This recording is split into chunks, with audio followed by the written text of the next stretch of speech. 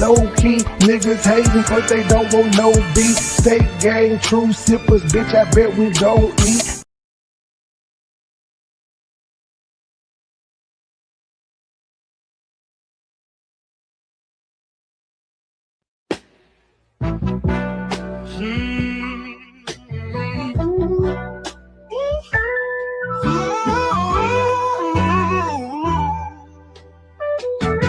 My bitch is bad and bullshit.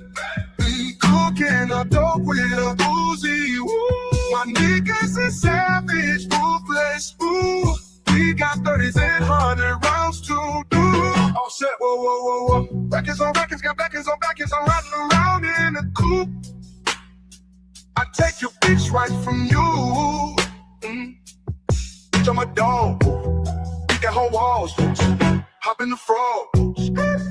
I tell that bitch don't come for me, come for me. Ooh. Rain drop, drop, drop, top, drop, top. Smoking on cookie in the hot box. Fucking on your bitch, she a thot.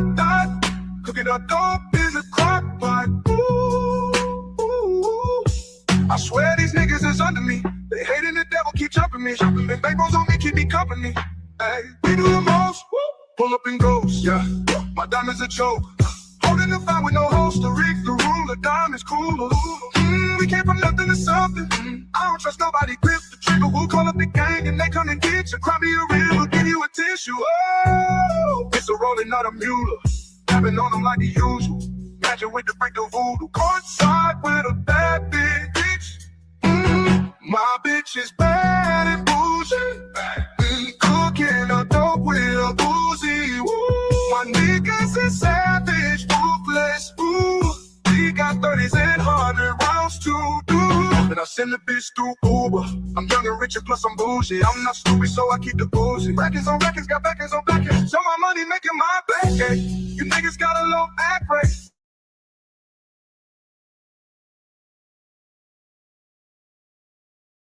It's National Smash Day. I let them birds take a bath, babe. Ooh. Rain drop, drop, drop, top, drop, top. Smoking on cookie in a hot box. Fucking on your bitch, she a thot. Cooking up dope in the crock pot. Ooh, ooh. Phone dropping my outer space, keep cutting. Introduce me to you. Now that nigga ducky. Too fast, I might shoot you. Draco back. He's posted somewhere excluded. My bitch is bad and bullshit. Cooking a dope with a boozy. Ooh, my niggas is savage, ruthless. Ooh, we got 30s and 100 rounds to do. Still be playing.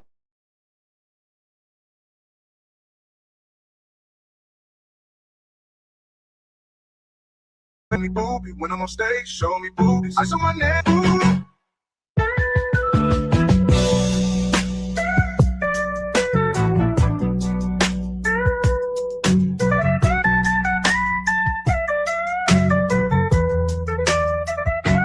Still be playing with pasta bands, call me Quavo Ratatouille. Going with that shit. Call me booby when I'm on stage, show me boobies. I saw my neck, I'm the coolest. Ooh. Yeah, that way. Float on the track like a Segway. Yeah, that way. I used to trap on the subway. Yeah, that way. Young nigga trap with the AK. Yeah, that way. Big guy honking on my seat. My bitch is bad and bullshit. Cooking a dope with a boozy. Ooh, my niggas is savage, ruthless. Ooh, we got 30s and 100 rounds to do. Rain drop, drop, drop, top, drop, top. Smoking on cookie in the hot box. Fuck.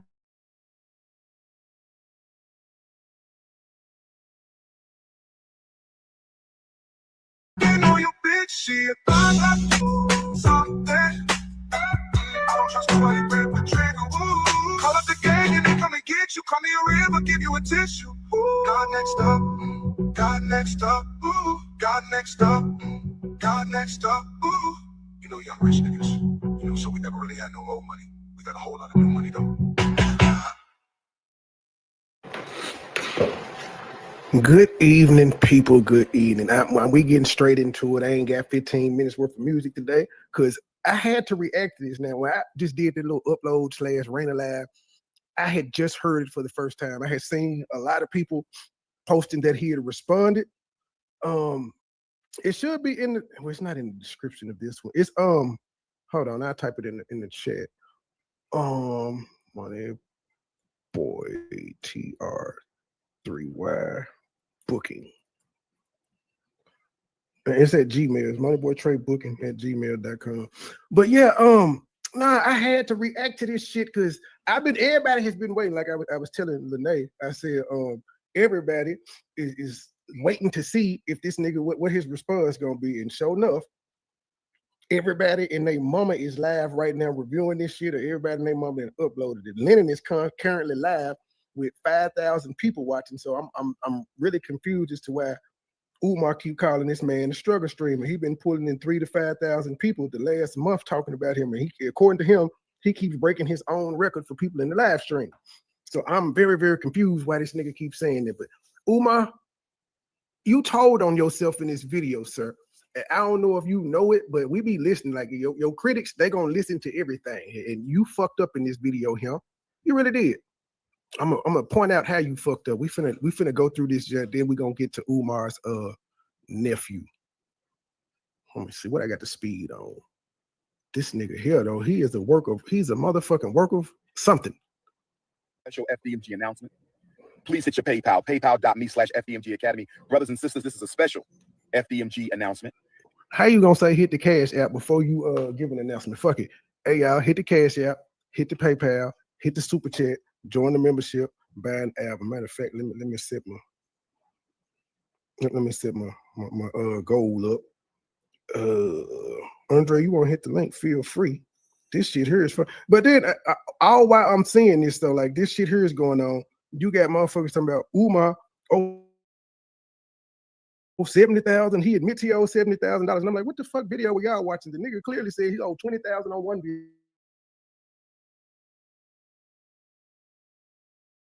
And you still got niggas 8,000. You still got niggas saying, well, he going to jail because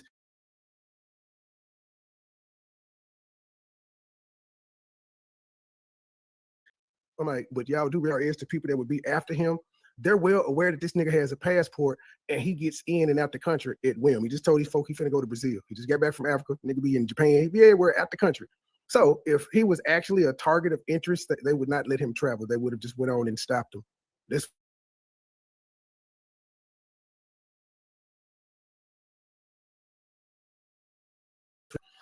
the means to leave this motherfucking dirt. That's how Dirt got caught up. They was like, oh, you finna leave the country, nigga, and we investigating you? Not finna happen. So yeah, if Umar was in danger of going to jail by the feds, they would have been stopped him from going out of town, made him turn over his passport and all that shit.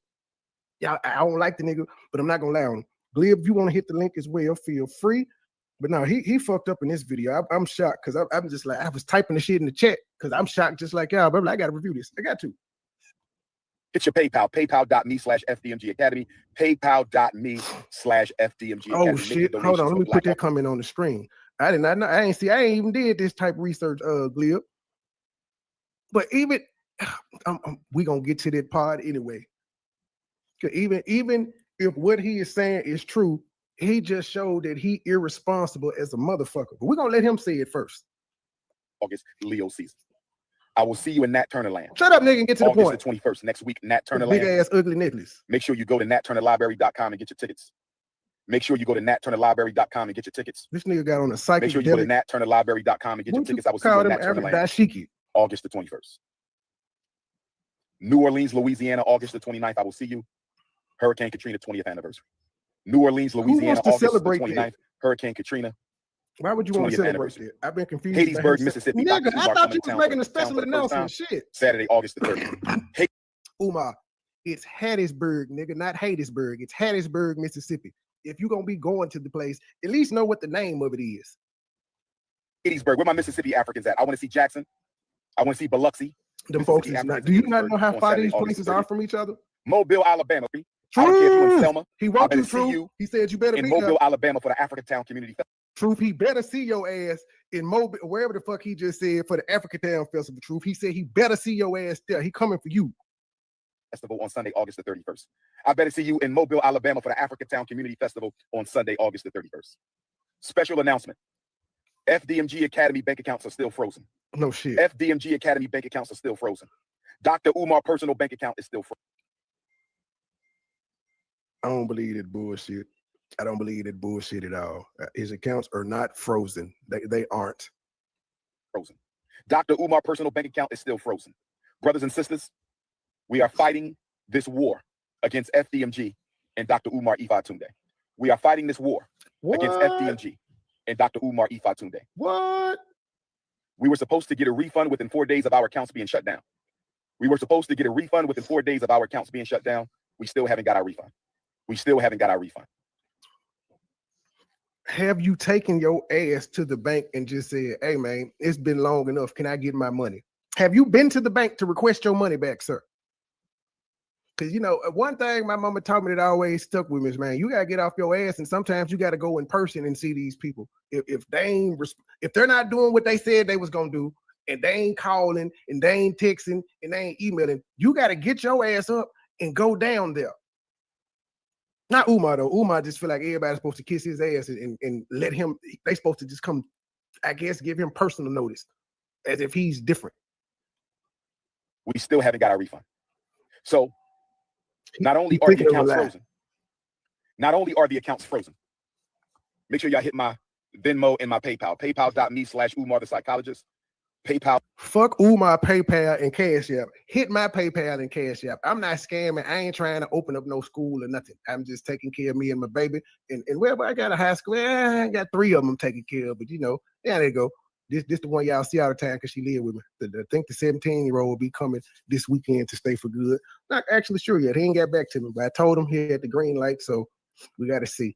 But yeah, this is hit my Cash App. Fuck Umar.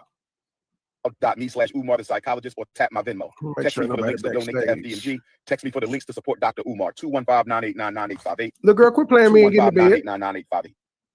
On August the 5th, brothers and sisters, on August the 5th, the city of Wilmington, Delaware, took out a notice to auction off the Frederick Douglass and Marcus Garvey Academy campus for unpaid vacant property registration fees. I repeat, on August the 5th, the city of Wilmington, Delaware, took out a lien to auction off the campus we bought, the campus we've been working on for 6.5 years. I was not notified of this. Now, ladies and gentlemen, we have all been somewhere. If we hadn't went through it personally, we know somebody that went through. Or they definitely let you know when you finna get your ass put out. They definitely know.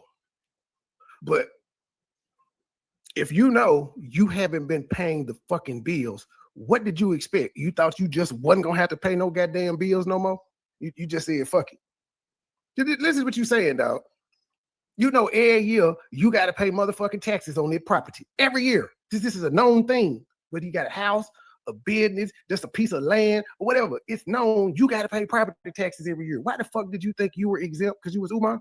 They didn't tell me nothing. I know I ain't paid no bills, but shit, they supposed to tell me to pay them. What the fuck? We were not notified of this. This past weekend, without an email. This past weekend, without a letter in the mail. This past weekend, without a phone call. I definitely don't believe they did not send you a letter. They sent you a letter to either your P.O. box, your home address, or if you got a mailbox up there at FDMG, they sent you a letter. That's the least they gonna do. They might not call your ass. They might not send you an email, but they sent you a notice saying, look here, bro, you about to get evicted. The city of Wilmington put a notice on the door handle of both of our schools, informing me that if we don't pay the past due vacant property registration fees and outstanding utilities by the 25th of Black August, they will sell our campus. Brothers and sisters, can I ask you a question? Why were we not notified that they were going to try to sell our campus? Brothers and sisters, why are they trying to sell our campus at the very moment that our accounts are frozen? Brothers and sisters, is it a coincidence? Yes, it's a coincidence. Yes, it's a coincidence that you hadn't been. See, sir, here's the thing. If you had been paying the bills like you were supposed to, you wouldn't be 40,000 behind. So even if your bank accounts had gotten frozen, they wouldn't have been saying we gonna take your shit because you had been current. You had been caught up on your bills, nigga. These is years worth of bills. This ain't just 2025's taxes, nigga. This is years worth. Shit's public record. You ain't been paying that shit. Is it a coincidence? Is it a coincidence that the city of Wilmington is trying to sell properties that we own and have been working on continuously behind our backs? They were going to sell our schools behind. Bruh, how they gonna sell them behind your backs when they notified you that you got 20 days to pay this shit? Now keep in mind, you ain't been paying this shit for years. And you talking about they did it behind your back? No, so you just thought you wasn't supposed to never pay. Like he done been through this before where he owed property taxes and shit and he paid. So he's been through this before, so he knew how the shit went. I don't think it got bad last time to where they said, hey, nigga, we finna take this shit. We tired of playing with you. Behind our backs. They didn't even tell us that they were going to try to sell our schools. We received no notice in the mail. We received no notice by email.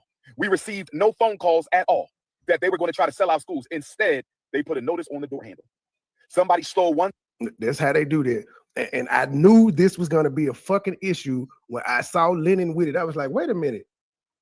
If they put it on the door, clearly we is looking at whoever got these papers. They took them off the door.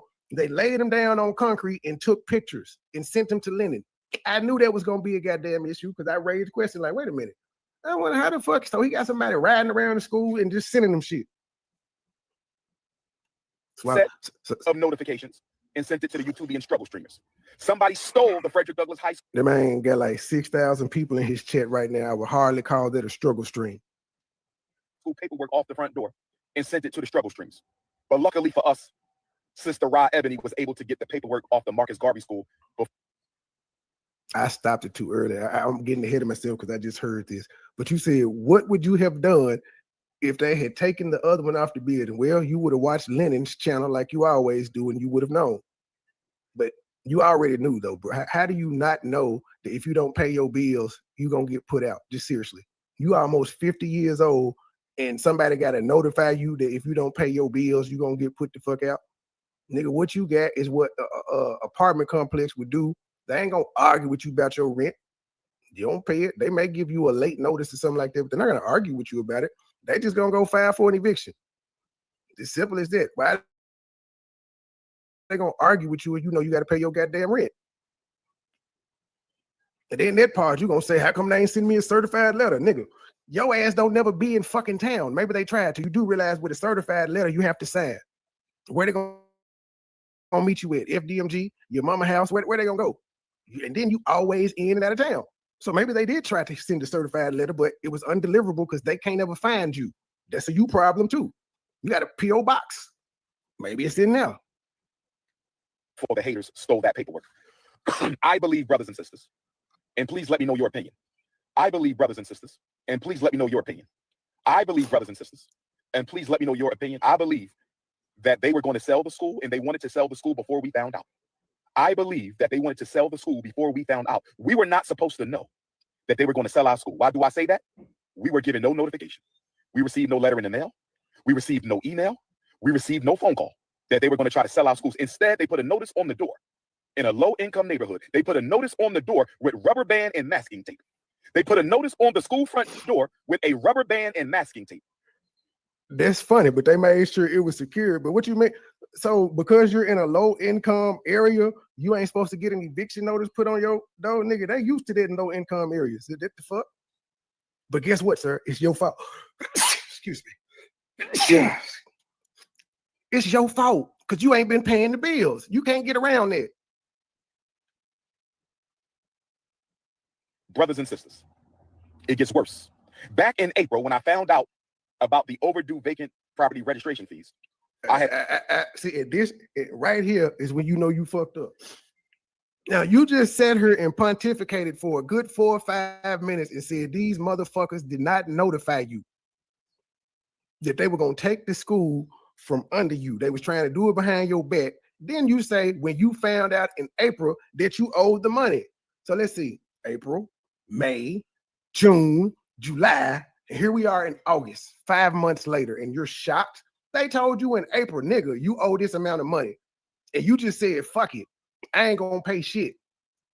Because clearly, if you had paid the money in April when your accounts weren't frozen, we wouldn't be going through none of this.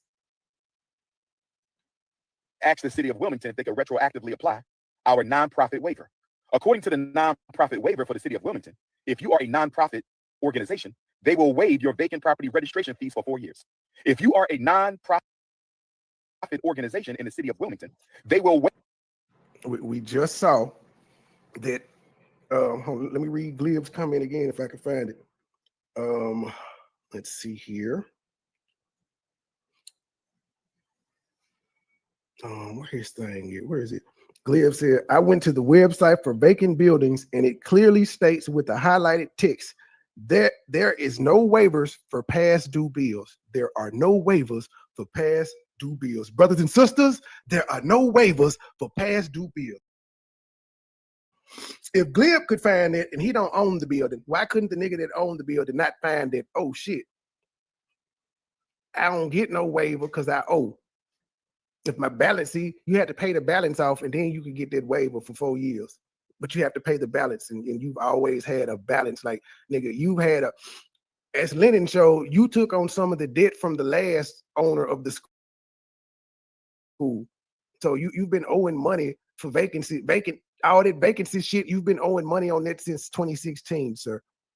It's 2025. They were patient with you. They gave you plenty of time. You backstage, true. I don't know why this thing don't make no noise when you and Andre backstage. It don't beat no more like it used to. Hello, good people. Hello, good people.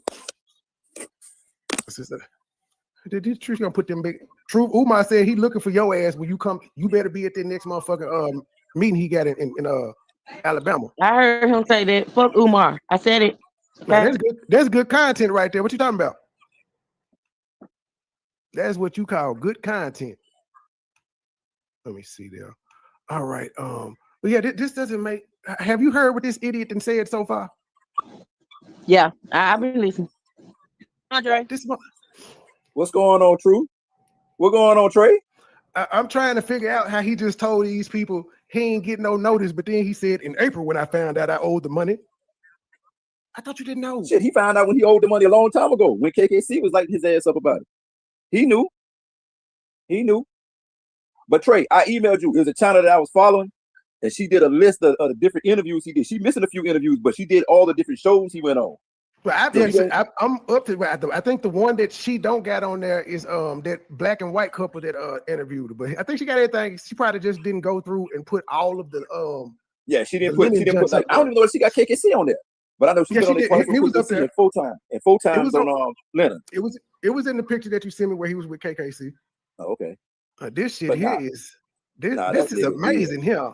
Yeah, everybody said, when I found out in April, you know, they ain't tell me, they ain't send me a letter, an email, a phone call. But when I found out in April that I owed the money, I just didn't pay no bills. Why wouldn't you pay it in April, nigga? You had the money, didn't you? Because he's stupid. Because he always trying to work an angle. He always trying to say with nonprofit, this, that, and the third. So he always trying to work an angle so you don't have to come out of pocket. He think he's smarter than the average motherfucker. That's what he think he is. And I mean, besides having doggone degrees, he don't have no street sense or no common sense. And he damn sure don't have any business sense. So you can have all the book smart you want to. I'm supporting Umar. I'm talking shit about Umar, but I'm gonna support him. Let me go grab my racist shirt and put it on. Y'all want me to push play or you gonna pontificate for a second? Who? You talking to me or Truth? You. Truth is probably, Truth is playing with baby oil or something. No, damn. All right, you can go. You go ahead and let it play. Truth just here so she won't get fined. Waive your nonprofit vacant property registration fees for 4 years. If they would have applied our nonprofit vacant property registration waiver, we would owe absolutely nothing. We would owe absolutely nothing. We would owe absolutely nothing. Andre, I don't know what it is about your jet, but just mute yourself until you got something to say. They ignored my phone calls for 4 months. I don't know. They ignored our emails for 4 months. They ignored our phone calls for 4 months. And instead, the first time I hear from them since April, the first time I hear from them since contacting them April, asking them to apply our vacant property registration. I couldn't even go get my racist shirt because he's saying, so again, instead of paying the bill, you just said, well, maybe they will retroactively apply this waiver and I ain't got to pay the money. instead of just paying it and then seeing if they could retroactively do it and you get a refund. You just said, nah, I'm gonna wait. Again, why didn't you take your black ass down there and see somebody in person? You keep talking about you sent emails and shit. Get your ass up and go down there and see someone, sir. Just like you should have took your black ass to the bank, asked to see the branch manager, and sit down and find out what the fuck going on with your accounts. He ain't said he's done this shit one time. It's all electronic communications. As if this nigga didn't grow up in the 60s and 70s and know how to conduct business. Okay, I'm done. Well, he did. Well, he did grow up in the 60s and 70s. I said that the other night.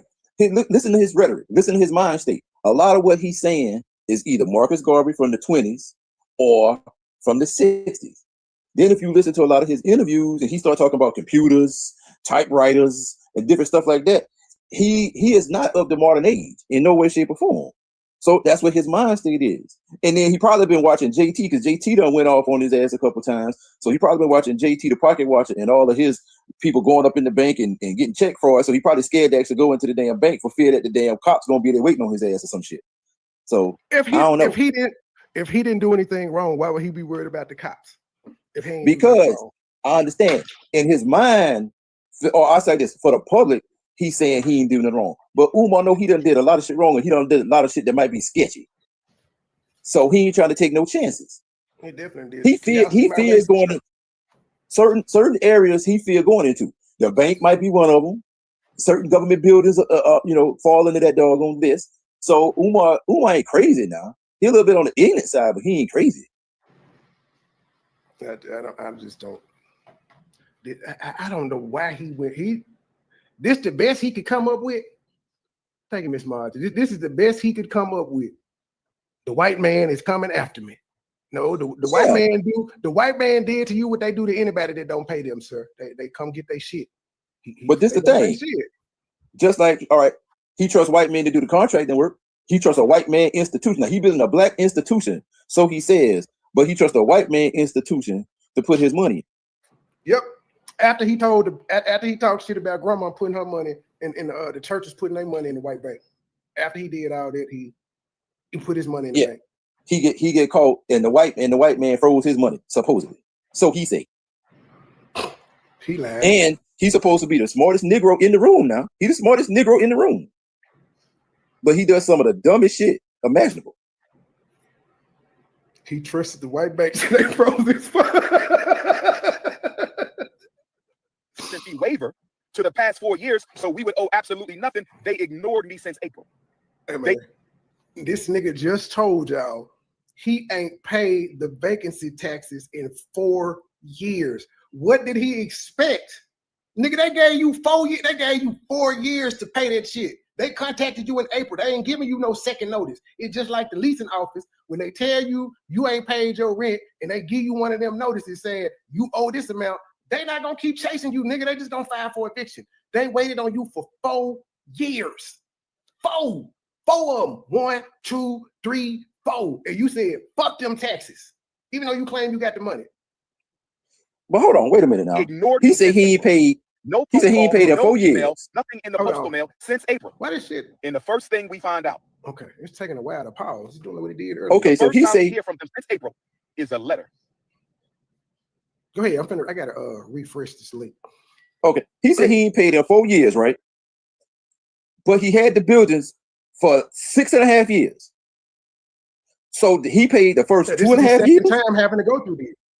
I'm saying so he once paid upon a time. April. Yeah, he's paid at least once because this is the second time he's had to pay back taxes and shit of that nature. This is just the first time that this happened where they like, nigga, you finna get put out. No, but I'm okay. So I'm saying he paid for the first 2.5 years he had them buildings, and then he had this epiphany to say, I'm not gonna pay for the next 4 years. No, he didn't pay for the first 2 regularly scheduled. He ignored it until they hit him, and then the internet was doing what they're doing now. They saw public record that he owed this amount of money, and the public pressure made him pay. But no, he hadn't just been regularly paying. No. Okay, so to answer my question, he paid it. He didn't pay it on time, but he paid it. So my thing is, so in other words, he was playing the bullshit game that he does when he pay his child support in bulk. He let it build up, and then he paid it. But he done wait too damn long, and too much time done passed, so now they tapping that ass. It's been 4 years. Okay, all right. I just need some clarification. The white man was patient with you. I'd have put your black ass out 4 years ago. I keep doing this shit with you. The first time I hear from them since contacting them April, asking them to apply our vacant property registration fee waiver to the past 4 years so we would owe absolutely nothing, they ignored me since April. Nigga, you ain't paid them in 4 years. They want their money. Why in the fuck did you just act? If I tell you to lay down one more time, little girl, it's gonna be a problem. There should be no reason you be stepping out that room constantly looking at me. I didn't see you every time you didn't did it. I just ain't saying nothing because I thought maybe you would have some sense about yourself. Quit playing with me. Sorry, the baby won't go to sleep. They ignored me since April.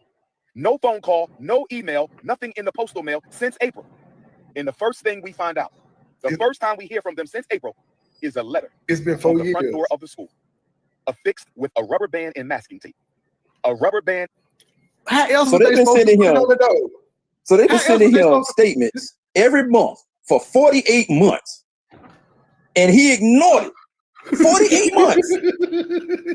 They sent this nigga 48 bills, statements, documents, whatever you want to call it. 48. Let's put some numbers. Let's put some merits.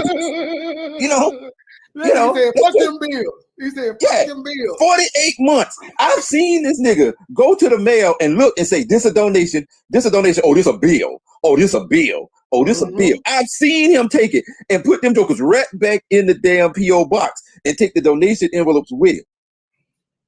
This is he videoed and did that on more than one occasion.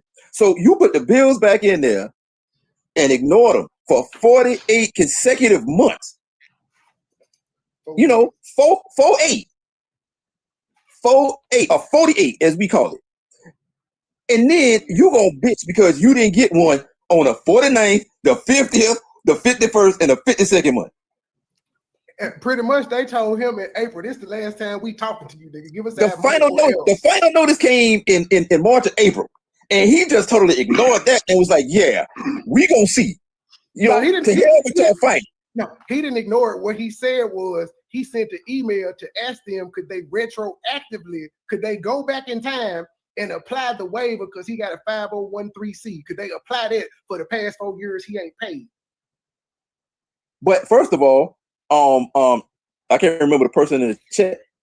Glib said they don't have waivers. But then, even if they did have waivers, they have waivers, but you can't have a balance. You can't owe them and ask for a waiver.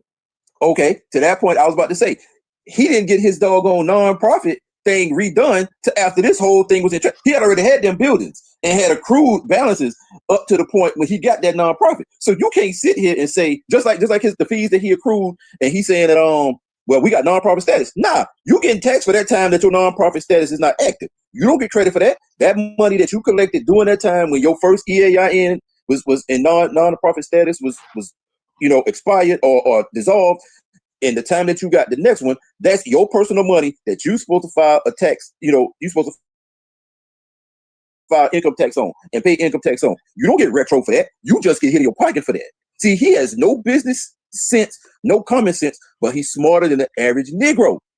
Now, if you let him tell it. If he wanted to apply for that waiver, the time would have been when he had a zero balance 2 years ago when he paid the back taxes off that he owed. That was when he should have applied for the waiver. And then, see, if he had the waiver, like right there, what he said, if he got the waiver, he could go the next 5, 4, he could go for 4. If he got the waiver, like say right now, he pays the balance off, he can apply for the waiver and it'll give him 4 years of tax-free shit for him to be able to open it. But he has to have a zero balance. He's trying to still keep from paying goddamn bills. He just don't want to pay his problem. One of his problems is, he thought that it was going to be this big flood of money and these celebrities probably was going to come to his rescue and he was going to be able to get somebody to pay that for him, or, he was going to be getting so much money that he could have paid it. But you can't expect people to support you when your shit ain't open. If your shit would have been open. Until Lennon Honor started fucking with his ass, he would have got it too if it wasn't for that damn pesky Lennon Honor. It's your fault, Lennon. Yeah, hey, Lennon been on his damn back now. But he asked for that. He asked for that. Well, I understand because I'm a content creator, but I also, as a content creator, I understand that if I talk about somebody first, then they got the right to respond to me. True that. True that. But I'm saying, but this my deal. This my deal.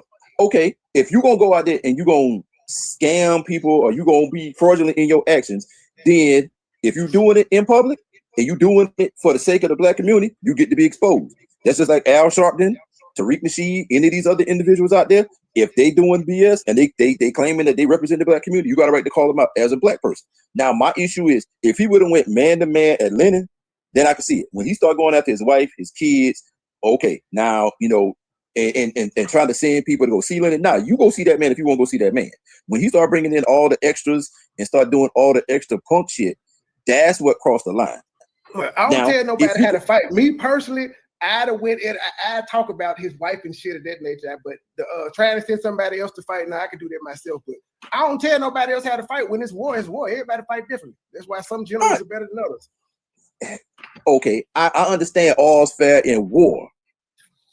But if somebody coming at you directly and you claim to be this man of man and you want to sit here and get up in audiences in front of crowds and tell people, if you don't agree with this, we can step outside. If you claiming to be a man, then you need to handle your business as a man.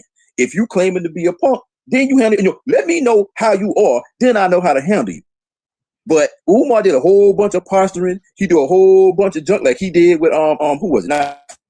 Who was it? No, was it Seti? The one where he started calling him Lil Mitch? Yeah, Seti. Yeah, I was getting yeah. He got you Lil Mitch. You little issue albino. Okay, if that man comes see you, don't run. Now, me and Don don't get along. Don don't like me, and I really don't care. Don want to come see me now, anytime, any place. But my thing is, when Don approached Umar sick the hounds on him. Umar get security to go get it. Umar gets in the car and points. They go right there, get him right there. Nah, dude, if you 6'3", because Freddie Douglas 6'3", then don't play the role of the punk. The same thing he did with Q Butter. You hate cops. You hate, you don't want this and the third. But as soon as Q Butter show up and post up on the door, you call the cops. I gotta say the point. I gotta say point and tell him out security to get that nigga. That's a boss move right there. Security. That's a punk. That's a punk move. That is a boss move when you can say security. Security. That's a punk move. That's a punk move, man. I guess all these celebrities is punks to you because they would tell No. Don't get me wrong. If you got security, if you talking shit, you ain't supposed to get your security. If you got security to protect you, your family, and your interests, because you might have some nut that want to take you out just for the heck of making a name of themselves, no problem. But you can't sit here and posture and tell people, come see me, and when they come see you, you sick the hounds on them. Release the hounds. That's what Mr. Burns used to do. Release the hounds. That's my thing. And then you talk about you an alpha male. No, you're surrounded by alpha males. You got alpha males in your security team. Them the real dogs. Them the jokers that's doing the bump and grind for you. Does he really have a security team? Now the Q Butter shit was a while ago. Does he? I don't think nobody fucking. No, what he does is he gets like the Fred Hampton Gun Club. Like when he came down here to South Carolina to Columbia, he hires like the Fred Hampton Gun Club, but he got another group that he pays and they do his security. I think one time he did something, had the FOI, so it's different groups that he kind of, if he feel like he gonna be in harm's way, then he'll sit there and pay and they'll do his security for him. But that particular time when Don when he was in New York and Don went to go see him on the street, he had some boys with him because them jokers walked up to Don. Don was live streaming. He walked up to Don. Hey man, I'm gonna need you to go. I'm gonna need you. And Umar did the point and was like, there he go right there, because he had been broadcasted all day. He was live all day. Like, I'm here. He talked to Q Butter. He was like, wait, this do that. Q Butter was downstairs doing his thing. Umar just happened to be upstairs doing his thing, and he went upstairs. The people wouldn't let him in because Umar already said he coming. He had already said he was coming. And then when he got downstairs, he was like, oh shoot, here go Umar. And he went to the car. Umar was like, there he go right there. Get him. And they approached Don and ran it up interference for Umar to pull off, and Umar went on down the way. So he don't have a security team with him all the time. Glib asked, are you from Columbia, South Carolina? And he also said, what did he say? If I had security, they're gonna earn their money. Come see me with my protection here.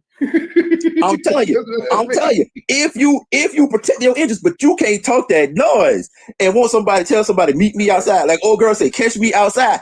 If you want somebody to catch you outside, then hey, don't go and say, hey, you ain't say catch me in my security. You say catch me outside. But that's what people in the entertainment business do. They talk big shit, and then if you got security, you hide behind it. Like, nigga, bust a move. We all gonna whoop your ass. That's just what they do. But see, that's when stuff go from being a man coming at you man on man to a man coming at you with a whole bunch of little friends that have fire behind them. And that's when things get real sticky. They just let you know, man, I ain't the one to play with, man. You're not gonna see me. You gotta go through them to get to me. If you ain't gonna go through them, leave me alone, G. But the answer clear.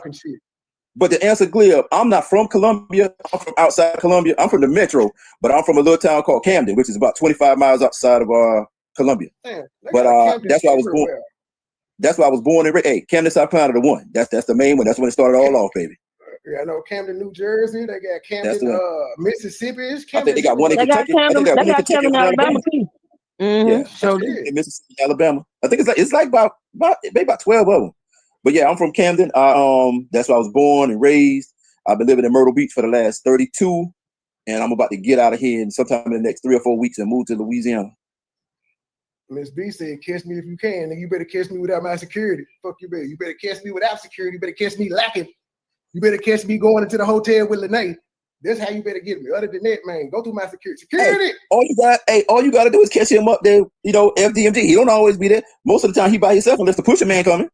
Why do you think he be looking around like that? That's why I'm like, he's scary. He a scary Negro. He is scary. He will flinch at his own shadow. That's why I'm like, nigga, if you got to be that paranoid, constantly looking at motherfuckers walking up and down the street, why don't you just set up an office inside of the school?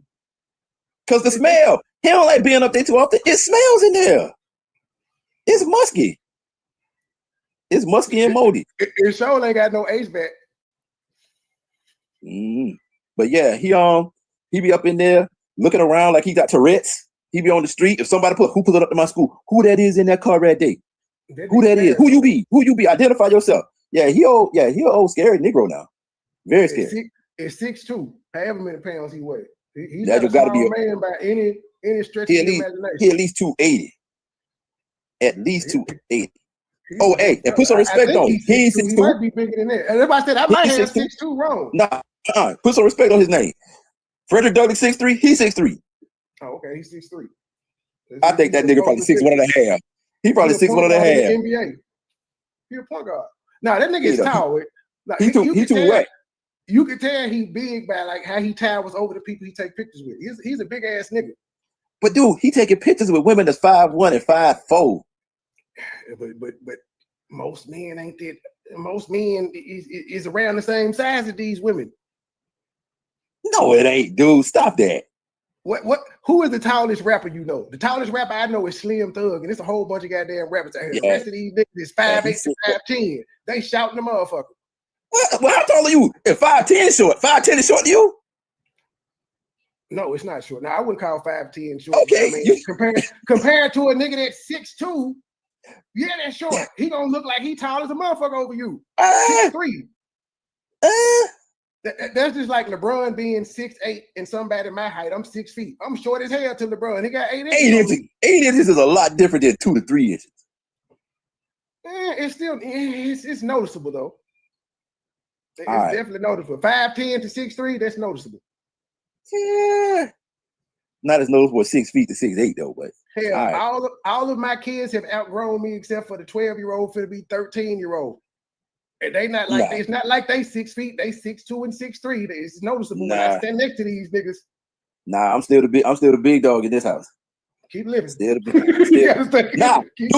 big. Dude, I got a soon to be 30-year-old and a 23-year-old. That's it. Oh, they done, okay. The 23-year-old is 5'9.5". I'm at 5'11", 5'11 and a half, somewhere around up in there. He at 5'9.5", and my oldest boy at 5'8.5". So they ain't called me about it. My 21-year-old is 6'3". The 17-year-old is 6'2". Yeah, my youngest son, he was just happy to catch his older brother. Once he caught his older brother, he was happy, and his older brother almost had a panic attack. It's definitely like that, but it's definitely noticeable. Especially like I said, if you 5'10", standing next to somebody 6'2", it's noticeable. It's not gonna be like a Shaq size thing, but you can definitely tell that you ain't 6 feet. But I can certainly say he is about 280 though. He a big boy. I give him about 300, which is another reason he a big nigga. He tall and heavy. He clearly shops at the Big and Tall store. Big and Tall don't sell. Big and Tall don't sell the Sheikies. They don't sell the Sheikies. Now, come on, now you disrespecting them again. It's the Pan African Big and Tall store. My bad. Okay, all right, correct that. He got the Black Queen storing his shit. He got custom shit tailored. That's a Hey, tailor. that's where all that money at. That's where all that money with that. He got custom tailored shit. Now he done custom tailored. That way he wearing them jeans for 10 years. Oh shit, my nigga said, man, look, I know I owe y'all $40,000, like $10,000 a year. Can y'all retroactively, you know what I'm saying? Because I got my shit straight now. I got the 5013 straight. Could y'all retroactively give us a waiver and just wipe that shit clean? Exempt my shit. He want them to take a loss. Even though he been on their land for dude, they want him out of there. They want him out of there, and he played this all wrong. If you black and you know the white man wants you, you gonna do everything you're supposed to do by the book. You don't leave them no leeway whatsoever. I'm sure they would have preferred for him to be successful because that would have meant more money for them because he would have been paying property taxes. All his employees would have been paying income tax. So it would have been making money for the goddamn community. Lights would have been on in that motherfucker. Water. He claimed he paying water. He was like, we didn't pay such and such for water, but I think the reason he paying that much for water is because they had a fucking leak at one point. Yeah, they don't care. They don't care nothing about that rah-rah stuff he talking. Is the only time that would have took effect is if he would have had any kind of action, any kind of violent protest or any kind of physical action. But as long as he just on there doing a bunch of yamming, they don't care about that. They would have took that money gladly and let him keep on running his mouth. Because he's not led one uprising, one march, one protest, or one nothing. He finally finna have his first protest. They'll still take the money now, but they just saying, nigga, if you don't pay, it's over with. It's a wrap. For sure. And masking tape. Brothers and sisters, giving us 20 days to pay these back taxes. We already paid $30,000 for water that we don't even use. We just paid $30,000 to the city of Wilmington for water that we don't even use. And now we got to pay. Could you tell why you had to pay $30,000? Because there was some type of leak going on that stemmed from your property. So yes, you got to pay for the water that escaped, nigga. The problem probably was he had a fire line. That's one thing that he don't understand, that he don't tell you. I used to work for the water company. I did 23 years for the water company. Buildings have the fire lines that go to the sprinklers. Even if you don't have water service, even if the building is unoccupied, those still have water and have pressure on them automatically for fear of fire. So if a business is in a building and they leave that building still has that fire water on because it comes from the fire hydrant. I used to inspect fire hydrants and I know how to water line, and I used to test water lines. So now what has happened? Like they say, all of that water be leaking in there and create mold and mildew and all that stuff inside this building. One of those pipes, if you look at that ceiling and you see how he's had holes in the ceilings and different things like that. We had a situation happen one time where it was an old warehouse and it happened during the course of a bad storm. The ceiling caved in, the ceiling hit the fire line because the fire line is like a 6-inch line. Sometimes it's cast iron, sometimes it's PVC. But you had a bunch of water, just like that. What the situation that happened in Minnesota when the Superdome collapsed and they had all that snow that just bent it in and it dropped. So what happened was you had that metal, you had all that water that got into that little bin, and eventually it caved in, and all that water with all that weight crashed down on that PVC pipe and snapped it. And because it feeds from the line automatically, and it's going to have a constant flow on it because it comes from the water line from the street dead to the extinguisher. And when the sprinklers come on, it's just a constant flow of water until they get there and shut the valve off. That's going to run. That thing ran for 2.5 days till it took the pressure down in the whole town until we finally located where it was because the water came billowing out of the doggone warehouse. Yeah, it ran under the foundation and came out the side. So he probably had that roof caved in and probably damaged that line. And it could be behind a wall. It could be in a room he don't go in. And it just flowed. It flowed up to $30,000. I guarantee that's what happened. But he ain't even trying to explain why. And I know he got an explanation for it. He just saying it. If it's not going up in an astronomical rate, then he know what it was and why it ain't going up in an astronomical rate. We spent $30,000 because he definitely ain't using no water. The nigga ain't there. The toilets ain't fixed.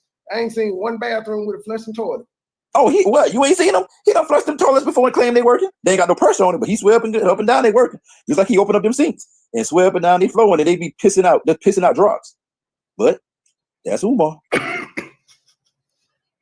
Another $30,000 for vacant property registration fees that we shouldn't even owe because we should have a waiver. We should have a waiver. We should have a waiver. And it gets worse, brothers and sisters. It gets worse because they are raising the vacant property registration fee. They are raising the vacant property registration fee this fall from $5,000 a year to $12,000 a year. They are raising the vacant property registration fee this fall from. What do you mean? How many times do you have to register, motherfucker? If it's a one-time fee, shut the fuck up. You ain't got to pay it for a minute. If you got to spend $12,000 to not get taxed for 4 years, that sounds like a deal. But maybe he's saying maybe he got to register every year. If they stay vacant for every year, they stay vacant. I guess he's saying, and he may be using the wrong word. Maybe he's talking about the fee. He's saying registration, but you know how he is. He'll mean regular fee, like the vacant fee. That's like, I think it's what, like $5. No, it's free for the first like year. Then it's like $2,000 for the next, from year 2 to 5, and then it escalates. So he probably don't mean registration fee. He probably just means straight fee. That's probably what he means. Had he informed his supporters of this anytime in the past 6 years, I'm sure that would have lit a fire in them to help get the school open or to at least help him pay the fee every year. But he doesn't talk to his supporters about what the fuck is actually going on until the last minute. He just keep them in the dark, and then last minute, man, they're going to close the school, man. I need y'all help. You should have been told them, look, every year I got these property taxes. Every year I got these registration fees because if the school is vacant, they're going to charge me $5,000 every year I don't have the school open. So it's going to get expensive. Y'all sending money, but I'm constantly spending money out. Because you do more, I think people would have answered the. I'm sure he got motherfuckers that hit him up today. When he did this video, all his supporters he sent him some money. They did. I don't necessarily agree with that, because if he collected, and I've heard different numbers. I heard 1.2, I heard 1.6, I heard 3 million. It all depends. But if you don't accumulate, let's just say $2 million, and all you got to show for it is $400,000 in buildings, and say let's say $50,000 in repairs, $450,000, and you don't collect, let's say 1.5 million. That's $1 million that's just out there. Bless you. He got the HVAC unit. I don't know how much he can spend. So my thing is, and then he don't come to anybody, he don't come to anybody with no figures. He don't come there with no expenses. He don't let anybody, he don't do accurate accounting. All my niggas is down. Of his what he's doing. So therefore, people like, yo, we want us to give you money, but you ain't giving us no kind of monthly, accountability of where this money going at. You ain't giving us no receipts. But that's what I was saying. If he had been transparent with people and let him know the monthly expenses, they would have answered the rally call. But he don't say nothing to the last minute. He should have been told these people, this is what this costs, this is what this costs, this is where this is going, this is where this is going. Because even when he bought the schools, from what Lennon showed the other day, he took on the debt from the past owners. So he was already in fucking debt when he bought the schools. That's money coming out there, whatever he had left. The HVAC coming out of whatever he had left. And then he finally got lights on in there. That's coming out of her. And he keeping the lights on damn near every day. You got the 30,000 water mishap. That's happening. So it's shit that's being spent. It's not a lot of money that's being spent, but if he was up front saying I got these taxes and shit, because just say, well, if he still had that $1 million, he about to have to spend another 40,000 to keep him. And he constantly spending 30 and 40,000 on taxes. They'll take the money quick, but he won't talk to a motherfucker. That's what I could agree with Lene on, but he wasn't supposed to talk to her because she was pretty much a stranger to him. She didn't know him long enough for him to tell all that business. Hey, but I just got a notification. JT the Pocket Watch about to go live on his reaction, so he about to break some shit down. he about to get into all the financial bullshit that Umar talking. But I'm gonna watch him too. I think I'm subscribed to him. Yeah, I just got the notification just popped up, so I don't know whether he going live now. He going live in 30 minutes, but yeah, I mean that's the thing. If he when people question him on how much he collect, how much he spent on the building, he give out real vague, inconsistent figures. And then he expecting people just to, you can't sit there and tell somebody, y'all donated this, y'all school, but then they ask you questions. You're like, why the hell you asking me questions about my shit? And it's like, wait a minute, dude, wait a minute. Is well, you ain't donate. How you know that I donated? All them thousands of people who donated all over the diaspora. And you trying to say you know all of them. I don't even talk about Umar like that, but I'm probably in the Book of Negroes. Oh, yeah, yeah. But yeah, hey, like he got niggas IDs and shit. Yeah, I mean, but the thing is, Good morning, ladies and gentlemen. Good morning. I got started early. I had to 6 hours worth of content, so I started running it while I was getting the child ready and taking her to school. But listening to this shit on the way to school, well, we get sidetracked a lot. I get sidetracked a lot on this damn show. And as y'all can see, this is I mentioned Lene twice. I said I agree with her on some, and then I said I was telling her something about her interviews going up. I never once reached out to that woman to talk to her about Umar. And at this point, I hadn't even covered her story yet. I heard about it, hadn't covered it, didn't think too much into it. But I noticed I did just say right there, well, he ain't know this woman. He didn't know this woman to be telling him all his business like that. Then I made a joke and said, you better catch me going into the hotel with Lene. So I wasn't even on her story yet. And this is before I did the videos on her where I broke down her story, was like, nah, that don't sound right. This is before that. Only 3,000 fans to fit in that I book. want to say me listening to the nephew is what made me go into her story, because the nephew was like, that bitch ain't shit. Like, she part of the problem. Be like, what's your name? Let me flip through the book of Negroes and see. Hey, he got a lot of his donors. A lot of his donors in both books. They in the donor book and the book of Negroes. They get double billing. $5,000 a year to $12,000 a year. Brothers and sisters, I want y'all to get ready for a protest. I want all FDMG donors and supporters to get ready for a protest. First ever. We may have to march on City Hall, brothers and sisters. We may have to march on City Hall because of the racism. It's amazing you can march your ass down to City Hall now that they're about to put you out. But hey, that's the second protest. You couldn't take your ass. Why didn't you march your ass down there and see what the fuck was going on in April? Why did it take for them to have to evict you for you to finally physically take your tall black ass down there? This don't make no Trey, sense.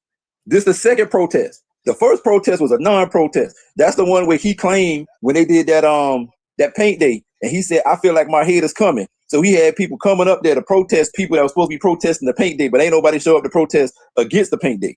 So this is the second one. Now, this one right here. He didn't even hire painters.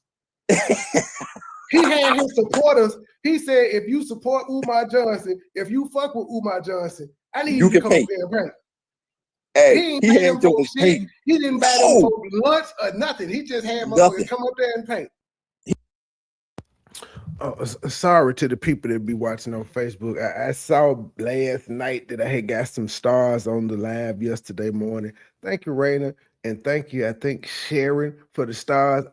I can't see it when I'm live through StreamYard, so I got to be watching it through Facebook, and I just don't, because I have other tabs going and shit. But thank y'all for the stars on Facebook.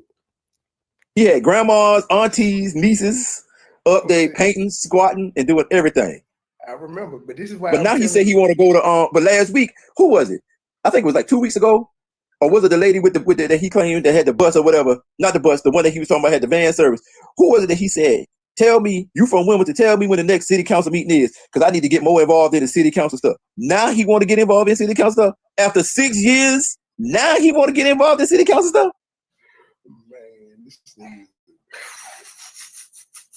But that's why I told Lene though, like, I don't know what you trying to do, but you're not gonna change people's mind who fuck with them. They have to see it for themselves, just like you claim you had to see it for yourself. You're not. He got his own following, so he's pretty much uncancelable. That's why he said all the time, I don't need you as no supporter. I got enough supporters, nigga. Fuck you. He will straight up say that. And most normal people don't say that, but he know he can't be canceled because he got his own little cult following. Yeah, I mean, he like Trump. I'm telling you, if you look at them two and look on the different scales, you know, if you're gonna make me go get my MAGA hat, I fuck with Trump. Hey, yeah, hey, it's your show. You can do whatever you want to. I just said, I don't care about people who criticize him. I don't see any Project 2025 hadn't affected me at all. Oh, nah. You're a president just like everybody else. All the motherfuckers. Hey, I don't like the Democrats. I don't like the Republicans. I ain't vote for neither one of them. I voted, but I ain't vote for neither one of them the last 3 elections, and don't plan on voting for neither one of them going forward. I don't vote. You know, but if you look at them, there's a lot of doggone both of them narcissistic as hell. They talk a bunch of shit. They got their own cult followings. It's gonna be people that's gonna follow Umar no matter how much bullshit he say. No matter how much he could go to the court of law, they can find him guilty, dead to rights, and there's gonna be people that's gonna look. Charles Manson had people that loved him, women that would be willing to die for him. I don't know whether women gonna die for Umar, but he got some out there. He got some dudes that's willing to ride for him. So it is what it is. I'm gonna call it what it is: racism, discriminatory treatment. No, it's Why not. did we get no notification that y'all were going to sell our schools? You got it in April, bro. You just thought they were playing. You fucked around and found out. They gave you notice in April. You just said you found out in April that you owe this goddamn money. I'm sure they told you in April, hey man, you don't pay this money. These are the consequences of you not paying. So you thought nothing was good. You thought you wasn't gonna pay your bills and nothing was gonna happen. Is that what you really thought? As a 50-year-old man, 48, however fucking old you are. Why did you not respond to any of our emails to retroactively apply? Why did you not take your ass down to City Hall? Why did you not take your ass down to City Hall? Why Because he's did you scared. not take your ass down to City Hall? Because he's scared. He's scared. He said it just like, oh, he's scared. He know. He claimed that he this infamous person and that all these people see him and the guy didn't want to rent the building to him because they found out who he was. He want to do stuff long range because he don't want to go down there and mess around and show his natural black ass and then they really come after him. That's what he don't want. That's why he trying to do stuff long range and trying to make calls, because if he go down there and then he raise his voice and he get on a shit list, then they really gonna go at his ass. They gonna go at his ass double barrel and they gonna put as much pressure on him and they gonna call in all kind of, because they probably know, hey, we might can get him audited, we might can get this, that, and the third, but he know that he trying to do stuff hands off. He really, honestly, what he want to do is he want somebody else to go down there and do the talking for him. That's what he want. Here's the kicker on all of this shit that he's saying right now. This nigga just had a lecture in New Jersey. You know what he told them people in New Jersey? He said he want a second school.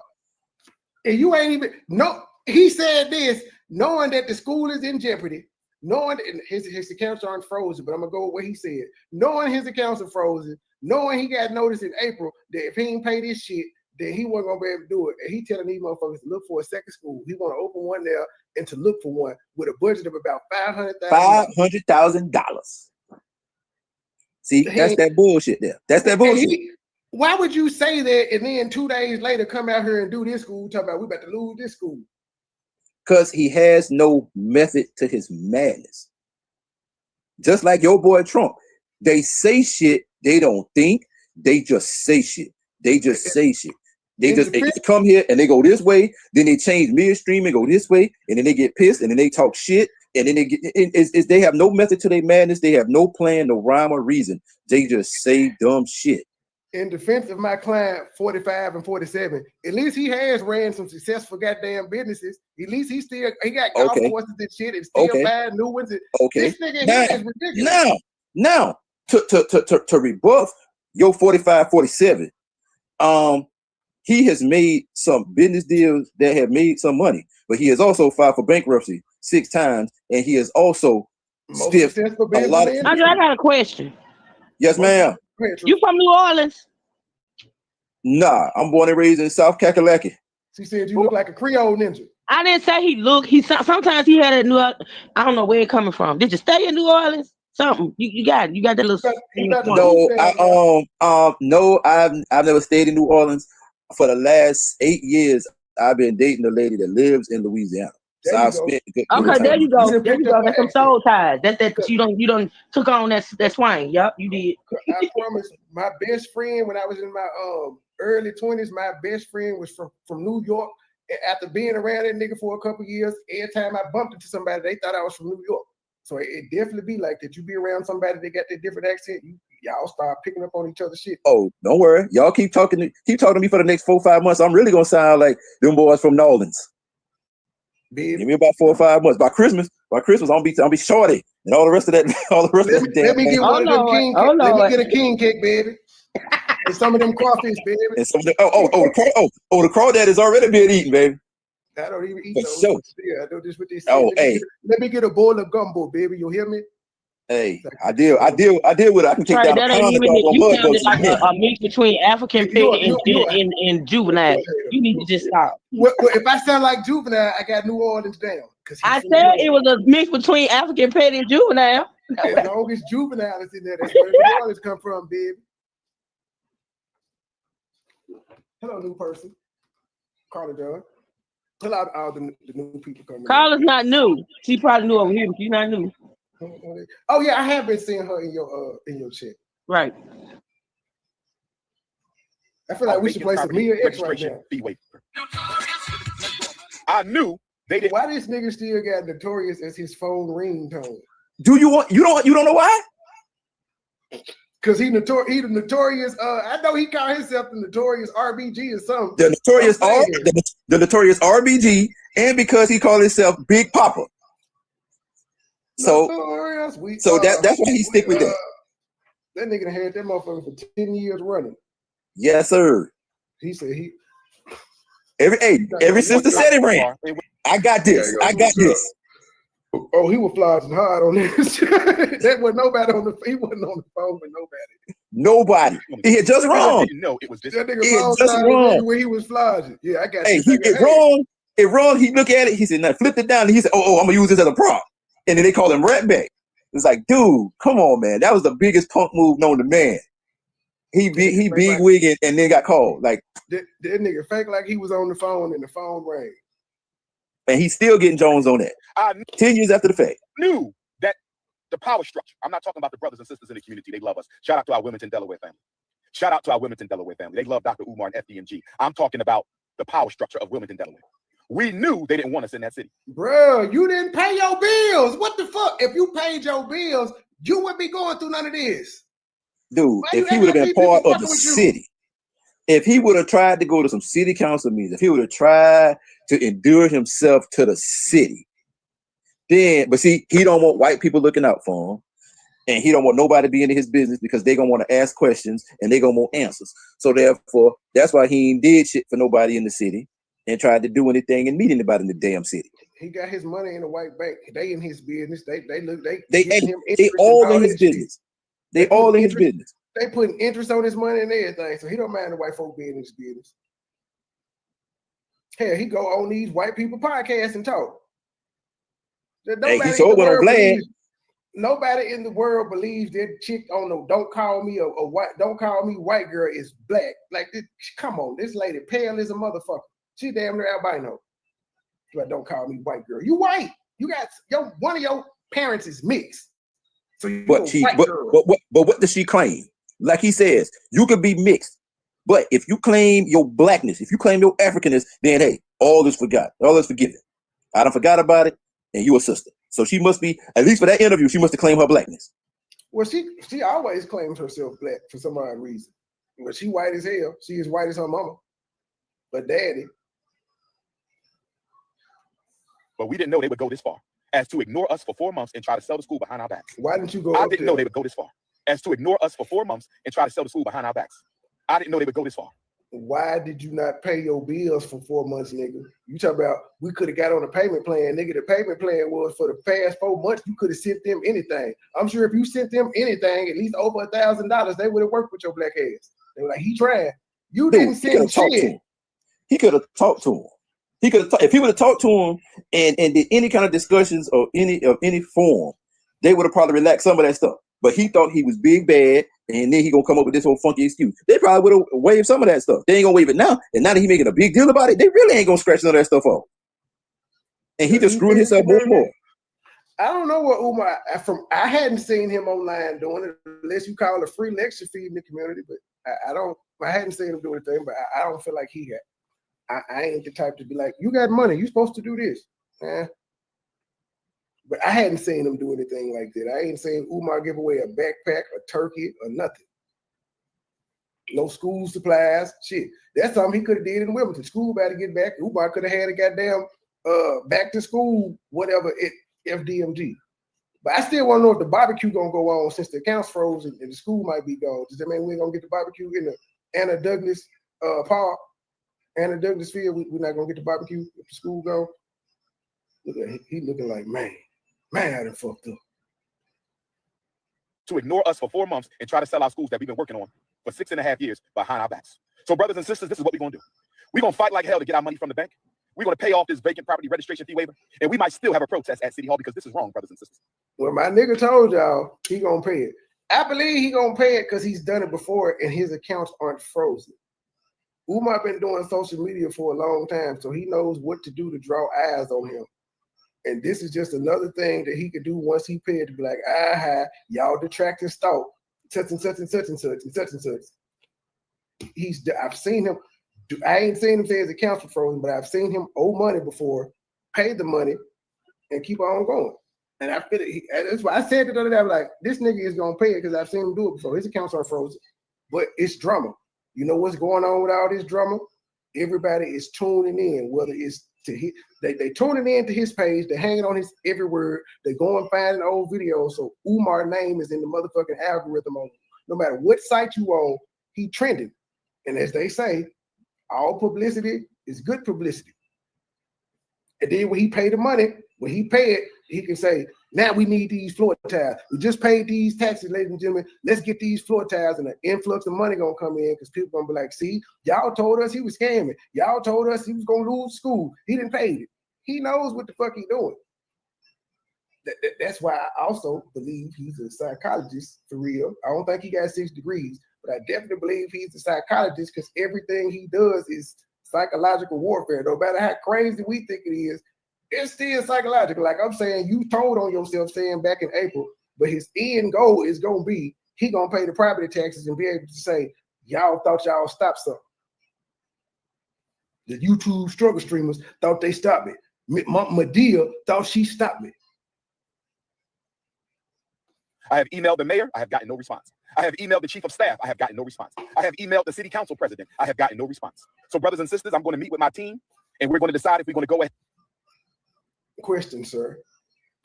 In the past 4 months, I don't know how many times the city council have meetings, but I'm sure it's at least once a month.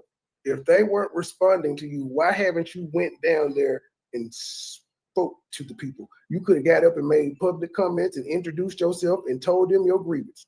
You know how I know you could have done this? Because we've been in Harvard, Illinois, Dalton, Illinois, and pretty much every other little small whatever the fuck you want to call it in Illinois, because Illinois corrupt as hell. We've seen it. Hell, Memphis done been on the news for their goddamn school board meetings. And the new school board, they were like, don't play with me. Like, I whoop your ass in the motherfucker. Find somebody to play with me. You could have went down there and gave public comment. You have not done so. You know how many people email these motherfuckers every day? And then I don't even think you didn't email nobody. But again, he do psychological. It's psychological warfare. That's what he do. He ain't been that. In none of these cases has he went down in person and tried to speak to any of these people, from the bank to whoever he talking about at Wilmington, to the chief of staff, to the mayor, to the city council president. He didn't say he reached out to no city councilman. He said he reached out to the city councilman president. All through email though. He's never officially went down and tried to speak to someone face to face. And as a man, if nothing else, we know we got to go, sometimes got to go talk to people. You have to have face-to-face interactions with people as men. Can't be sitting in the goddamn text message. Head and have this protest. It ain't going to be one. We're going to do multiple protests. Hey, you might not even, motherfucker, you might have put a wrong letter in when you was emailing, and that's the reason the shit ain't went through. But check your spam message and see that you get a message to say this email couldn't be sent because such. Technology will fuck up sometimes. That's why you can never fail going down there face to face. You know what you could have did? You could have documented that. There could have been some content for your page. I'm going down here to talk to these people because I've been emailing them and I hadn't gotten any response about these property taxes or my shit being frozen. That's content. Nigga, you went live in the car listening to Fantasia and singing it for about 3 to 4 minutes. That was content to you, but actually going out to talk to people who you feel like are doing you wrong ain't something you can record.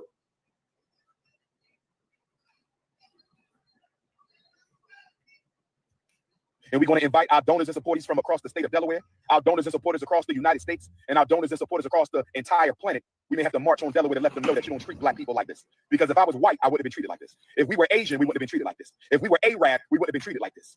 Sir, it doesn't matter what nationality you are. if you don't pay your bills, they're gonna put your ass out. It's as simple as that. No matter what continent you on, no matter what country you in, no matter what city you in, state, province, township, if you don't pay your bills, they're gonna put you the fuck out. What are you talking about? This has nothing to do with race, nigga. You didn't pay your bills.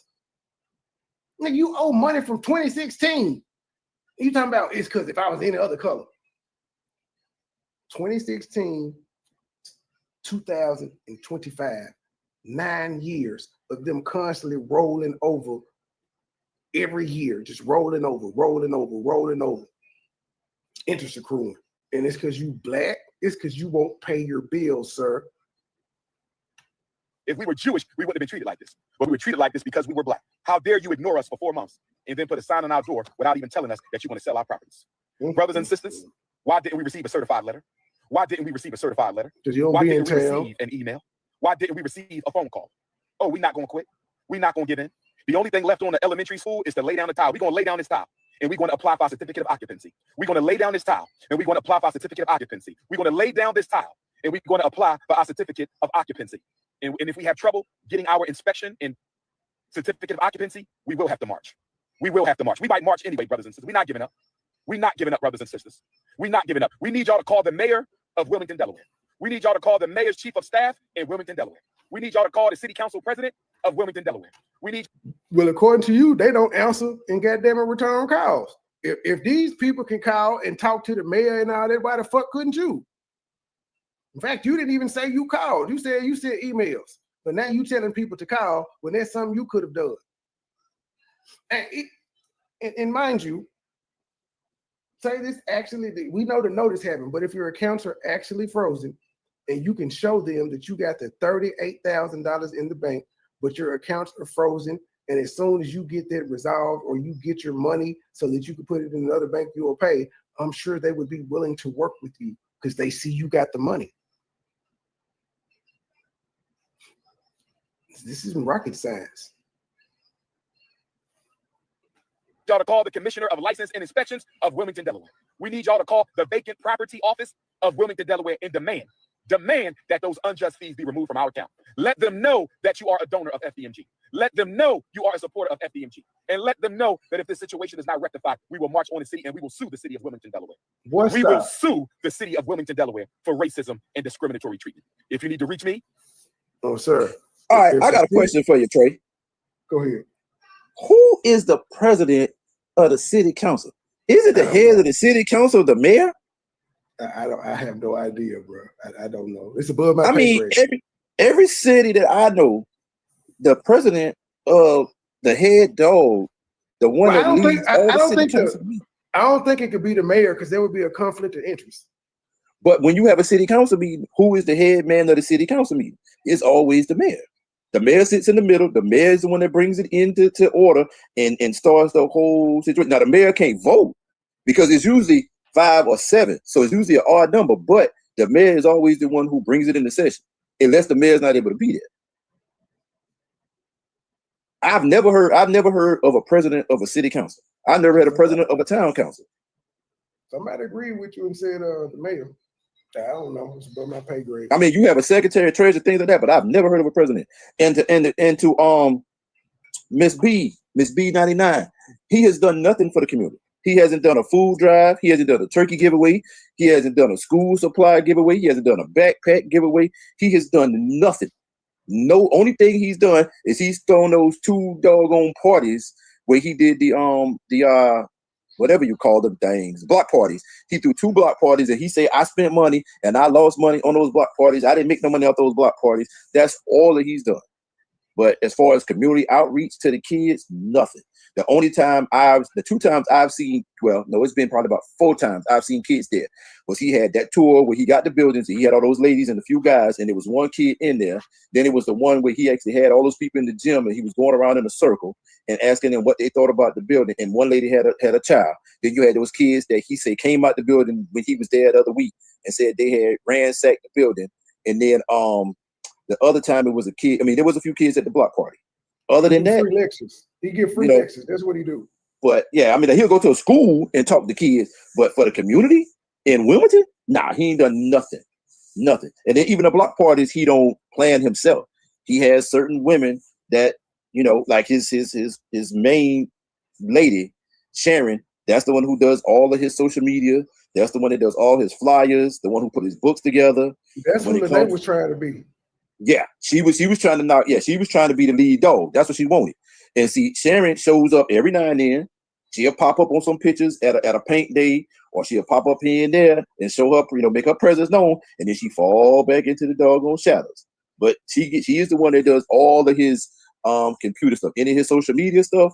When it comes to any kind of designing, that joker is not computer literate at all. At all. That's that. She and the principal of a school.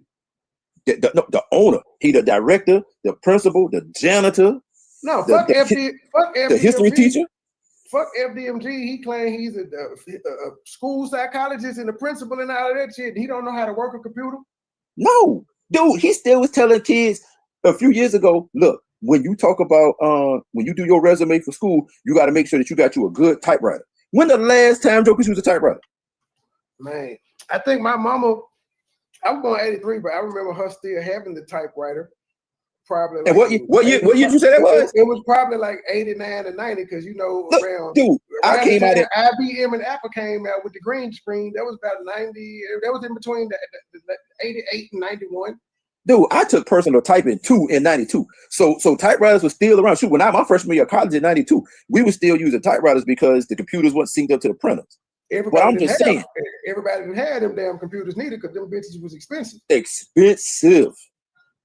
To the highest order, they were expensive. Do you remember having to have a floppy disk?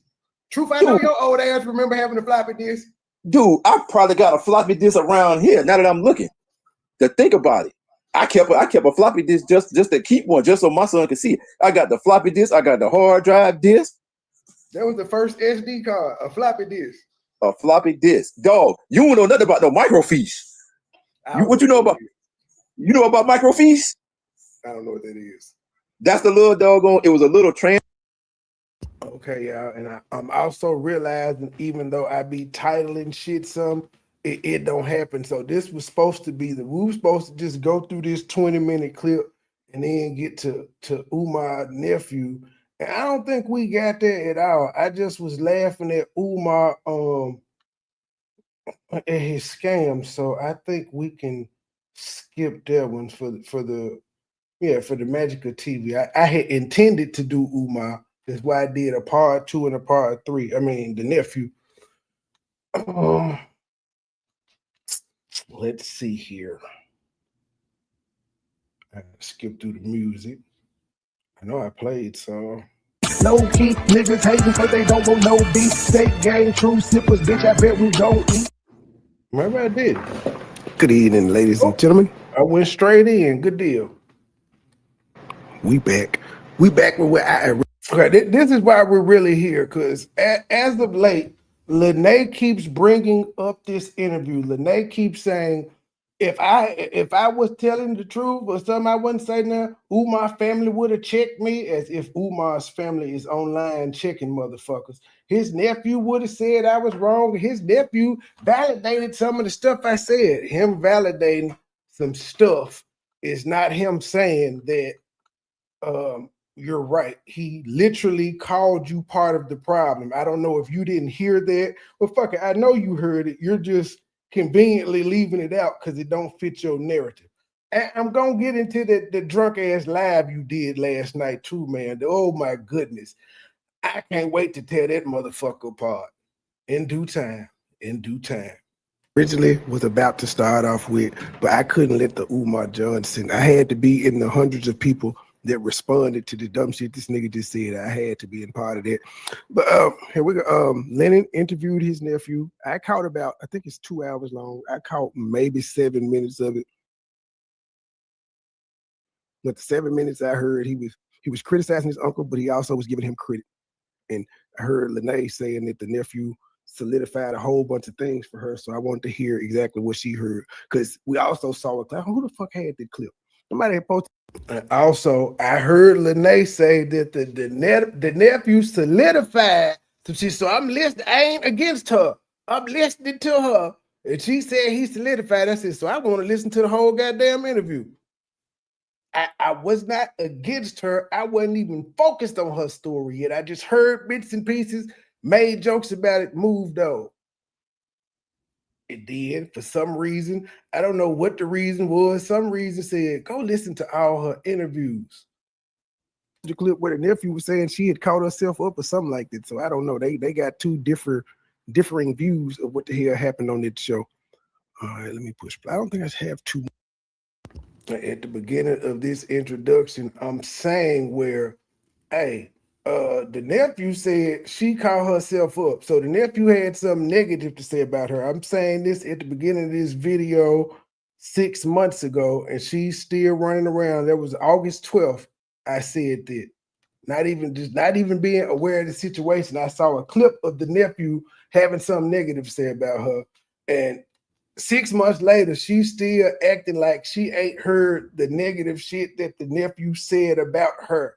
Because she don't expect people to remember or go back 6 months ago. But bitch, it's YouTube. It's you. Just like you went and found a video from Lennon where you came out with your first interview and played that, you probably shouldn't have showed us that interview because that's going to point out more stupid stuff you said. But cool. I'm glad he didn't take it down, so I'd be able to go over there and pick that joint apart again if I hadn't already done it. Add it to the playlist. Clip where the nephew was saying she had caught herself up or something like that. So I don't know. They got two differing views of what the hell happened on that show. All right, take your time, Jeff. We're in no rush. I'm pretty much. Well, I guess I got My email is in the description of every video, too, so just whenever you get around to it, send me the link to it. And without any further ado, I'd like to bring on our brother Robert McKenzie. How's it going, brother? Hey, thank you, brother Leon. I definitely appreciate you having me. Peace, blessings, kings and queens. Definitely appreciate y'all being on. Shout out to the 15 people on Pedigo. Shout out to the 5 people on MoneyBoy Trade. Right, my name obviously Robert McKenzie. 29 years old. He's on LinkedIn, Philadelphia, PA. Y'all been missing. I am the nephew of Dr. Umar Johnson. So if you do see his book, his first book, The Holocaust of Black Boys and the Eulogy, he had his nephew and niece, Quinshea and Robert. I am Robert. That is me. I literally been I would say raised by Umar, but more so placed in certain situations that allowed me to become the man that I am today because of Umar. But he definitely wasn't as I got older, wasn't as involved in my life. But more so pertaining to like my grandma. Umar had full authority of my grandma and everything like that. Me and my family been going on some quests trying to see how my grandma is doing and things like that. But just to give a little brief background about myself, like I said, I'm from Philadelphia. I went to Afrocentric schools my whole life. I went to the only Afrocentric schools ever in America because of Dr. Umar. Hold on, y'all. Let me slow it down because it was, I don't know. I guess I had it sped up back then, but he's saying really, really fast now. Let me slow it down. But he the nephew that's in the prologue of Umar's book when he shouting out his niece and nephew. That main guy who don't care about nobody shouted out his niece and nephew in one of his books. Good morning, Candace. I went to the same college as Dr. Umar at Millersville University because of Dr. Umar. The schools that I went to, because Dr. Umar was the psychologist of the schools that I went to. Also, every school that I did went to, as far as Waukesha Charter School, St. Cova Freedom Academy Charter School. These are African American culture schools. I went to a lot of places. Went to a lot of places because of Umar. Went to a lot of grave sites. Frederick Douglass is my fifth great uncle. I know the Nguzo Saba. I know how to talk Kiswahili. I know how to pour libations. Everything that have to do with. Nigga, you lying too. Frederick Douglass is not related to you niggas. Y'all see Lennon face? He's smiling talking about some. Lennon is laughing like nigga. Frederick Douglass folk and came out and said y'all ain't related. My daddy had to finally admit y'all wasn't related to Frederick Douglass. So nigga, you need to get the message. Although you do look more like Frederick Douglass than your goddamn uncle. But that nigga is not related to y'all. That's why Lennon is smiling like that. I don't think I'm going to say nothing else, but I just had to stop right there. The people and our people and everything like that, I fully commend it to Dr. Umar Johnson because the only reason why I'm in it is because of him. He didn't particularly handheld me through it, but he put me around people and organizations and schools and stuff like that allowed me to gain that knowledge. And honestly, and to my family, I am the next upcoming Umar, but like the one that didn't kind of go rogue in certain situations. But yeah, that's a little bit about myself. Yeah. So what are some of your interests? Right. So right now, so I sit on a lot of boards. I'm the vice president of marketing at A&R and vice president of marketing at A&R for a briefcase group. So I did a lot of things in Philadelphia as well. Like for example, I had Charlie Mack come out and do a speech for the youth in Philadelphia that during the COVID that was not able to do prom. So I had about 250 kids that was on virtual Zooms like this celebrating their prom.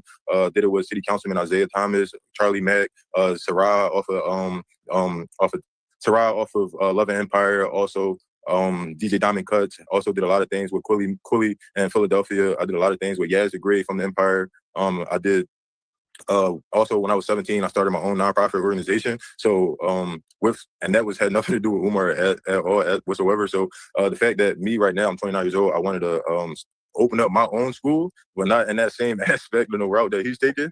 But when I was 17 years old, I was able to get a $250,000 grant from the school district of Philadelphia by the superintendent by Dr. Heights. All this stuff you can look up for sure. 100% 2013. So I employed at 17. I hired my science teacher. I was able to hire over 250 youth. Was able to get my cousin her first job. I was able to create a curriculum that allows America to understand why during 2013, when a lot of people know a lot of schools in rural areas was closing, such down as Baltimore, Philly, Chicago, and I had a curriculum and program that allows youth to run the curriculum and run the education component that they want to learn and also implement in their everyday life. So I have a curriculum that is funded by the school district of Philadelphia, $250,000 grant that I don't have to pay back at 17. I'm 29 now, so that's 12 years of me doing that and being able to do that straight out of high school. And this is just because of the school that Umar did put me in, allowed me to gain that knowledge and to be able to exert my intelligence in that field and put me around mentors that allow me to get around the right people to do so. But he wasn't the person that like obviously held my hand or. So while he's saying he had to get it out the mud, his uncle put him in places and positions for him to be successful getting it out the mud. He's not complaining about his uncle. He's actually saying how his uncle was an inspiration to him. That was me in real time, by the way. Do it. I had to learn it on my own, do it on my own, and things like that. And I did reach out and let him know, like, hey, these are things that I'm doing and stuff like that. And it was just like, yeah, keep doing what you're doing, stuff like that. But what got me into Millersville was because of him. Because I was the first person to ever graduate from Sankofa Freedom Academy Charter School, which is the Afrocentric school in America. I was the first person to ever graduate, so I made history for that. But also because I started my nonprofit, I made history for that too as well. But I wanted to learn being in an all Afrocentric school my whole life, learning about the Nugozo Saba, learning about my art, learning about how to pour libations, learning about how to play the African drums and things like that. That the core values of authentic African culture, going to like Martin Luther King gravesite, Harriet Tubman gravesite, Frederick Douglass gravesite, going to Africa, doing service action projects and things like that. I've been around Black people forever. So me going to Millersville, which is the PWI, predominantly white institution, same college that Umar went to when he first left Philadelphia, it allowed me to be around white people. So that allows me to know how to talk, how they talk, know the lingo that they talk, things like that, X, Y, and Z. So right now I sit on a lot of boards as well.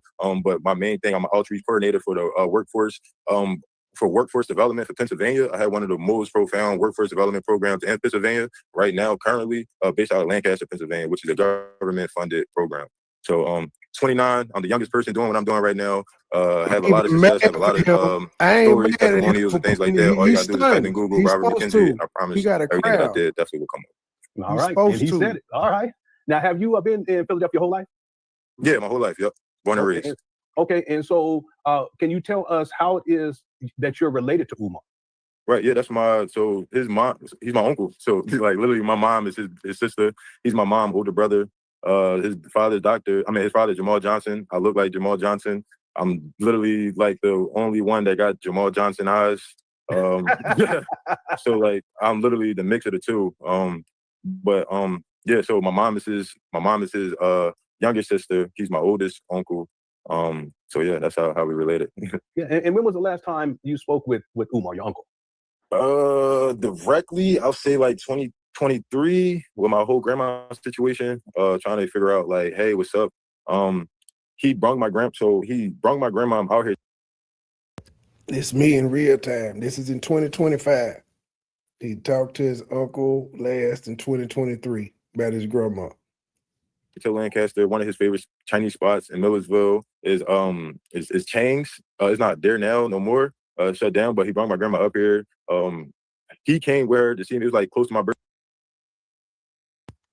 In 2023, Umar took his grandma out to just me in real time out somewhere in well they was out in public. Lene met her in 2024 sometime, and she was bedridden and couldn't move. It happened quick. My birthday, he a Leo, I'm a Leo. His birthday like August 7th, 8th, something like that. My birthday August 14th. And then my other uncle, which is his brother, his birthday is like August 2nd. So we have about like a lot of males in our family is Leos.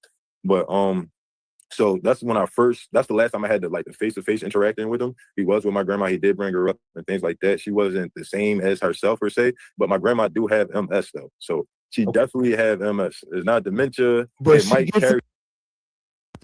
This is me in real time, but I'm glad my older self, my younger self cut in because he pointed out, hey, I can't use the arrows if I have it. I can't skip it back if I got it zoomed in like that. Y'all just gonna have to see Lennon from afar because I can't skip it back if I got it zoomed in. But yeah, he points out that his grandma got MS because Lene was running around saying she got dementia. She may have early onset Alzheimer's. She's sundowning. That's what she said on Lennon's show. So he's correcting her. But she said if she was telling lies and if she was wrong, the family would have said something. This is the family. This is the grandson of Umar Johnson's mama. And he's saying she got MS. It ain't dementia. It ain't all this other shit that some random bitch on YouTube told y'all. But she said, if the family, this is what you asked for, Lene. You said if you was lying, the family would have corrected you. You kept bringing up the goddamn nephew. So here's the nephew saying, now she ain't got dementia and none of the other shit this lady said that she thinks she got. The one that's not a medical professional telling y'all what she thinks somebody else got who she just met. Him. He was with my grandma. He did bring her up and things like that. She wasn't the same as herself per se, but my grandma do have MS though. So she definitely have MS. It's not dementia. But it might carry over dementia over time, but she is legally diagnosed with MS. Legally, for sure. And that's why she have that ramp in her house, because when you have MS, your body tends to not have the same abilities or the strength to carry yourself the same way. So like that handicap wheelchair accessible, her whole house is wheelchair accessible because of MS. Not dementia. Dementia don't have nothing to do with your accessibilities at all. But so she definitely have MS, and our whole house is that. Man, it sound like the nephew is throwing shade at Lene right there, saying MS ain't got nothing to do with no damn dementia. She ain't got no damn dementia, and he laughing because he heard it on Lennon's show. He heard that his grandma had dementia from a woman that met her like 3 times. But so he was our caretaker for that. I'll say that was like 2022. When he brought her up to Lancaster, PA, for her to come and have lunch with us and things like that. Like I said, Umar definitely loved his lunch, so that was definitely what the situation was. And she wasn't herself. Well, she was herself, but not fully herself, because MS tends you to like forget and things like that. But the next time after that was on a live, per se. Well, no, just texting him. I would text him like, hey, this is what's going on within the family. Like your brothers is going through this, family going through that, just regular stuff. Sometimes he like, dang, nephew, I'm sorry you had to go through that. And that's after, like I said, after we see my grandma and stuff like that. So I thought we was like on a good accord. And then later down the line, I'll say like 2023, that's when my uncles, which is his brothers, and my aunts, which is his sisters, was like, hey, yeah, we trying to see our mom and things like that. So, and I was the only person at that time in the family that had direct connection to him, because obviously like him to feature me, because he see me as his next kin too as well. But the thing with him that kind of look at me sideways a little bit is that I didn't graduate college. Like I dropped out of Millersville. So like it kind of like, I guess, rubbed him the wrong way. And he thought that in some situations I probably was gonna derail to something else, but it definitely didn't happen. And I have a brother too as well. We Irish twins, which means we 10 months apart. And he went to jail for life for murder type situation. So we went to the same Umar, same as much Umar was involved in my life, the same way he was involved in his. So like he put us in, he handpicked the schools he wanted us to go to. My brother took a different route. I just stuck to the same route. But so after that, so people set me up like, hey, can you just reach out to Umar saying like, hey, we just want to see our mom, X, Y, and Z, things like that. I start noticing like he didn't want to entertain. Damn, this mama This nigga mama got pregnant. Like when by the time she went back for her 6 weeks checkup, she was pregnant again. 10 months apart. Shit. Those conversations. So one time he went live, and then and I just literally he went live, and he was in Philadelphia at the time, and I was in Philly at the time, and I was just like, hey, like I've been trying to reach out to you, the family reaching out to me, trying to see what's up with my grandma. And this is what Umar, I know he's gonna hate when he see this, but is me, my siblings. So I have one brother and 2 sisters. And we call my grandma Barbara Shoemaker, which is my grandma name. We call her Umar Goon. ain't respond to his nephew. Goon. He used to make fun because we called her that since we was born because we didn't know how to say grandma. So we said Goon Goon. And as growing up, he was like, yeah, I don't know how y'all gave her that nickname. Like, that is just crazy. Goon Goon, Goon Goon. Like, just how he talk and stuff like that. So when we say that, he know specifically what kids is coming from within the family. So like, I'm asking like, hey, what's up with Goon Goon? And he like, nothing. So when he went live, and I was like, hey, Uncle Umar. I always say Uncle Umar because I always give respect every time. Always Uncle Umar. Hey, what's up, Uncle Umar? What's up with Goon Goon? Never said nothing in the live, never replied in the live, nothing. I go back to his page, like at the end of the live, I couldn't find his page. Lene was wondering why Umar called his mom Goon Goon, and the nephew just explained why they call her Goon Goon. See, a lot of this was shaded at Lene, but she too dense to understand it. But she told us to listen to this interview and how he had her back, and he confirmed some of the shit she said. And so I just had to play it back for her in case she missed it, since I know she watching. You could get pieces. You do know Pettig, Lene, you do know MoneyBoy Trey and Pettigo are the same people, right? Pettigo is just my alter ego. You do know that, right? The Pettigo is my smile channel. But yeah, I heard you call me by name last night, ma'am. I'm flattered. No more. He blocked you. He blocked me.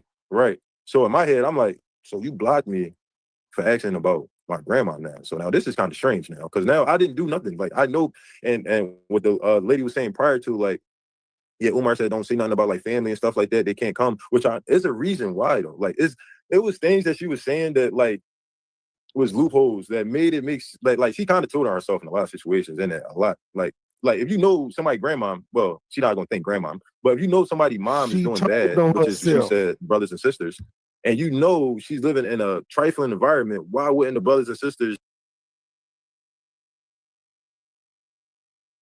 Let me skip it back. He's Lene. He's talking to you, Lene. All this right here is for you. And prior to, like, yeah, Umar said don't say nothing about like family and stuff like that. They can't come, which is a reason why though. Like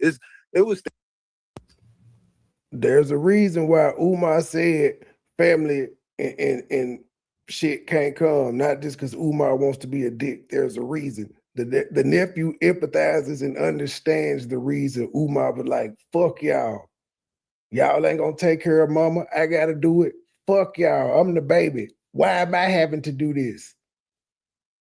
So when he went live, and I was like, hey, Uncle Umar. I always say Uncle Umar because I always give respect every time. Always Uncle Umar. Hey, what's up, Uncle Umar? What's up with going? Never said nothing in the live, never replied in the live, nothing. I go back to his page, like at the end of the live, I couldn't find his page no more. He blocked you. He blocked me. Right. So in my head, I'm like, so you blocked me for asking about my grandma now. So now this is kind of strange now, because now I didn't do nothing. Like I know, and what the lady was saying prior to, like, yeah, Umar said don't say nothing about like family and stuff like that. They can't come, which is a reason why though. Like it was things that she was saying that like was loopholes that made it make like you the lady, Lene. You're the lady.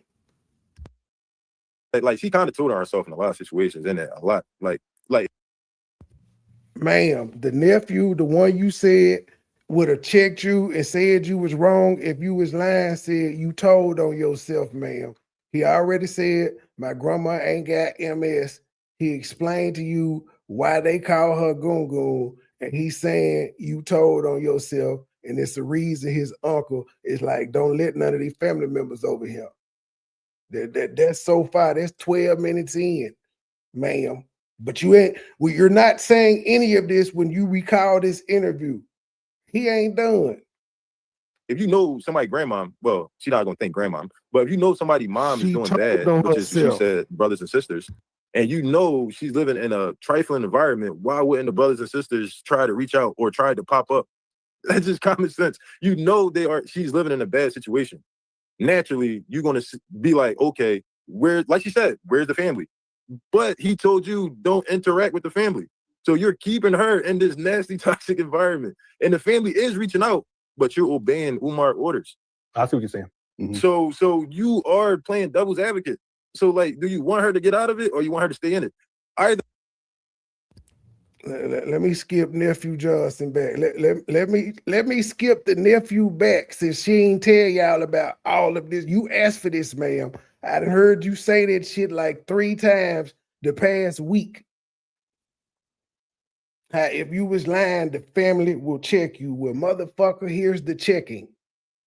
You're gonna be like, okay, like you said, where's the family? But he told you don't interact with the family. So you're keeping her in this nasty, toxic environment. And the family is reaching out, but you're obeying Umar orders. I see what you're saying. So you are playing devil's advocate. So like, do you want her to get out of it or you want her to stay in it? Either way, you don't want to do either one would make you accomplish. You just want to, my name Bennett, I'm not in it, but you ain't doing nothing but hurting my grandma in the end. So even if you don't want to reach out to the family, reach out to the agent community, the elderly agent. This lady that went from being a customer service agent or a mailroom temp person at the goddamn IRS to now she got a gun in bed. Said she actually thinks niggas believe that. Like we seen the house she stayed in. Do that look like a house a federal agent would stay in?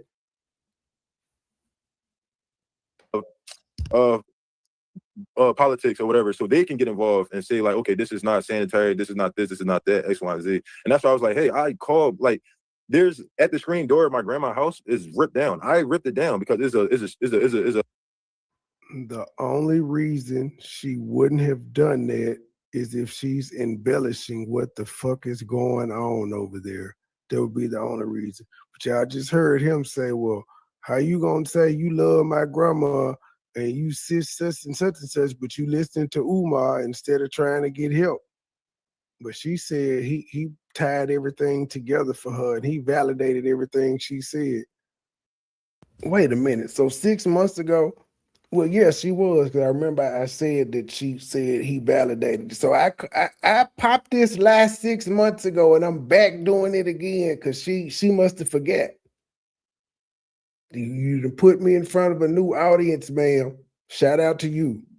Well, he's saying, nah, you part of the problem. Which is what I've been saying, like you laughing at the other women saying these other women are enabling Umar and you was just enabling this nigga up until May.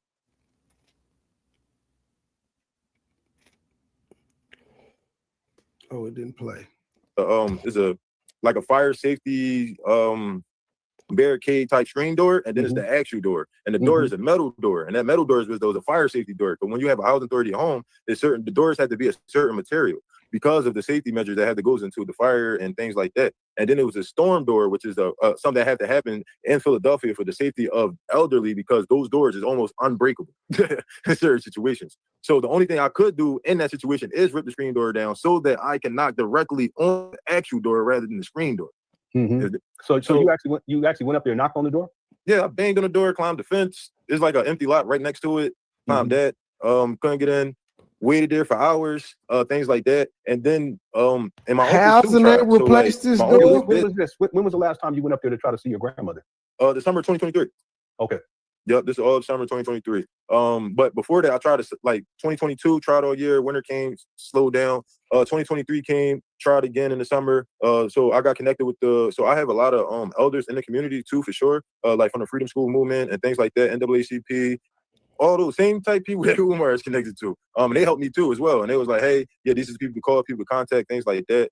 And everything just kept getting to a standstill. We found out, like, to the last person that was the general manager of the CNAs, well, the home health aid company, that person wound up getting fired. So they didn't have a person that I could contact until they hired a new person. And the person that was on her case before, they somehow got fired or quit or something like that. So it was a lot of things that I seen that was a lot of dead ends because somebody disappeared. So or when you say someone, the people who are on her case, because you did mention that you did call the authorities to try to have your right. So can you talk about that? When did you do that, and what was the outcome? right. So yeah, this all summer 2023. The agent, the elderly, I can't remember the name. See, he actually called the authorities and he don't have no problem talking about it. This lady said she called the authorities, but she ain't want to talk about it to let Umar know. It wasn't until people got on her ass asking, well, if you cared about his mama, how come you didn't report him? And she changed the story to I did report, but I couldn't tell the public. Ma'am, you got $1,200, $1,200 and $600 for taking care of that woman. That's why you didn't tell, and you was sucking this dick. This is me in real time, not my younger self. Exactly. It's like the agent and elderly, the people that do the self-checks, so that technically, legally, we can't just call cops and just be like, hey, go check on this person. You had to call the agent of the elderly, and you call them, file a complaint, tell them that, hey, my grandma have MS. I'm just concerned. None of the family heard from her for a while. The my aunt, which is Umar's older sister, Umar do have an older sister. She confirmed and stuff like that. So I had all the family confirmed the fact that they did not talk to her, which is about 10, 15 of us. So they did go out and check, but they're not allowed to break in, obviously. So they knocked on the door, things like that, seeing who's there. The home health aide was there. And it was that. I'm not going to say. When the people came out to do a wellness check on her in 2023, the same year that Lene met Umar, there were home health aides there, but she would go on interviews to say that she believed Umar was hiring the bitches he was fucking to be her health aide. She said he wasn't hiring professionals, but then on other interviews, she told you how he couldn't get along with none of the aides and the workers and stuff. So it's crazy. And she doesn't know any of this, but she knows all of this. You know how she knows this shit? She gleaned information from all these goddamn Lennon Honor interviews. It was her. That's why she was like, they sent somebody over and Umar didn't let him in. He just said the aide was there. If the aide would have heard somebody knocking, the aide wouldn't have known that there was CPS or none of that shit. They would have heard somebody knocking. Per se, because I don't know. But if she was there during the summer of 2023, it was definitely her who turned them away and said that. She wasn't there in the summer of 2023, nephew. This is me. This is older me. That she was fine. She wasn't there. Because they can't literally go into the house. No, she wasn't there. Umar, younger me said it too. He had rights over my grandma, and this is how it really all started too. Because what happened was my family had Umar. So my grandma had a like a second husband outside of Jamal. Yes. Right. So when she got dealt with her second husband outside Jamal, I don't want to drop names because then it might cause extra stuff. But she had a second. Can somebody tell me why Lene is currently out here arguing with content creators, telling them they got it wrong about Umar Johnson family tree? Who gives a fuck? Who gives a fuck who he was married to? Like, who cares about this nigga daddy? Like, she arguing with niggas about this man's family tree. She's not that invested in her own family tree. Husband, and he's the one. They had a son, right? Yeah, and they had a son. Yep, and that's my youngest uncle. Right. He's the youngest out of all my uncles. So me and him is really close in age. So I'm 29. He probably like 35, 34. So we're very close in age. So we grew up together, literally. So to me, I was with his dad more than my grandpa. Jamal. Yeah, more than Jamal, because Jamal he was in my life, but like sporadically, per se. My youngest uncle dad was more in my life because he lived with my grandma. So he was there every day. So like I was a grandma's boy. Like I go to the thrift store with my grandma, I pick our favorite numbers out. I go to the scratch off. She let me scratch her scratch offs off. Bless you. Yeah. Thank you. Yeah. So like this is personal. Like as far as like my grandma go, everything outside of that, hey, that man gotta take that up with a lie in my eye. But So like I knew her personally. Like, I was the grandson that like picked her clothes out for her to buy, or she bought clothes for me that she felt like I would look good in and stuff like that. So like we had a very, very, very, very strong connection. But so I was over their house all the time, every day. So I was connected. And then her second husband worked at my elementary school, which is John Marshall. So he worked in my elementary school as special ed. But Umar and the family didn't really like that because like they felt like he wasn't doing my grandma right. Like he wasn't like the man that they felt like he should have been for her. So like he was doing things on the side that like just like guys on the street, like we know like the word talks and it gets back around. It might not get back to the lady, but it's going to get back to the man. Okay, can you give me an example of what you mean? So like just flirting with other women, interacting with other women, having work relationships with women, things like that. That they wasn't really fun upon, or a lot of people in my family, like all my uncles say, like, yeah, Goon Goon, which is my grandma, Barbara, she was like the lucky, like she was in North Philly, like all the guys knew her as just like a horseshoe. Like she just played the lottery, she just played whatever she had to play, and she went. Okay. Like, and she wins. Like that's all she does. She know how to read the numbers, she's know how to play the scratch offs, and that's what got me into it. And they felt like he connected himself to her for that because somebody told her second husband in the community, like, hey, you need to be connected with her because she's going to help you get out of the situation that you're in. Meaning, who needs to be connected to her? Her second husband. I got you. Okay. Yeah, her second husband. Because what happened was, because obviously she was married to my grandpa, which is Jamal Johnson. Jamal Johnson got married to his wife that played for the first woman.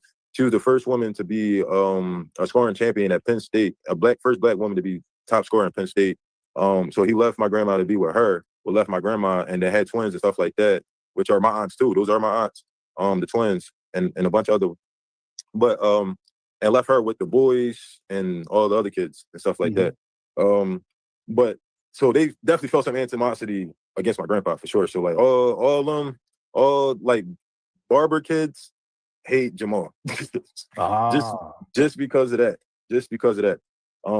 So the fact that my grandma was with her second husband my whole life, so I'm 29, so 29 years at least. And he was doing the things that he was doing. A lot of people said that he was doing drugs. Her second husband was doing drugs. He was doing things that wasn't being holistic. And my grandma is, she don't do drugs. Like the lady said, she don't smoke, she don't drink, she don't do nothing. Her only he worked at your elementary school per se was gamble, but she won. so it was like she really wasn't like she was good, and she was my grandma. I'm 6'2", every man in my family over 6 feet. My grandma is like 5'10", my grandpa like 6 foot. She's a nice black brolic predominant woman. Like she don't really.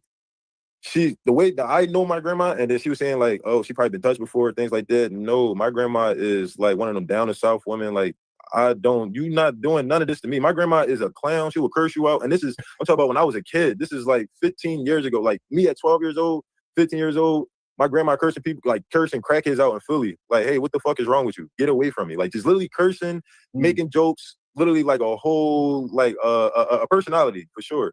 And she don't do like gays, like that's just not her thing. So like women, that's not her at all.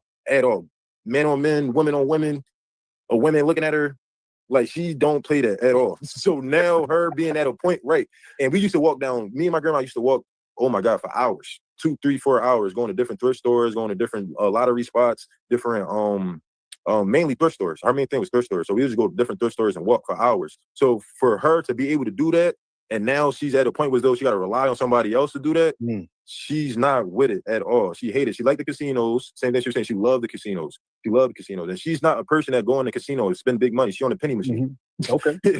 She's playing the slots on the penny machines. And she's not drinking. She's not smoking. She's just there for the music, the entertainment with her cousin, which is my great cousin or whatever.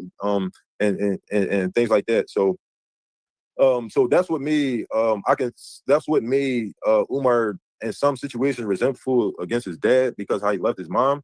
But what made Umar more authoritative over his mom is because once she was diagnosed with MS, the family found out the second husband wasn't taking care of her the way he should. And he was worrying about things that he shouldn't, as far as like other women per se. I don't know. That's what they said. So Umar felt like the family was letting that go on and not doing nothing. But at the end of the day, my grandma was still doing whatever she wants. She don't care. She's F him. That's how she operates. F him. I'm with the family. I'm going to the casinos. I'm going to the beach. I'm living my life. Like, I don't care what he's doing. I'm still do me. But she wasn't like out here doing like entertaining other men or anything like that. She wasn't on that at all. She was more so worrying about the family and her own entertainment and enjoying her life. And her main thing was fish. My grandma loved fish. Like, I'm talking about, you go in her house, she got like 6 fish tanks, big fish, ugly fish. Ugliest fish you will ever see, but those her babies. But she fish was her thing. So so that's what she really cared about. But the fact that she got diagnosed with MS, and when Umar found out, he felt that a lot of people didn't stick up for her the way that she should. And then there was some court cases going on to get the rights of my grandma to be her power of attorney. It was only 2 people that was supposed to show up. It always go to the oldest first. The oldest is Umar's sister, which is his oldest sister. She did not show up because I ain't gonna see why she didn't show up. That would be would that be Jamal's first child? No. Okay, so there's another, because I was looking into this. I want to ask how much older is Umar's older sister than him? This is me in real time. I was looking into how many baby daddies Umar mama got and how much older they are. That's not beyond the scope though. He can't talk about your family or your wife, but you can dig into his sisters and brothers and all of that shit and how old they are and how many baby daddies his mama got. But I'm just saying, this is not beyond the scope. This is all fair game. I say like so. All right, so his older sister is by my step grandpa basically. So I don't know how that happened though. So I guess my grandpa was with my step grandpa first, and then went back to my grandpa. You mean your grandmother was with your step grandpa? Yeah. And then went back to my grandpa, and then went back to my step grandpa. Type situation. Because my oldest aunt is not my grandpa's child. It's not Jamal's child. Right. It is my step grandpa's child. And my step grandpa, I didn't know he was there before my grandpa until I started doing the age. I'm like, oh, how you older than Umar if Umar is my grandpa's child? Umar mama was a bad member with him at some point in time before my grandpa, I guess. But no. So first she met my grandpa first though. My grandpa did tell me the story. He met her first. And then my grandpa got ventured off or whatever. And then my step grandpa came in and got her pregnant. And then my grandpa came back from like the army on some. You talking about Jamal? Yeah, Jamal came back on like some stuff or whatever. And I'm gonna keep it honest. Jamal told me out of his own mouth. He was like, "Listen, man." He was like, "She was a quick fling." Like he said, "Listen, just like old guys, just like everything." Like it was just like I didn't think it was gonna turn out to that, and it just turned out to more. So like I guess my step grandpa had it first, and then my grandpa Jamal came back from the army or whatever, like just on a delay. He wasn't completely out from the army. He came back, met my grandma, thought it was gonna be a quick fling. She got pregnant, and then he had to lock in type situation. But then he left back out. Yeah, the timeline that you're mentioning is a little bit different than what my research shows. And I could be wrong in my research, but I go based upon what Jamal has stated, and then there's an article that was written about him. And based upon that, in the timeline, he was with your grandmother prior to actually going into the military. Okay, now that's based upon what the article says, but as of right now, I'm going to go with what you say, okay, because you're a family member. So basically, what you're saying is that your grandmother was dealing with Jamal for a while, but then this nigga is going off an article versus the family member. He trying to tell you the same shit Lene doing. How you gonna argue my family tree with an article and I'm in the family, except for the Frederick Douglass part? Now the Frederick Douglass part, I'm baffled that he is still running with the lie. But other than that, nigga, it's family. You supposed to go with what the fuck the family say. He got inside knowledge. The article may have gotten it wrong. Your step, I'm sorry, go ahead. What you say? So that part, when Umar doxed her, he showed the he said Google it and all of that. It said the last known record of her working for the IRS was 2023 when she met Umar. And they gave, I think it said she was an employee for the IRS from 2021 to 23 or 2020 to 23 or something like that. So yeah, it was a temp job. I don't know how they had my oldest aunt first. Like, I don't know how my step grandpa got to my grandma. Your grandma before was probably Jamal. cheating. Okay, I see what you're saying. So, But you like, said I she found wasn't on out it. that Umar lying, but he ain't the only one. Umar is not the only one lying in this entire Umar Johnson saga, because all humans lie. All of them. Everybody. So he ain't the only one. my aunt, which is Umar's, Oh, grandma I is always getting thought Umar aired was the the oldest. fuck out Yeah, right a lot now of people by do. everybody. But She Right. you catching hear Umar hell talk, from he'll say, all I'm the oldest sides. son. He's the oldest son, right? Yeah. And then his sister, who's the oldest, because he got a younger sister, which is my mom, but his oldest sister they don't have the same dad. Right. And that's where I'm like, so where did that come? Because they never talk about my step grandpa and my grandmom. None of my family never talk about how they first intertwined type situation. They always say like, yeah, she was there first, and then that part get blurry. That part get blurry. So Yeah, if Jamal said that, it's definitely facts. If Jamal said Yeah. that, Do you know how old your stepdad is? my step grandpa? It'll be your step grandfather. Yeah, no, I don't at all, honestly. Okay. Yeah, I wasn't trying to. He was like, he worked in my schools and stuff like that, but I knew he wasn't. How was Umar a greater evil to the community? Could you explain that? If you don't feel like typing, I could drop the link. I just would like to explain how he's the greater evil.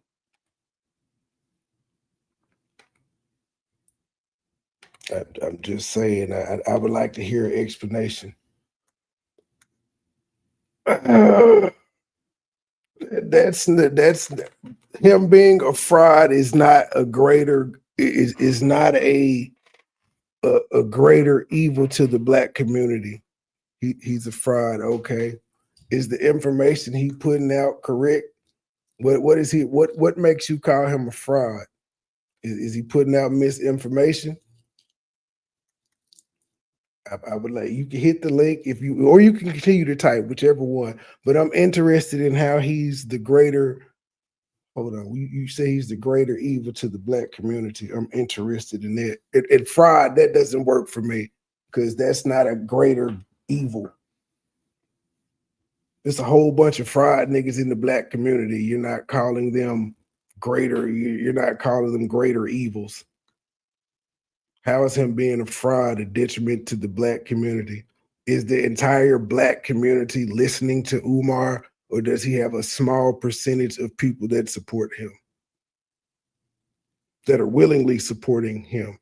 He ain't robbing nobody. Now, he has been known to run off on a few shows. So have a lot of podcasters and personalities. They rappers have been known to run off on shows. It happens. That's just apparently that's what niggas do sometimes. We try to get over. He just like everybody else in the black community that does those type of things.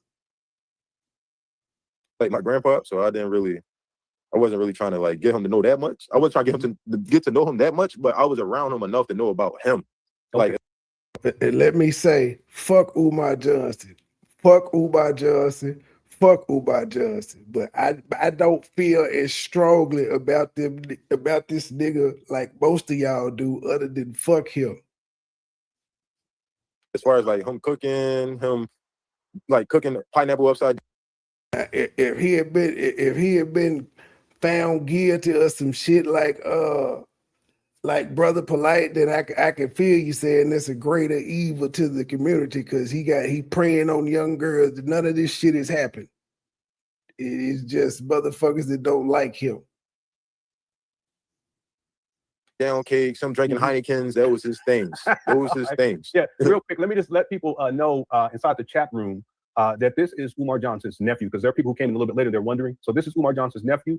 Also, I just want to say I offered to put his Cash App up here, and he's declined. So I just want people to be aware of that too. He says he's not on that, that he's doing this because it's the right thing to do. And I much respect to you for that, brother. If we can go back to one thing you were mentioning, you were talking about, I'd asked how much older is Umar Johnson's older sister? Do you know how much older she's I think like 4 years. I think she's like 4 years, 4 or 5 years older than Umar. Okay. Yeah, so you sure that's his sister? No, that's definitely not his sister. an aunt. No, yeah, that's not his aunt. No. Okay. She's the oldest because she was the person that was supposed to get authority because She was supposed to be the what was the word you said again? I'm sorry. The power of attorney. Power of attorney. Yeah. So let's go to the executor. What's going on, Mr. Judge? Hey man. Nothing too much. Hold up one second.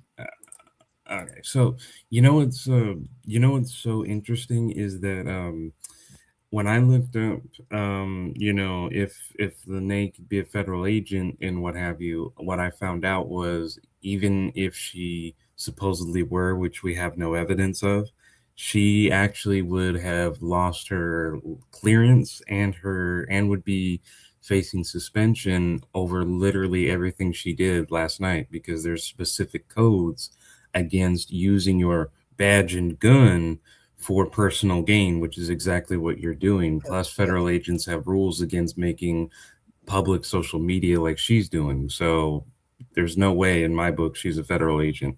Quick question. It isn't posing as a federal agent a crime? Yeah, it can be. 100%. It can be to falsely represent yourself as a member of the government. Can definitely be considered a crime. It just and because I'm not an actual judge, nor do I represent the law, but I do know based on public information that depending on the scale and scope of which you're impersonating, you definitely can face charges. I told you, Jessica, I told you I was a year off. I said I believed it was from 2020 to 2023, something like that. I was a year off. I've seen this shit already. I seen this shit 6 months ago. And that 38,000 was well below market value for like 74% of the country.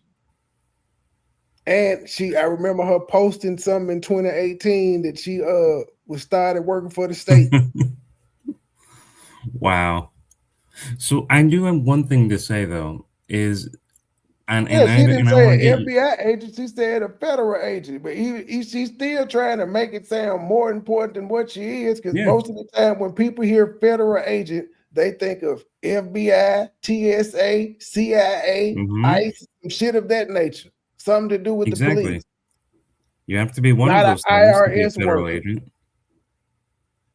Even if she said it was an IRS worker, the facts that, well, first off, what IRS agent do you know has a gun? First and foremost, only the IRS police, right?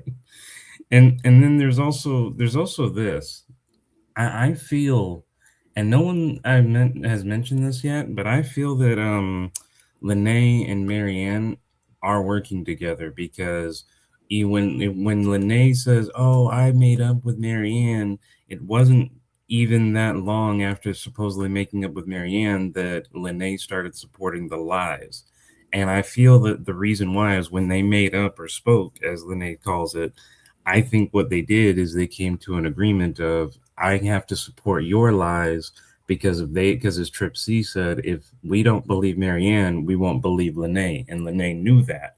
So she went from publicly disrespecting her to, wait, we actually need to work together, because if they don't believe you, why would they believe me? And I think that's why she's become, because when someone pointed out, why are you defending Marianne? She just says, I'm a grown woman and I can defend whoever I want and blah, blah, blah, blah, blah. And it's like, you're not doing this without a reason. You disappeared for a minute. But what is he informing on? Umar don't be around nobody. Who is he telling on? Pan-Africanists? What information would this nigga be giving the government? And if he was, so what? It's a lot of people that's informants. Then also back to the point you were making, Judge. Like, Lene went on interviews after the Tasha K interview. She went on interviews saying that Umar Johnson tried to sue Mary Ann Lorient for $500,000, and she had no proof of this shit, just word of mouth. But she said it with confidence. Hey, Faison, I do. The IRS police officer has a gun and badge. Okay, you're still not allowed as a federal agent to publicly make your job and title known. You're not legally allowed to use your badge and gun for profit. Right. If you do a quick Google search, you'll find that there are regulations against that can But I cost you your said it badge and gun. when y'all first asked who carries badge and gun at the IRS, I said the IRS police. I know because my baby mama worked there for 15 years before she passed, and I know they got their own goddamn police force. I said that. But she's not IRS police. She worked in the mail room when she was a customer service rep.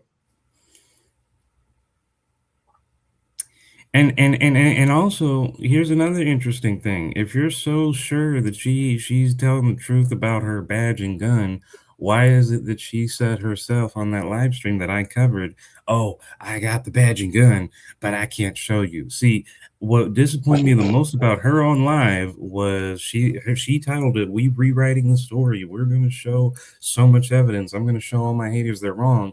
She didn't show shit. She literally just repeated old stuff, and anything that she called receipts, she kept behind a black screen saying, "I have it, but I can't show you." Come on now. Somebody said I had the original.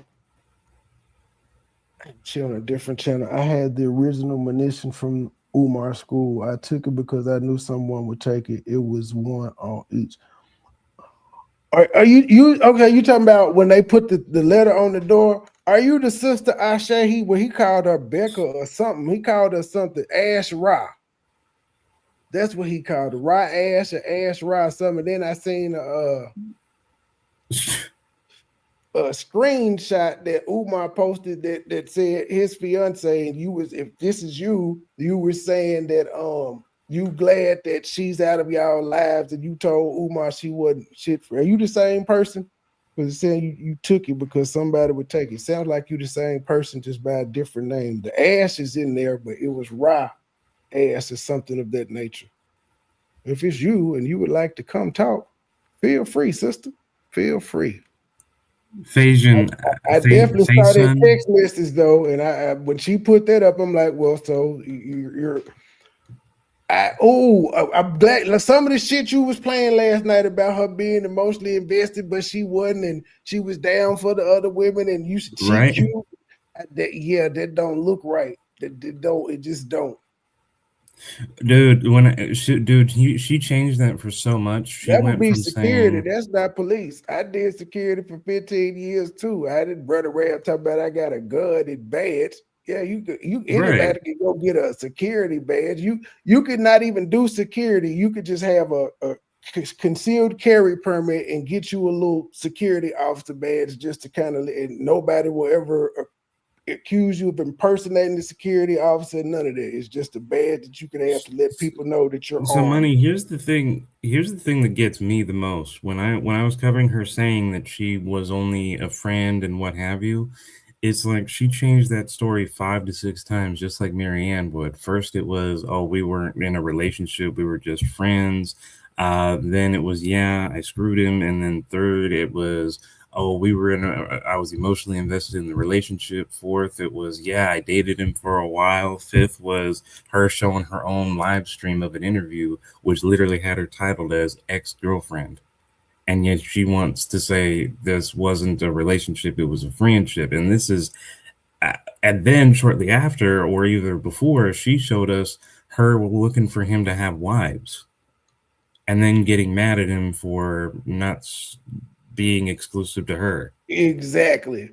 If you cool with him and you trying to help him find other women, why were you talking about he played you and he should have let you know it wasn't your type, but you cool with Polly? In one sentence, she said, I could be there to help the woman rear her child, but I wouldn't want to bring no child up in no poly relationship. But you would be rearing a child, and then you still had a child yourself that were going to be living in a house with you and Umar and his mama. And I'm guessing the other women would be over there sometimes as well. Yeah. Whatever. Where do you think they would all be? Because, when she was saying she was looking for all these women, the survivors or whatever, to hunt out, and saying, let's relocate you guys to Kansas, where would they be staying at? Umar's house. Well, Umar didn't stay in Kansas City, so That wasn't the case. Umar wanted to live near the house she was looking for them was near FDMG. He was supposed to be a power Contaminated attorney, land. but she didn't show up Executor. because what Power of some attorney stuff that's just her means business. That's you what she got going on. sign That's for her. people. But she felt like it was more important. So the next kin is Umar. So when Umar came, he shut everything down. He You remember shut what year that was? You remember what year? 2023. I'll say like 2020. Okay. I'll say like 2020. Because during that time, my little sister. So Umar didn't ask to be in charge of his mama. It was thrust upon him. It was thrust upon him. The oldest sister, he ain't going into the reasons why. We're not going to speculate why he said, but there's a reason she didn't show up. So the next in line was Umar, but he didn't do it. And so his mama was already staying in the Section 8. She was married, and she if she was a hoarder, she was already a hoarder before Umar got there. How they're trying to put how his mom's house is on him is not, because that was her before she had a condition where people had to take over. That was her living arrangement. And you know, it money. didn't get messy. It did not get messy when she couldn't take care of herself. It was already messy. And you know what's even more diabolical about him being the caretaker is that You can speculate, Mida. I'm just not. The more but diabolical. Are you the same person though that he spoke about in this video where he said he drove by the school or he had you go pick it up? And are you the same person that Lene showed the text messages that said, "I'm glad you out our life," and had called him your fiance? I just a confirmation on that. Are you the same person? But thanks for watching the show. Thanks for watching the show. The thing that's more diabolical about Umar being the caretaker is it actually explains a little bit more, because you see, a lot of people don't realize that the social security system, especially when you're the payee and other such things, can be very, very badly manipulated. And so, because there's not a lot of supervision in that regard, because they kind of have, it's a trust system, unfortunately.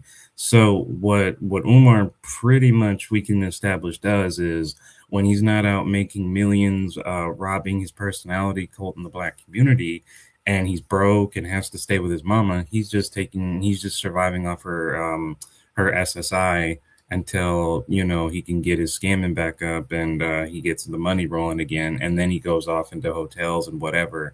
But then when he's broke, it's a cycle of constantly coming back to be the caretaker just so he can take her SSI money and live off that, and with this at her home, probably rent free, and then go out into the world and continue his scamming. So my little sister was my my grandma caretaker. Mm-hmm. So so before he started getting all the women, my sister, and this is where my mom got into it, and I got into it, and all my uncles got into it. So outside of Umar, his brothers got into it. So, and this is why he told her, don't let none of the family in. So my sister was my grandma's caretaker at first. My sister, my youngest, I'm 29. My sister right now is 24. Okay, so he was telling the younger sister, who was the caretaker of your mom at that time, not to let anyone in? That whole family he wasn't at first. So my sister, which is my grandma's granddaughter, she was just like, hey, you can take care of Gungo, make sure she's fine. Because we already know what Gungo like, you know, the things that she want to do, stuff like that, X, Y, and Z. So she was fine with it.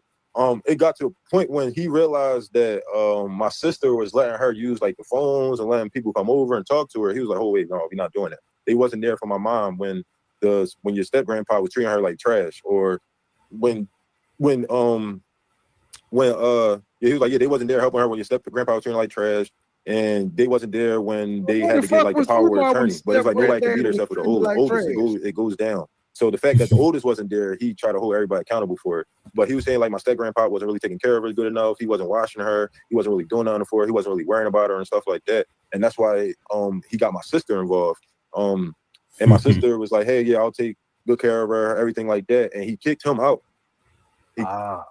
He kicked him out. Securing the social security payments for himself. So it was my uncle living there, which is my step grandpa's son. Mm-hmm. Okay, which is my youngest uncle. He wouldn't need to keep him for himself because he was already the payee. He was. He already was.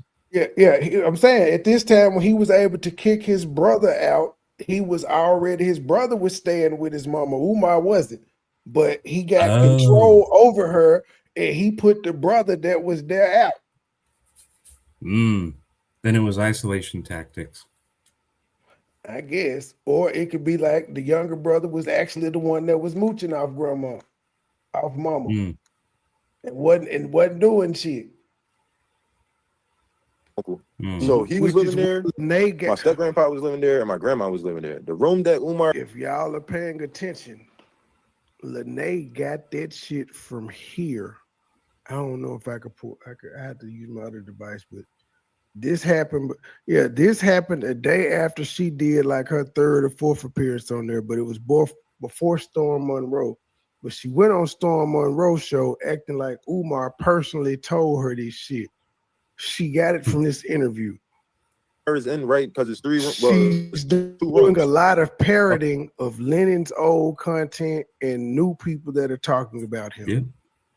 This is not. He didn't share all of this information with her how she's trying to portray it. Shit, she doesn't have the information at all. My grandma got MS, so the steps is made wide for wheelchair accessible. Everything is long halls. So it's a bathroom downstairs, the bathroom upstairs.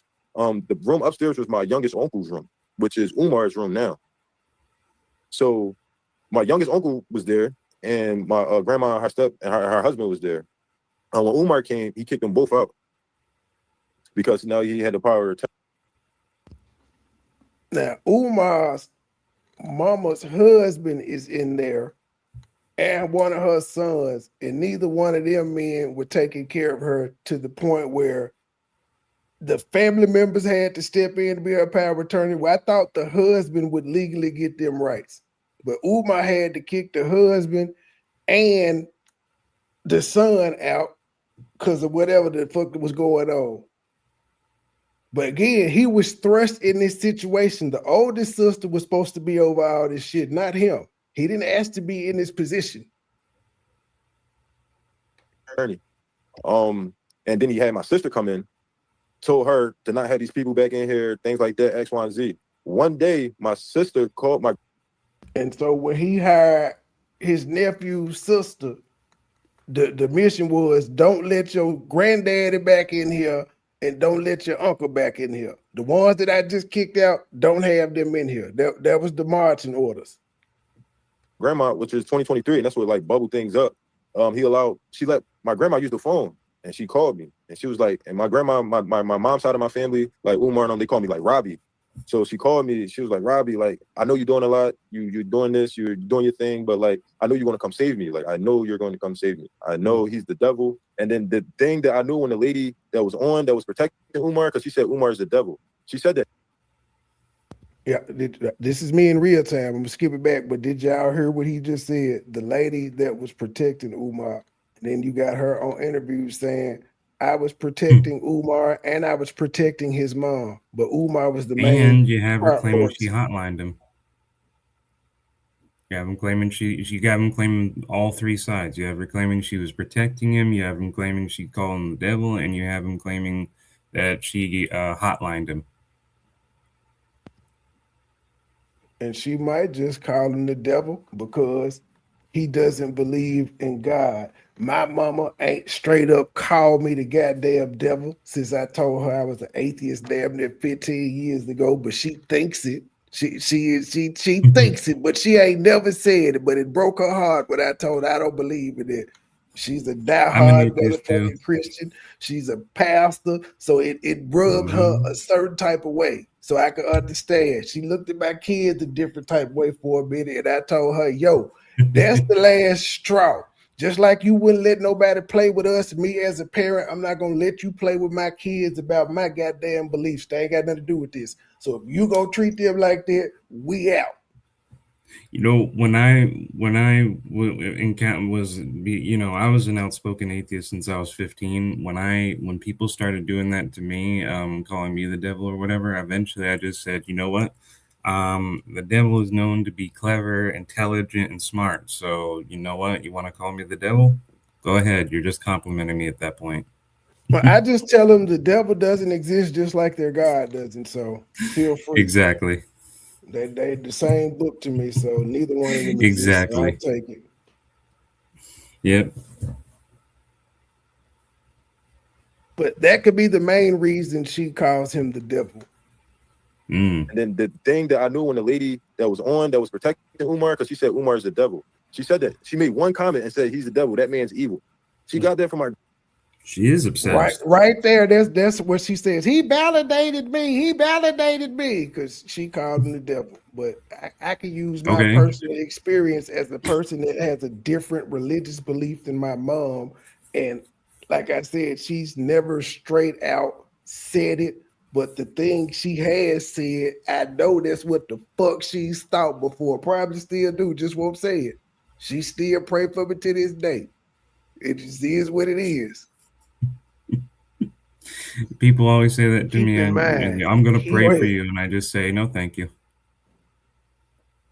Keeps describing her as the woman that was saving Umar, the woman that's playing devil's advocate, the one that's in cahoots with Umar. That's how he's classifying her because he saw all of her interviews on the show. I ain't sent Umar no money for his school. I ain't sent him no text about my child. I ain't bought no book. I ain't attended no lecture. I like one video that nigga did where I was in my conscious phase where he was talking about how the grandma was putting her money in the black church who was banking with the white people, got her broke. He had one video that I like.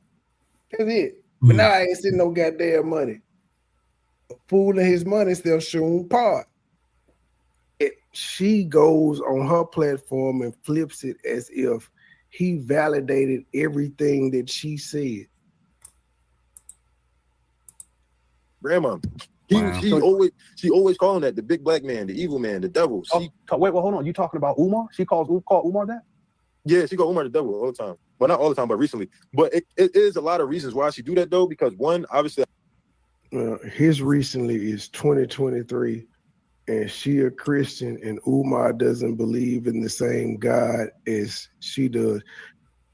Oh shit, younger me, you are wise beyond your months. I said the same thing 6 months ago that I just said 5 minutes ago. I ain't listened to this shit 6 months. If I had listened to this shit, I wouldn't have made us sit through Umar's first video when it was supposed to be the interview of the son. So to let y'all know, Hey, I typed in Umar Johnson nephew, and 3 videos popped up, and I just played the shit. This is why the term hindsight is 2020 is why that term was invented, because when we look back on shit, a lot of things become clearer in present day than they were in the past, just by taking a look at the past. Hell, she probably called you the devil too, because you just said he got to take it up with Ma'at, and you said you stood out there. Ma'at is the Egyptian god, the goddess of balance, and you think that's real. So yeah, she probably thinks all of you niggas that ain't Christian are the devil. It's kind of part of the thing when you don't go with traditional religious beliefs. You're the devil. Very true. I wouldn't say because he's doing bad things to her particularly, but like the lady said before, that my grandma is a Christian woman. Like she don't do that Afrocentric stuff at all. Like she is pro-black, but once you start talking about like the Nguzo Saba, Ma'at, the Kiswahili, the Kahar, probably also though the rituals and the sacrifices and the Ifa stuff. She's probably not comfortable with that stuff. Yeah, she's definitely not comfortable with none of that. She ain't doing none of that. She's not with none of that at all. And she always say like, yeah, he got all these women here, he fucking these women. And in my mind, I was like, it's funny how Christians, but the sacrifice part weirds them out about other religions, but they also run around saying they were covered in the blood, which is supposed to be a sacrifice, the blood of the lamb, which would be a sacrifice because people were actually sacrificing real animals. And they actually in church do rituals where they say they're eating the body and the blood of something, but they're the bread be my body and the wine be my blood is the Catholic way.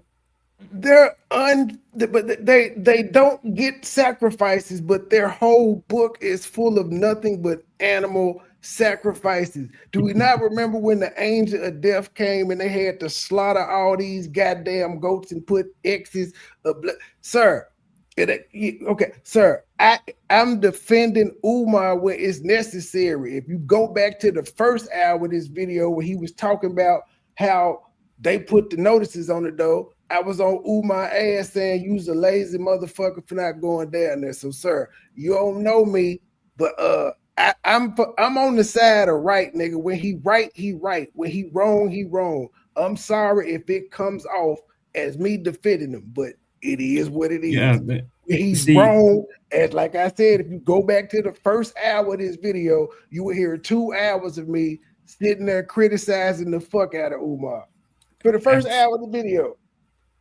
Hey, I'll say this. I'll be the first one to tell you this, man. You're not wrong for standing up on standing on truth, and you're not wrong for admitting who you know. You can dislike someone, you can despise someone, but if they make a point that is true and you can prove it and there's evidence for it, you can't just say, "Well, I emotionally don't like you, therefore I'm not going to agree with you." Say no.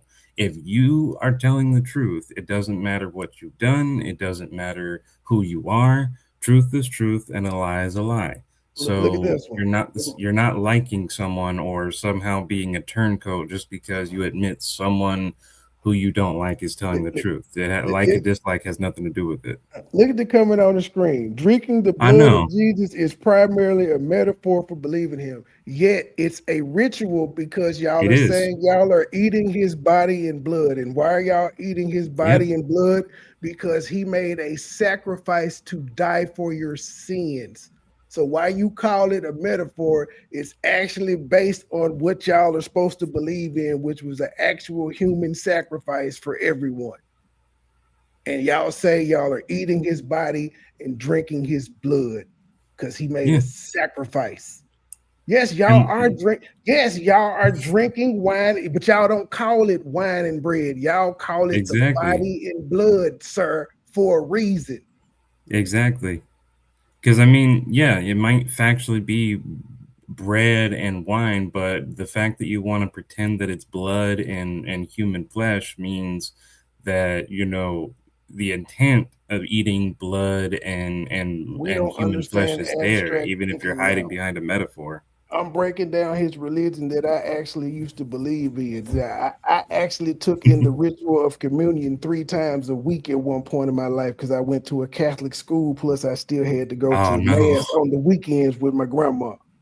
So there's that. Then when I was with my mama, I had to go to the black church, and every blue moon they gave out the little wafer in the little cup.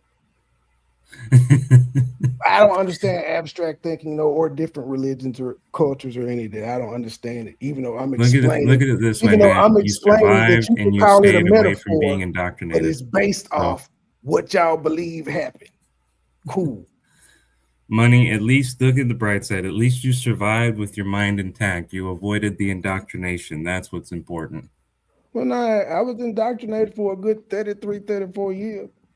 Oh, man.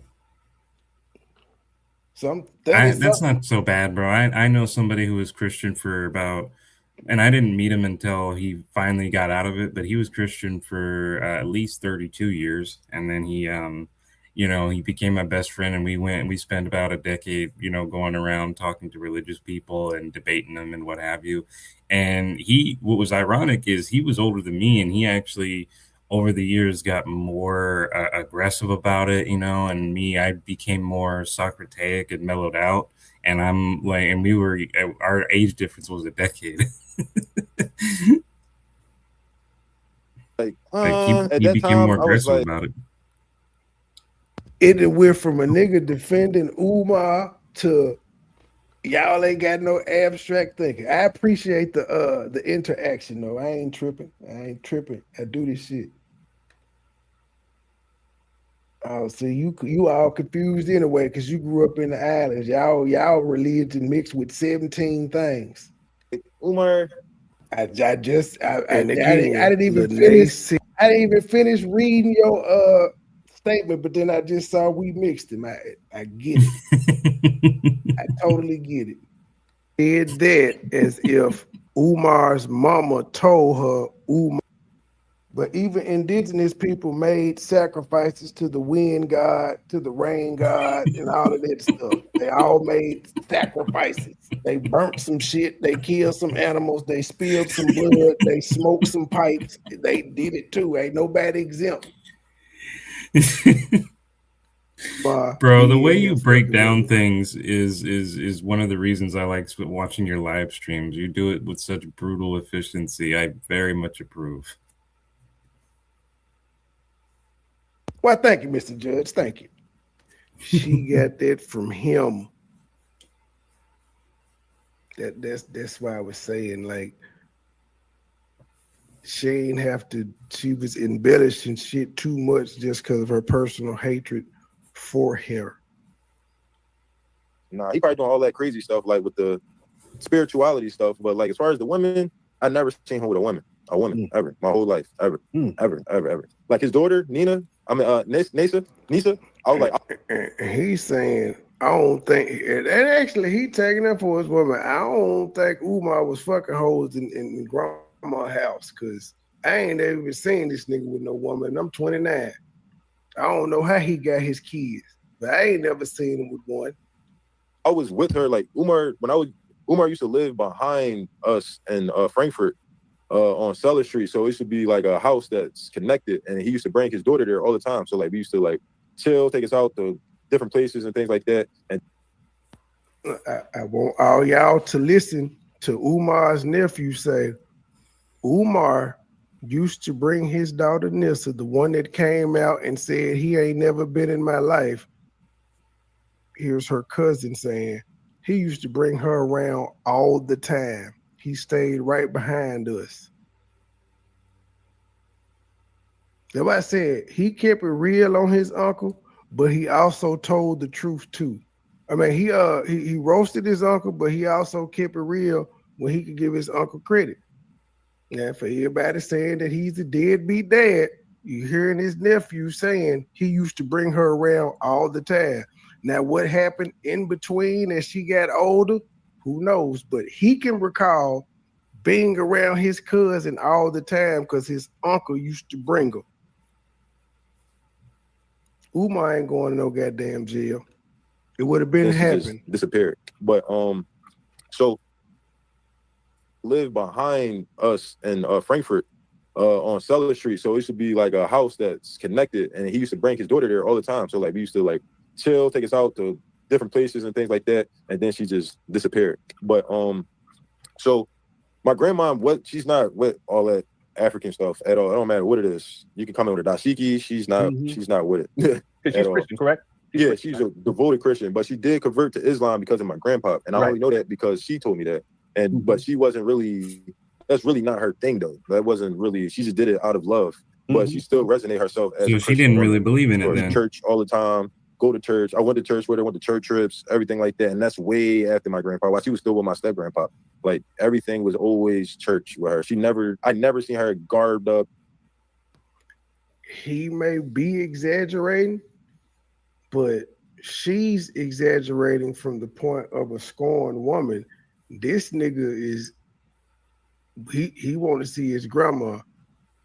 All his conversation ain't bad about Umar. Her whole conversation about Umar is just negative. So he's kind of levels to this shit.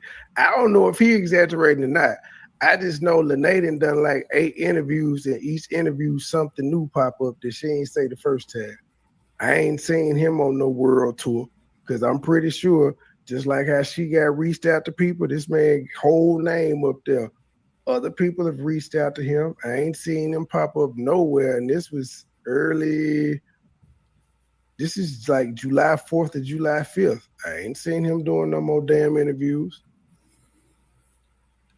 Never, none of that. But she'll tell you in her heart. That is true. We never saw the nephew again after he went on Leonard. At least as far as I know, we never saw the nephew again, even though he was spilling the beans to Lennon Honor. We never saw him again after this, at least as far as I know. Not to my knowledge either. 6 months later, this is the only interview I could find. Yeah. And when You I think went you would into have done when I typed it into the YouTube search bank, there's a 3-hour interview, but Lennon trimmed it down to 11 minutes. So it's just an 11-minute clip of the 3-hour live. That's the only reference I can find of Umar Johnson's nephew, Wow. other than my videos. Why would he trim it down? I don't understand. I don't know, to make I don't know. I don't know. I don't know if he did that back then or if he did it recently. She I can do don't. things like that, but she never will resonate or identify herself as such.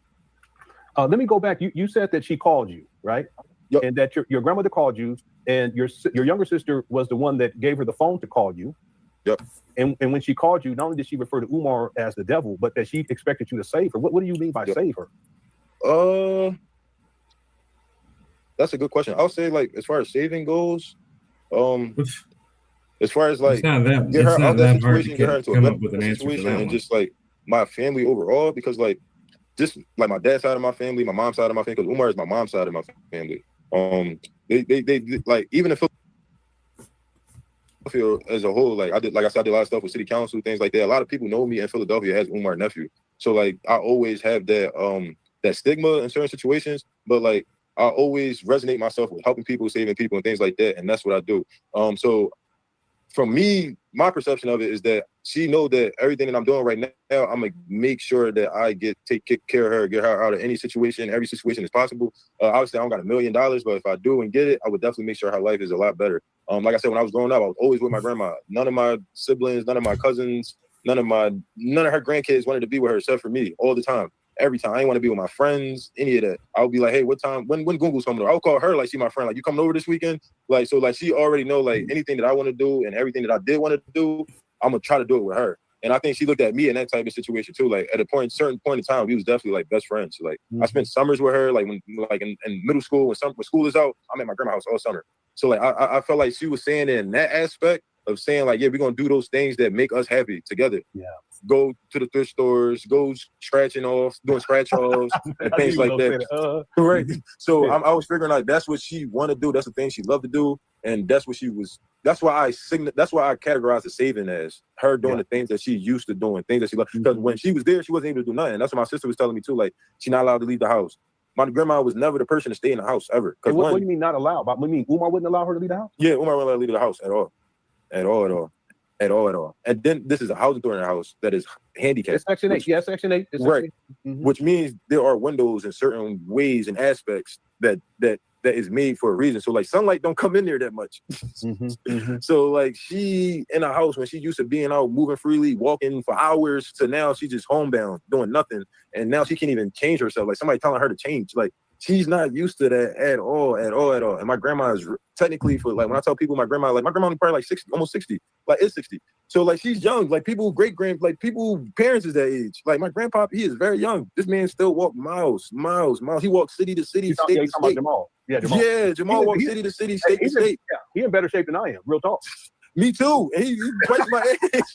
I'm like, yo, you gotta relax. So like them two That's together, the they had some genetics that created children that is out of this world for sure. But so why is it that your sister, your younger sister, just didn't keep taking care of your grandmother? What happened? Right. Because once Umar started finding out that she was allowing people to call her to talk to my grandma, or my grandma can use her to talk to other people, and that it was one situation. Umar cursed my sister out, called her all types of B's, all these types of situations for allowing my grandma to talk to people. And this what made Umar be like, yo, nobody could come here and stuff like that. And that's when he officially moved in. And that's when he was about to fight all his siblings. See, he didn't even initially stay there. Umar didn't even initially stay there. He just put them two bum ass niggas out, and then he had his niece taking care of his grandma. But the niece was letting the family members that wasn't taking care of his mama before get on the phone and come through. And so he stopped all that and he moved in so he could monitor the situation. Yeah, I'm also noticing a kind of inconsistency because he said that, that he wouldn't let her leave the house ever. But then it isn't until later on of supposedly of him, of her letting the other people talk to her, that he moves in. So my question would be, how does he prevent her from ever leaving the house if it was the sister that was taking care of it and he wasn't moved in? Because if you're not moved in, how are you going to stop her from leaving, or set this rule that she has to follow from leaving, unless he told the sister that she's never allowed to leave the house, and the sister was enforcing it? Because what I'm hearing is the sister was the one physically there and he was not. But the sister wasn't enforcing it, which is why Umar got rid of her and pulled it in. He gave her the rules and she wasn't enforcing it at some point. That's why he said Umar found out. Right. Skip it back. So she wasn't enforcing the rule. Right. Of your grandmother. What happened? Right.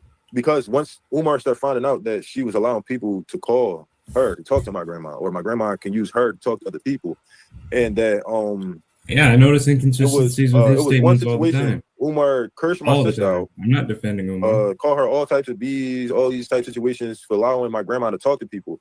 And this what made Umar be like, yo, nobody could come here and stuff like that. And that's when he officially moved in. And that's when he was about to fight all his siblings. So he cursed my sister out, did all that. She called my mom. So he didn't move in because he was homeless, because he got put out. He moved in because he couldn't trust nobody. And he was like, y'all motherfuckers ain't been there. Y'all ain't finna come now. I shouldn't even be in this position because I'm not the oldest child, but the oldest child ain't here. I still don't understand how he gonna say y'all wasn't there for my mama when her second husband was mistreating her. Nigga, where the fuck were you? I don't know if you noticed, Miter, but this is me criticizing Umar, asking him where the fuck was he when he was complaining about the family, saying y'all letting this shit go on. Where the fuck was he at? So this is me criticizing Umar. Yeah. In the same video where I'm defending him. Two things can be true. Yep. You can't blame it. If they wasn't there, nigga, you wasn't there neither, because apparently you didn't do shit neither. But yeah, this part here is the family business. They get tricky there. I can't say he right or he wrong because I don't know the ins and outs. Now, all he said was there was a reason that the sister didn't show up. Was it a good reason or not? I don't know. But all these folk need some damn therapy, in my opinion. Call all the family, and the family like, hey, why you cursing her out? One, she's your youngest niece. She your niece. Two, she's only doing what her grandma want her to do. So like she at this time, my sister only like 22, 20, 20, yeah, 21, 22. So she's not doing nothing wrong. And for you to curse her out and treat her like that is not right. So they pulled up, same place that they at now, confront him, things like that, trying to fight him, everything like, so the whole family pulled up trying to fight him and stuff like that. He didn't want to come out. Well, actually, they did fight. He definitely did fight. He fought like two of my uncles at that time. He fought his youngest brother. His brother. Yeah, his brothers. Yep. So he fought two of his brothers. Wait a minute. Situation got confused. I was tried there, to fight and he was come out, or he did come out and he fought two of them because he changed the story up. He thought about it. He changed the story up because he did get to fighting with two. He was like, hold up. Umar ain't no punk. He did fight two of his brothers. He did get this scrapping. If he had to fight two of them, that meant he whooped one of their ass, but the second one wanted to fight. Somebody had to try to get and he also said the whole family came in. So that narrative would be, oh, okay, I went out, the whole family's there, everyone wants to fight me, but for whatever reason, I guess code of honor, I'm fighting just two of them. I think he got two brothers, maybe three, and the rest are sisters. I don't know. Don't hold me to that, but I think he only got. Yeah, I'm just saying it's a little fishy when he says, "Oh, everybody wanted to fight him. Everybody came out there to fight him. He wouldn't come out. Oh, he did come out and he fought two of the uncles." And it's like, well, where's the rest of the family? Did they just stand and watch? Well, he can't fight the sisters. He just gotta. if the sisters are hitting him, he just got to take them licks. He can't beat his sisters up. Now the brothers, they men, they want to smoke, Yeah. cool, but no, like fighting the sisters, nah, he can't get away with that one. All right, I hear your point.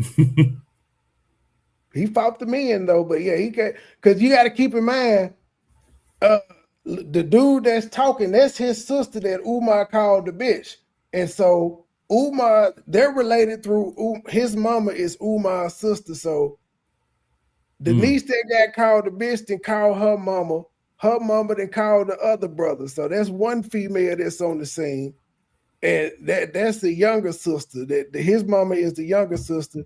Then there's an older sister. She may have pulled up too with the brothers. I don't know how many brothers he got. I know he got at least two because they did. Well, we know that if he fought two, we know if he fought two of them versus himself, we know he lost. But you know, it was 2 out of 3. What did that even accomplish?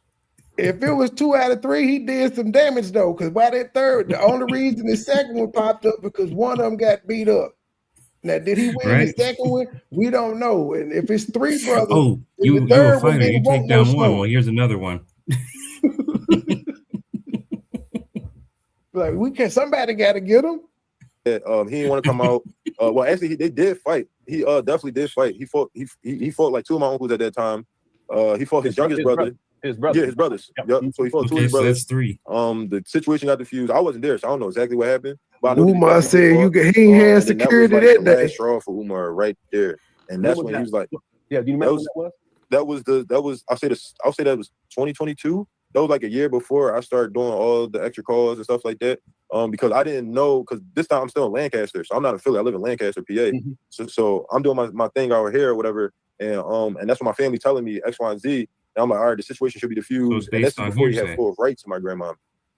And then once he got full rights, so I'm like, yeah, that's his family beef. After that, he still came to see me with my grandma. Okay. So like that's why I was like, we in good standing.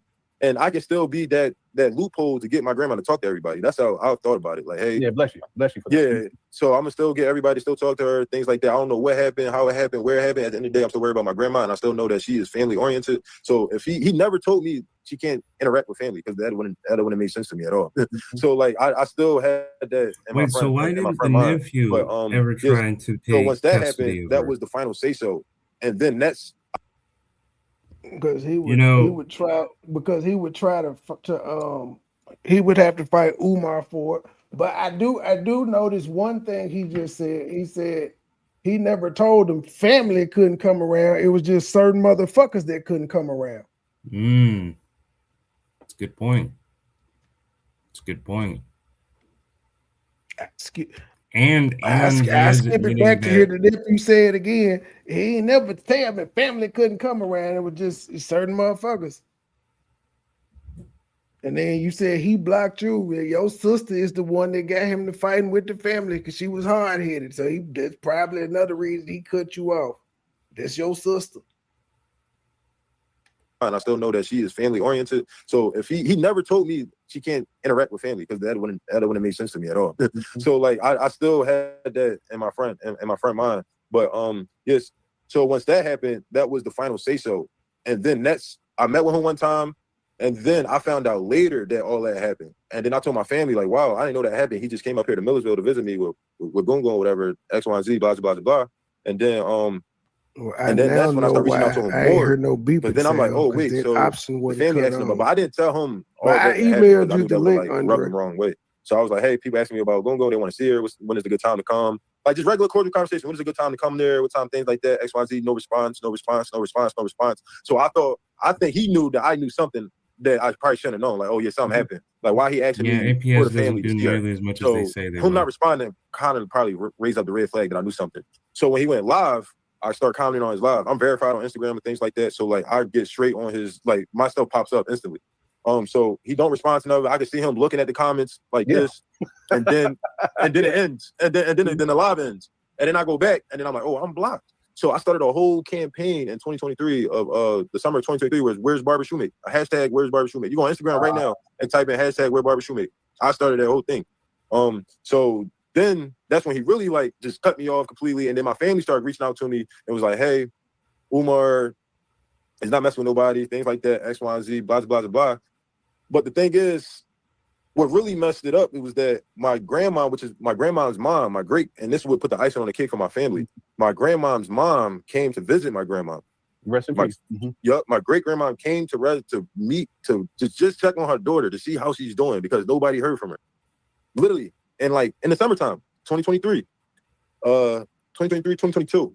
Yeah, 2022, and was knocking on the door, stayed outside in the summer, like boiling heat. She's like 70, almost 80, trying to see her daughter. Would not let her in.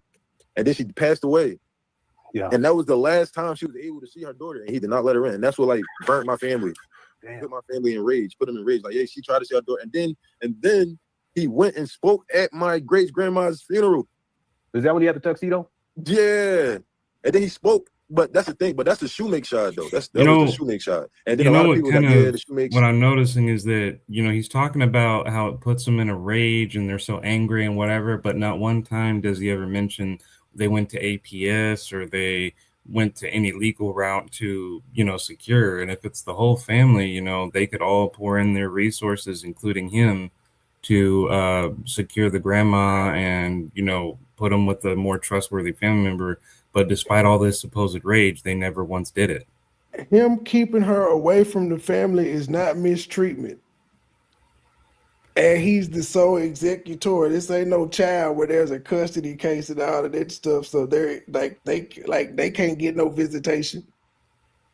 That's true. I'm just saying that, you know, if they truly were believing that this was a case of elderly abuse and that was their whole thing, they could all as mass go to a APS, say, hey, the family doesn't believe it's elderly abuse. They just is upset that they can't see him. They've never once said that they believe she being abused. That's Lene's claims. Lene claims Lene's claims is that she's not being taken care of properly, and she got scores on her food I'm and getting her it now. thing. The family hasn't alleged this. Again, he said the family got enraged because Umar's mom's mom came to visit her and Umar wouldn't let her in, and then she passed. Not that he's mistreating her, that he ain't letting them see her. He ain't letting them talk to her. Right. Yeah, that's not abuse. Because he had to step in, though. He had to step in and take control of her shit. He didn't ask to. The court granted it to him because nobody else stepped up. The oldest sister did not step up. And then initially, okay, when he figured out when he had to take over, Umar's mama's husband and Umar's mama's son was in the house. Umar's brother and they stepdaddy was in the house. I still don't know how Umar got to be over the stuff and she was married. Unless that I don't know. But he put the stepdaddy in there because he deemed y'all been here mooching off my goddamn mama. She in here in this state and you niggas ain't doing shit. He put them out. Then he hired dude who on the screen, sister, to come in and look out. He was like, don't let them sorry ass niggas in here. And somehow while she was taking care of Gungun was getting in contact with the people that Umar told her not to have in contact. So then Umar cussed the sister out, said, bitch, get up out of here. And she moved in with Gungun then. But he wasn't he was hands off at first, other than putting the mooches out. He still had family in place. The family didn't agree to his wishes, and it got him into a fight with everybody. And then the only claim of elderly abuse is actually coming from Lene, who admitted that she wanted to possess the Gungun mother to stay relevant within Umar's world. Okay, now this is making more sense. You're opening my eyes to this, Money. Now I'm seeing this in a new, different light. It's still fuck Umar, but that's the situation. It is still fucking, but that, you know, I'm not gonna side with people who are having their own agenda just because we both mutually dislike somebody. That's not integrity. Integrity Farms. They sold out because Umar is this big thing and all this and all that, and they think it was going to make something else come out of it, and it wasn't. And he's still on the same thing. So, like, it's certain things in the family, like certain, like it's just our people, man. Sometimes people clout chase, and that's like I'm not really for none of that. Like right here, he talking about Lene. But that's the thing. But that's the shoemake shot though. That was the shoemake shot. And then a lot of people was like, yeah, the shoemakes, they sold out because Umar is this big thing and all this and all that, and they think it was gonna make something else come out of it, and it wasn't. And he's still on the same thing. So like, it's certain things in the family, like certain, like it's just our people, man. Sometimes people clout chase, and that's like I'm not really for none of that. Like his daughter and her situation right now, I don't know if you've seen it. They said she was dead. Now she's alive. Like I don't got time for none of that. Like I got my own careers, I got my own mind, my own intellect, my own income. Like I don't need no clout. I don't need no recognition. I just need my grandma. That's it. Like that's I actually believe him that he wasn't here for clout, because you know what he did that Lene didn't do? He actually stayed off the internet after this. There's no, as you said, Money, you can't find any more of him after this interview. But Lene, she got on the same interview, not same day, but same interview. And what happened 6 months later? She's still here. He's not. I'm finna make a bold prediction because Lene on one of her community posts said, due to new opportunities and interviews, how much y'all want to bet one of these interviews is going to be with Anti-Afro Spengali and or Rev G Palmer? How much y'all want to bet that's one of the interviews coming? I'm putting it out there now. You said so your Umar's younger sister, which is your aunt, was taking care of your grandmother. No, my sister. Oh, your sister. Yeah, my blessings, which is his niece. That's his niece. I got you. Yep. Wow. So he called her a B? That's he called his niece a B. Yep. Okay. So your niece is initially she's taking care of your grandmama. Umar, at a certain point, when he finds out that she's letting other family members talk to your grandmother, what did he do to her? He ends up kicking her out? Yeah, he just wound up saying like, yeah, you fired, because that was her job. Like she was getting paid to do that. So that was her job. Was she considered to be the primary caretaker at that time? No, she was just Umar was still she wasn't at that. Umar was taking the money that he got as being the payee and was paying family to take care of her initially. And she still wasn't the primary caregiver because it was still some home health care workers coming, and the sister was taking care of it. State to have a primary caretaker yet. Mm-hmm. Oh, well, he said she had it. Umar was still she wasn't at that state to have a primary caretaker yet. Mm-hmm. So okay, so she wasn't in bad enough state to where she needed a primary caretaker. She was just a home health aide. Okay, I got you. Mm-hmm. Yeah, she was just a home health aide helping her. But that's the thing too with what that lady said in the other interview that made sense, and said that he was working with somebody that had a staffing agency for CNAs and stuff like that. So here it go. He validated what I said.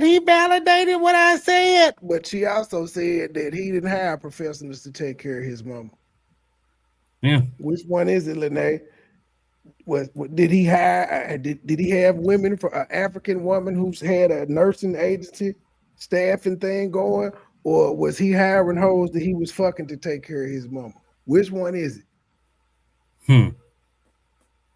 Probably got my sister to get hired on that to send her specifically to their type situation. But yeah, my sister was just a home healthy, helping her specifically for that. And then Umar so bad, he got his niece hooked up with the home health care aide so that she could get paid to watch her grandma. That's how bad he is. Once he found out she did that, he fired her, technically, basically. And then that's when he started hiring outside the family and things like that. And that's when my grandma started saying like all these women and things like that. But his younger... Yeah, don't lose your thought. His younger. So what year was it that he basically fired your sister, which would be... That was like 2020. Yeah, 2020. That would be like 2022. You see, despite Miter just hearing it being said that Umar didn't move in with his mama until after the sister was letting people talk, Umar would be homeless if it wasn't for living with his mama. Even though when he got over her estate, he didn't move straight into the house with his mama. Didn't Leonard say that Umar was hasn't worked since, I want to say, was it was either 2019 or maybe a few years behind that. And wasn't he saying that was when Umar became homeless because he hadn't been working since either 2019 or something, or maybe I could getting the year wrong. I But don't now we're know. hearing that he didn't move in till 2022, but we're hearing that he stopped working a job since back then, and that's supposedly when he's supposed to have been homeless. I don't know, but I disagree with Lennon's sentiment that the man is unemployed. I'm a podcaster. Umar is a podcaster. He gets paid to go on podcasts. He gets paid to do speaking engagement. He sells Yes, he books. does. He gets He paid to go does. on interviews. So I disagree with the fact that you're saying he doesn't have a job. He doesn't have a traditional job, but he does garner income off his skill of speaking. Not to mention he now got like 77 followers on IG paying him, subscribers paying him $10 a month. He just tapped Right. into that new income. Yeah, I mean, income is income, regardless of how you get it. But to Lennon, that's not a job. Wow. And Okay, that's okay, yeah, somebody continue. who's obviously getting paid oodles of cash for this. Yeah. Yep. And I guarantee you, Lennon has made more money off YouTube than he has in his jobs. Cybersecurity included. Because if cybersecurity paying me $200,000 a year, I'm kicked back with my feet up. Fuck Umar. Money, you want to know how much? You want to know how bad YouTube used to pay people about 15 years back? I thought 15 years ago was the golden era where you was getting the most. No, man. Let me tell you, because I was around the YouTube back then, and I was a teenager. And 15 years ago, I tried becoming a YouTuber myself. I was known as Dad McGrid, and when I tried to get on this what was called a YouTube partnership, the terms and agreements were we're gonna have to, I had to get a standard different payment app to get the funds if I was gonna get paid by YouTube. I had to monetize my own stuff, and then they had a policy that said 44 after a 30-day cycle they're going to pay you, but they take 44% of whatever you earn, and you needed to do a subjective amount to even earn $1 for views. And then if you made anything less than the 44%, you didn't get shit. So after trying for about a month or two, I made only a couple cents, and because it was below the 44%, I literally didn't get anything. And that's when I was like, you know what, this YouTube partnership sucks. And I eventually gave up on trying to do YouTube for money when that happened when I was a teenager. And then now as an adult, I'm a college student. I don't care about the money. And I'm on here because I don't like the lying and the deceiving that Umar and Lene and all these people are doing. But back then, 15 years ago, when I was interested in doing YouTube for money, the terms sucked.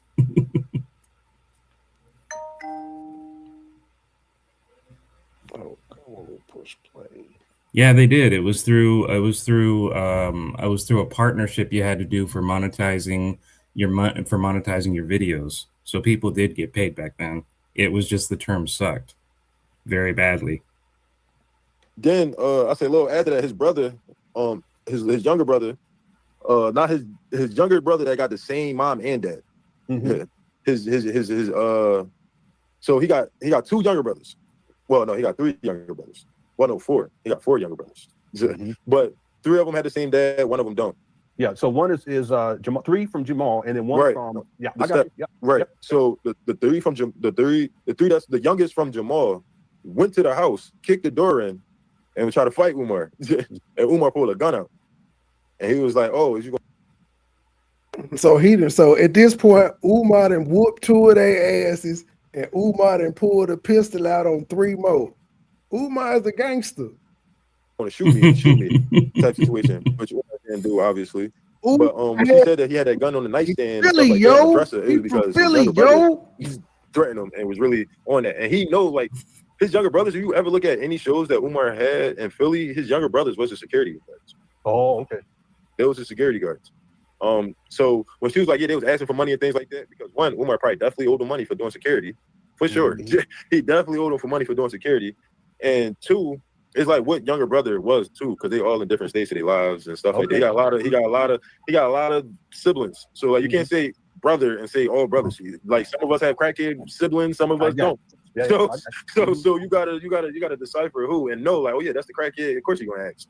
That's what they do. But like it's just they all not the same and everybody's not on the same type time. So like I can tell, and I watched that whole interview yesterday, like, cause somebody sent it to me and they was like, oh yeah, like the lady that was watching your grandma. I was like, whoa, that is asinine. That's why I said you had to monetize your video. Like turn from and that's where my sister was. She was doing my sister was doing. She was on like basically a home health aide. She was a home health aide. And then you turn from a home health aide to a project developer program. Like you start helping them with events. How you go from home? Hey, Lene, this part of the interview is right here. He talking about you. He said how you go from event planner to home health aide to sucking his dick. Yeah, he talking about you in this part, the part of the interview that you keep leaving out. When you said he validated what I said, he also said you ain't shit too, ma'am, in a nice way. Oh yeah, he talked against her as well. She was a home health aide.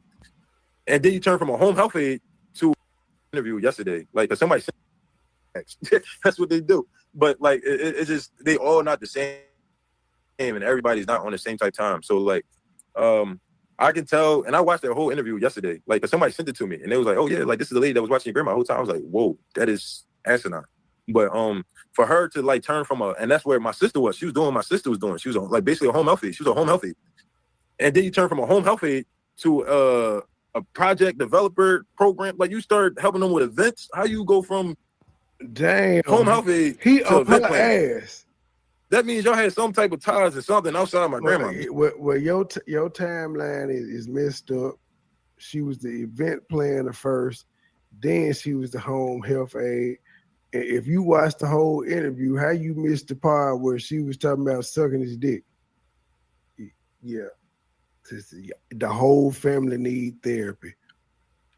You wasn't fully worried about my grandma because now you helping this man travel the world and get exposure. And while my grandma is there. But see, that's the thing. She act like she was in the house with your grandma every day. Changing what's even crazier is not only has it been almost 20 years, but it was about 5 years or so. They started with that double ad YouTube, no longer just watching YouTube and getting one ad and then skipping it. Now you got to watch 2 or 3 ads sometimes, unless you pay to get rid of the ads.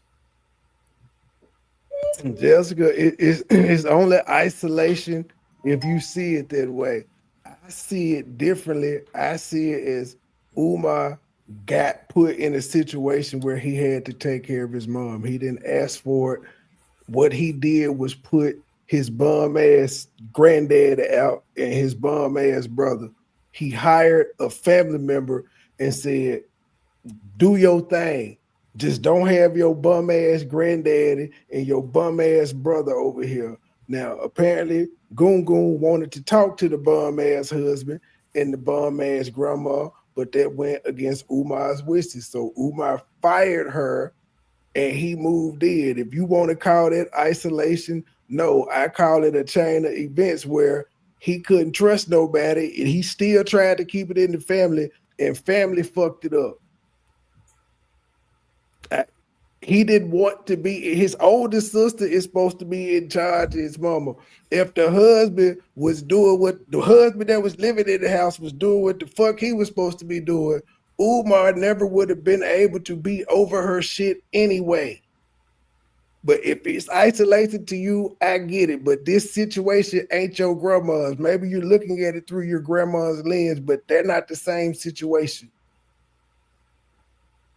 Like she was in the nobody has said this woman is abused.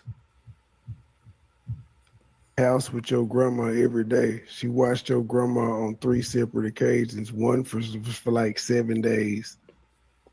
But it just like 3 times she watched your grandma. She wasn't there every day. She stays in Missouri.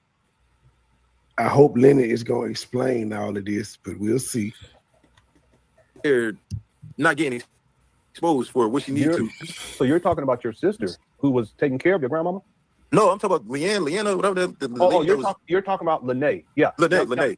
So I just want to be clear. When you said that Lene was the person that was turning people away, that wasn't her, because she didn't actually start to interact with your grandmother until 2025. Till 2025. So yeah. When she said that she started dealing with Umar in 2023. Well, no, she met my grandma. Well, the text message was March of 2023. She said it was 2 messages, but then on another one, she said it was one where she spoke to him in March, and then in October he responded. But I don't count them actually meeting, because from her version of the story, they didn't start talking and getting flirty until after he did the speaking event, after she dropped him off the hotel, and after he asked her, did you want me to stay an extra day? And she said yes. And they went out to breakfast, lunch, or whatever the fuck may have you. So December 3rd, December 4th is when I count her and Umar actually getting in the dating phase. And by May 2025, it was done. So December 3rd, 2023 to December 3rd, 2024 is 1 year. And then we go from there to May. They had like a less than 12-month interaction, not 12, less than 18-month interaction. They saw each other 3 to 6 times in that 18 months. And 3 of the 6 times she was taking her mama out. I mean, she was watching his mama. So I'll do a slight correction here. When I said 15 years ago, I calculated my age difference, and it was actually more 12 to 13 years ago. So my bad. Math has always been my weakest point. The end of 2023. No, she met her like 2025. What happened? This is one of the stories that Umar is trying to tell, but this is a false narrative. I'm real big on timeline. That's why I'm asking what years. So Lene initially, she had an interaction with Umar to have an event for Umar. Okay, this is before she comes out to Philadelphia. This is before she's intimate with Umar. This is before she even meets your because meeting your grandma was like the last thing. That ain't how she had the interaction. She had the interaction because she saw him on the Breakfast Club and she was thirsty as fuck, and she texted this man and said something yada yada yada, and then she may have asked about her son in between. And then she said there was radio silence. And then out the blue one day, he was like, yo, I'm going to be in Omaha. And I was thinking about coming there if I did a free lecture with yada, yada, yada. But they ain't meet to throw no event. She was thirsty and reached out to this man.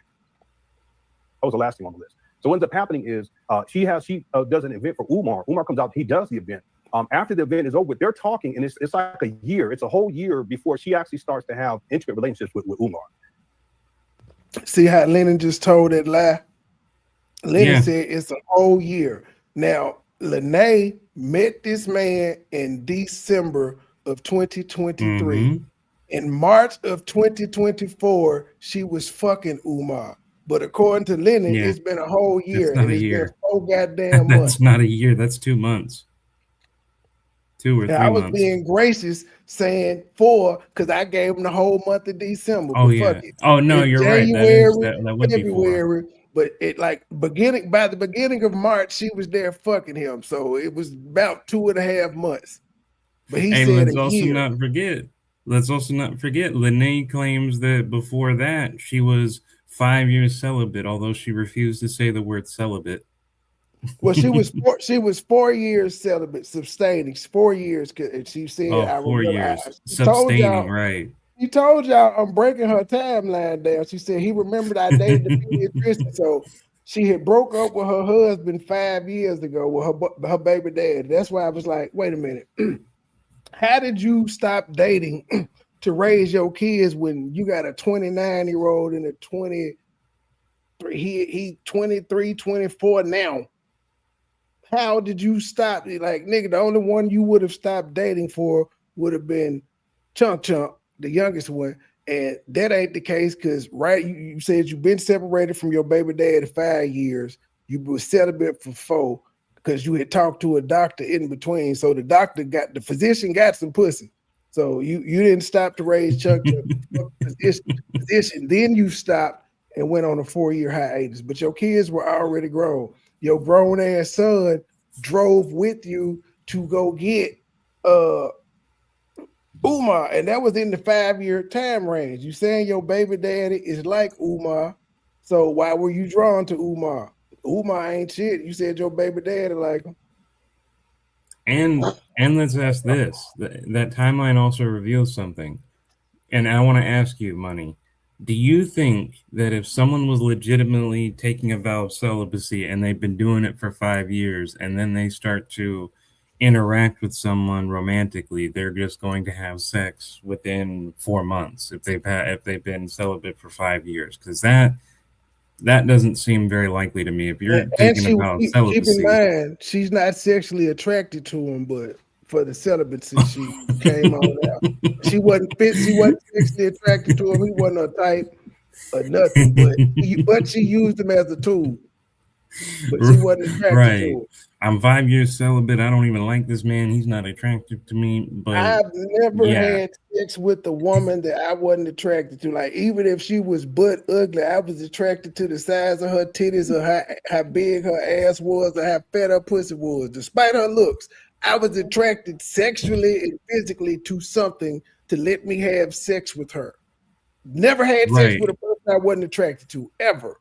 You had Umar would have to be an amazing Casanova to be able to have sex with a celibate woman.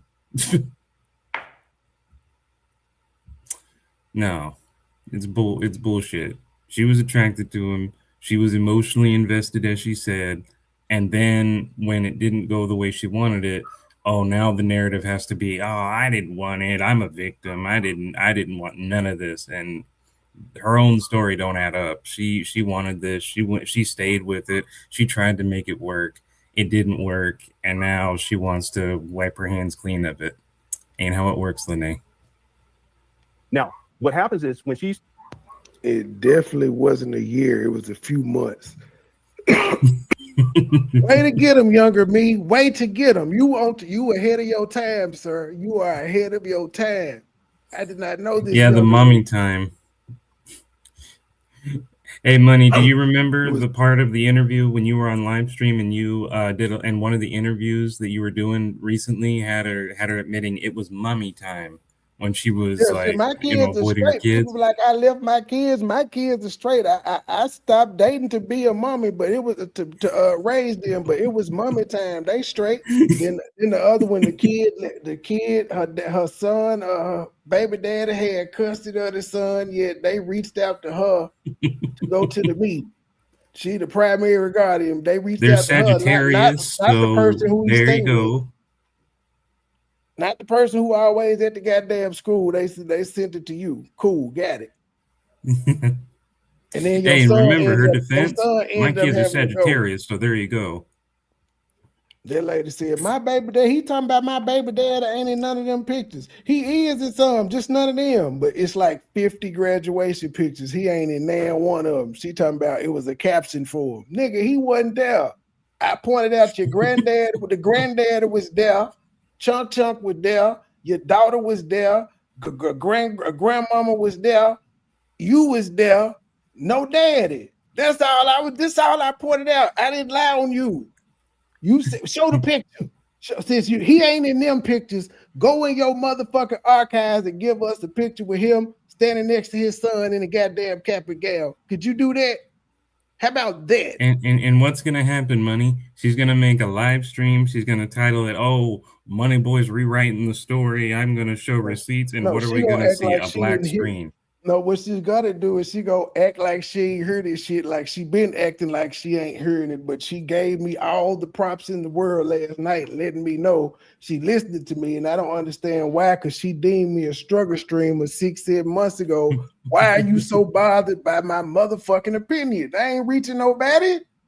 I'm not reaching nobody, despite what social blades say. I'm poor and I ain't reaching nobody. The few months from the time that she did the event till they started talking freaky and she went out there. change of spaces, especially if they Christian or they just found consciousness. Them the easiest ones, the ones that just found consciousness and did Christian. I think she said they started talking freaky in October, and by February she was out there. March, she comes to Philly, but she doesn't deal with your grandmother. She doesn't know about all of that yet. But after a while, that's when Umar asked her. This is later on, even further along in the timeline. He said, "I need help with my." March or February, because she claimed he bought her some. She claimed he bought her some Valentine's Day stuff, and he put it in the freezer. So if he bought her some Valentine's Day chocolates, it would make sense. His trifling ass would put him in the freezer because he knew he was seeing her in about 2 weeks at the beginning of March. He was like, it ain't gonna be old. The candy ain't gonna be old. Hey, Queen. you know, somebody gotta eat these chocolates. Might as well be me.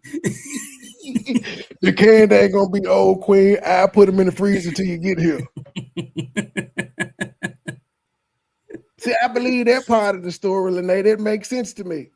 If he bought you something on Valentine's Day, it's only 28 days in fucking February, so 2 weeks later, your ass was in it up there.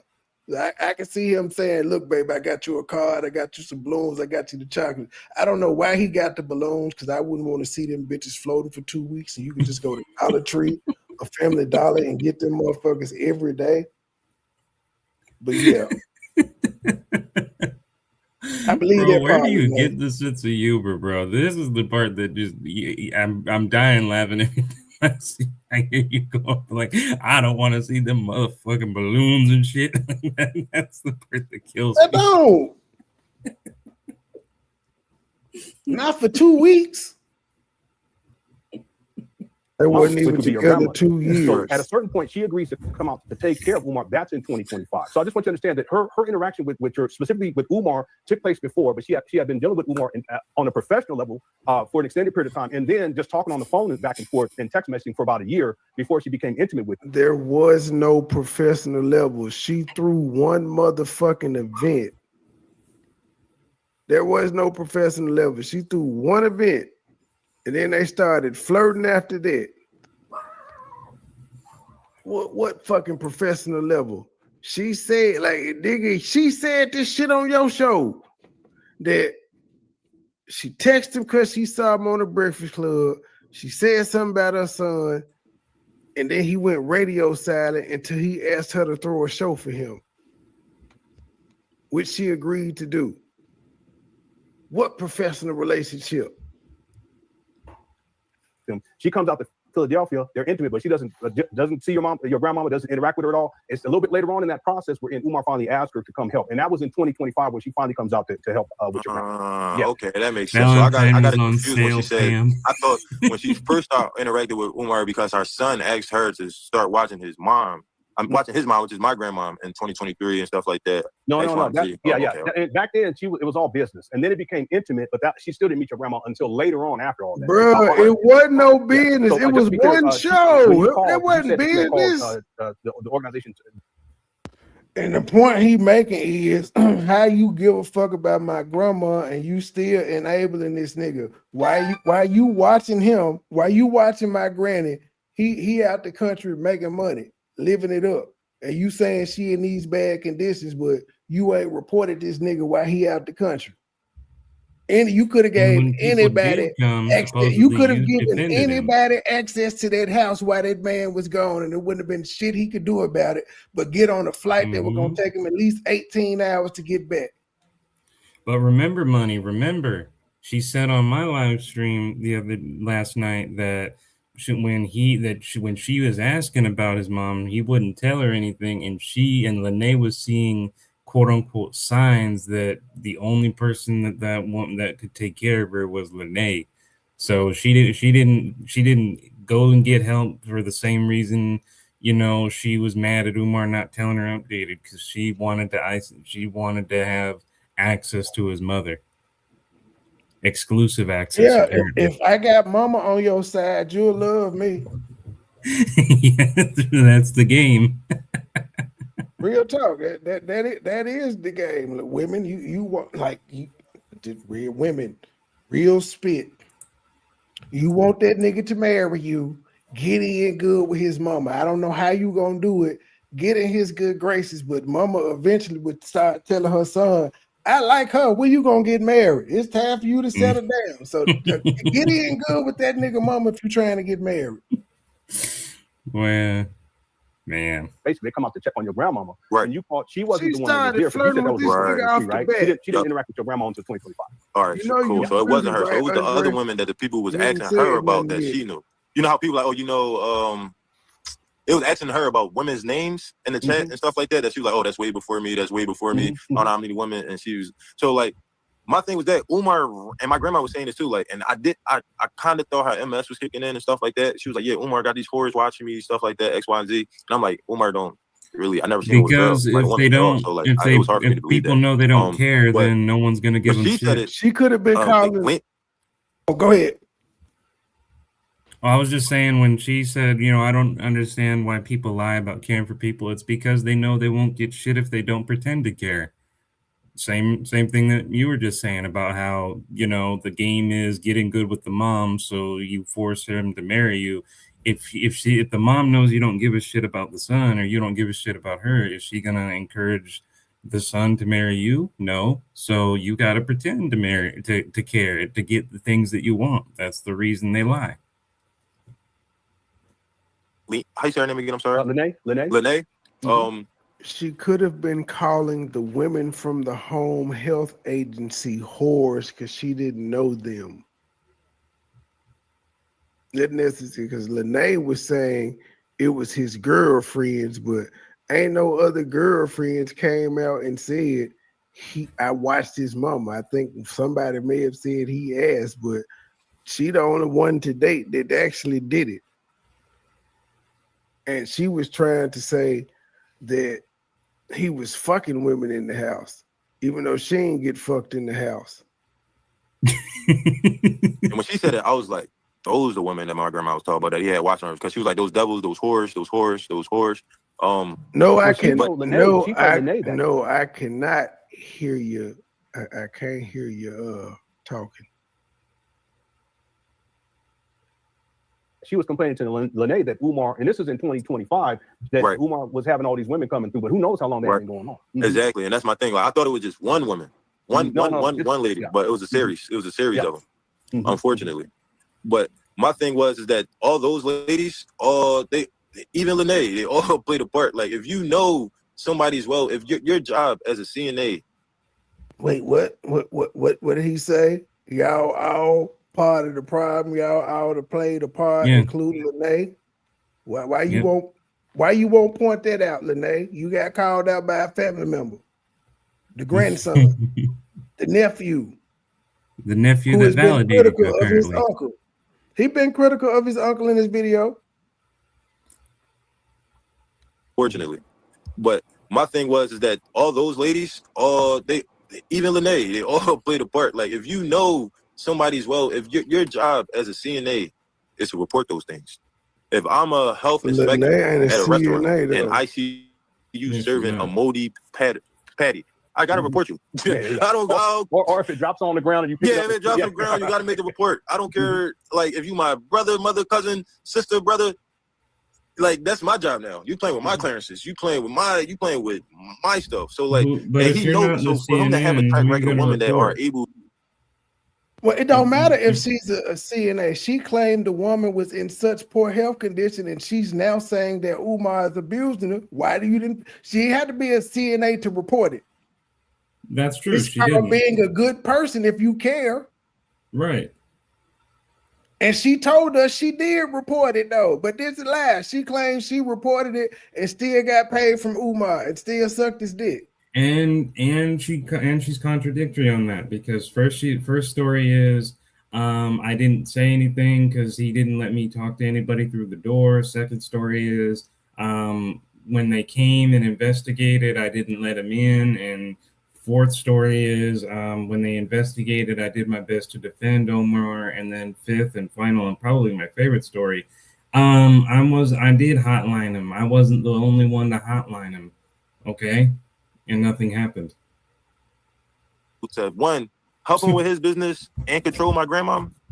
I don't know how he able to manipulate that many women to do those two jobs. Yeah, and but the thing is, yeah, he's a master manipulator, though. That's the thing about Umar. Help him with his business and control my grandma. I don't know how he able to manipulate that many women to do those two jobs. Yeah, and but the thing is, yeah, he's a master manipulator, though. That's the thing. This is old to me in real time. Nigga, you a master manipulator.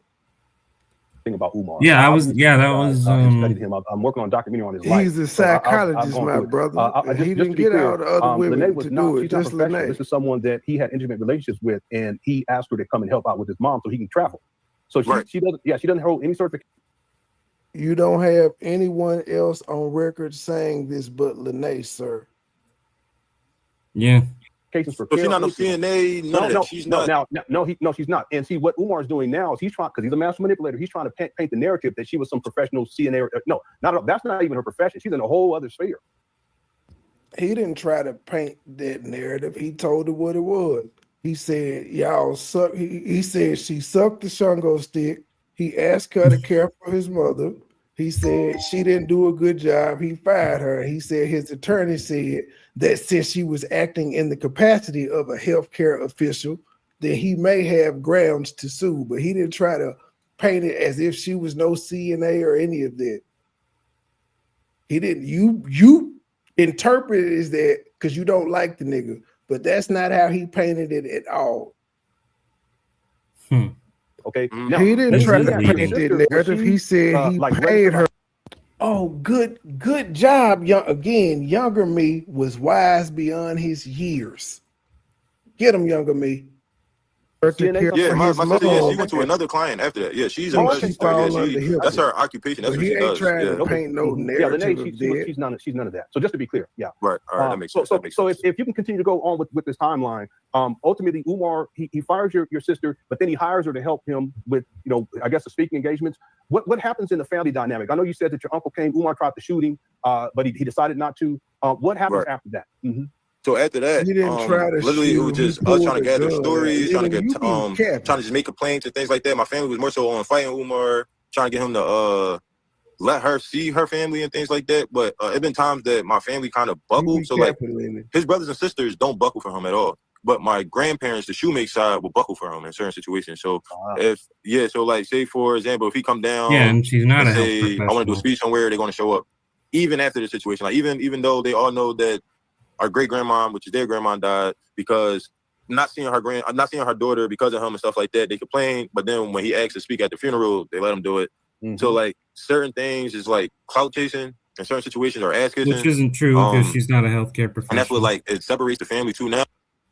I didn't hear it last night changing spaces, but I did hear her say it once before, and I pointed it out. She's mad because Umar took his mom away from her. Yeah, I heard that a while ago and pointed it out. That's the main reason she mad. He took his mom away, which he's entitled to do. And it has nothing to do with the mom's health. It's all just for selfish gain. It's his mom. He's allowed to take her away if he wants to. You're a stranger, lady. I don't like you no more. Yeah, she did. She is in current relationship. But like the great cousins, the great aunts, the great nephews, to me, they're the greats. They all for Umar and when he's around. But when he's not around, obviously it's fuck Umar. But yeah, I'm not really on like here and there, up and down, left, right. I'm more so like just trying to figure out like trying to get as much exposure for my grandma and understanding my grandma as possible. He can feel any type of way about any of this. Honestly, I really don't care because honestly, I'm my own man. I stand on my own thing. I have a very, very large following. And like he was saying, he's big on names. I have a lot of names behind me for sure.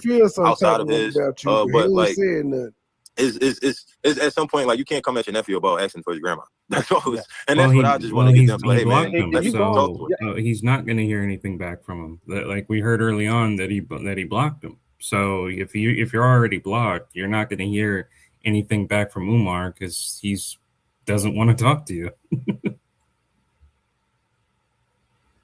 Yeah, and you've gone to the residence, right? You said how you went to the residence, but you were unable to be able to see her. Have you ever seen her at that residence? Yeah, I seen her there. I was there before Umar knew she was there. I was, yeah, I know. I got pictures in there. I know how the whole house looks. I was there. He was there before Umar even knew where she stayed. I was there before Umar moved in for years. So it almost sounds like he just basically, once he gets power of attorney, he bullied his way in. Yeah, he wants to control basically your grandma. Now, nephew, this is me. This is older me. Nephew, you said he bullied his way in, but you also said that your older auntie didn't show up. She was first in line. She didn't show up. So how the fuck did he bully his way in? He didn't try to fight your sister. She didn't show the fuck up. And again, that's like me and my brother.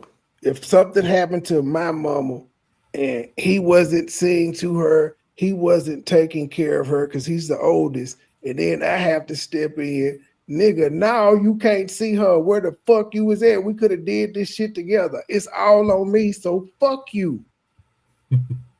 That's my right. Your ass had the opportunity to step up and we could have did this shit together. You didn't want no parts of it, so don't talk to me now. I don't need your fucking input. Where she goes, or what she does, who she's interacting with, and then the rest of the family at a certain point just tries to shut you guys all off, or you can't even see her. Hey, right, and my grandma was staying with my mom for like a summer. I can't tell you the exact. I say like 2020. I did that 2023. I did that 2022. So no, 2023. So I say like 2021. My grandma spent like a summer with my mom in Reading, PA, for a little bit, and my grandma loved it. Like she was just like, my mom taking good care of her, things like that, taking her to our favorite places and things like that. And the thing that really like kind of seemed like that triggered things, because one, I don't know, I had no clue, but my grandma, she get a check, she get SSI, so somebody got to be cashing those checks. It can't be her because she's never leaving the house. Yeah, at all. So, and then that came up. Wait a minute, I'm confused now. Why? He ain't been there since 2023, so he don't know if she been leaving the house. What I'm confused at is he's saying that, that the grandma spent the summer with the other relative, and the relative was supposedly treating her very good and taking good care of her. Why wouldn't she just stay there and be taken care indefinitely then? If it was so much better, why did she go back or move somewhere else? That's I don't understand that. A whole ordeal, like, direct deposit. Because technically, when you have that type of unless you are legally disabled and you have government funds that come towards you to keep up with your living, and if you have the power of attorney, you have. It has to be applied for and approved. Yep. The ability to cash those checks and do whatever, however way you want to do with it. Yeah. So, so that was like a red flag for like a lot of my family in a lot of situations. But he wasn't fighting. Earlier, you said he wasn't fighting for it. It fell in his lap. Or go younger me. I think the younger me may be wiser than the older me. Because it goes down the line. So that wasn't his intent. If it just happened that way because he ended up having executiveship over her or executorship over her, that's just how it happened. But you out your own accord said it was supposed to go to your sister and she ain't show up to court.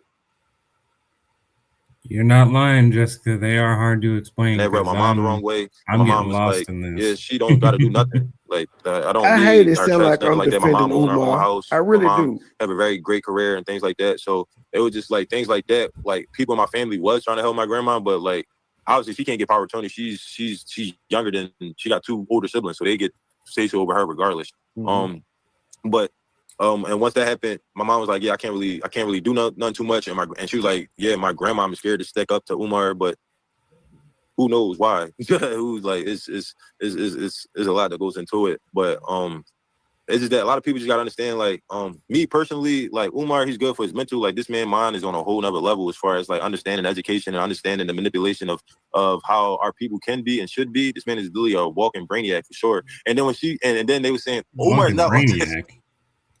Umar is not autistic. This man is not autistic. Like I said, again, he's responding to Lene saying that, and this is all said on Lennon's platform. Remember, he said he watched the interview. And should be. This man is literally a walking brainiac for sure. And then when she and then they were saying Umar is not autistic. Umar is not autistic. This man is not autistic. Like I said, He he talking worked to in the you, schools that I Lenny. went. He was my psychologist in my high school. He was my psychologist in middle school. When I was in middle school, I was impaired with a speech You impediment. said He got he me ain't out of never it worked because at a he knew that school. I knew how to speak.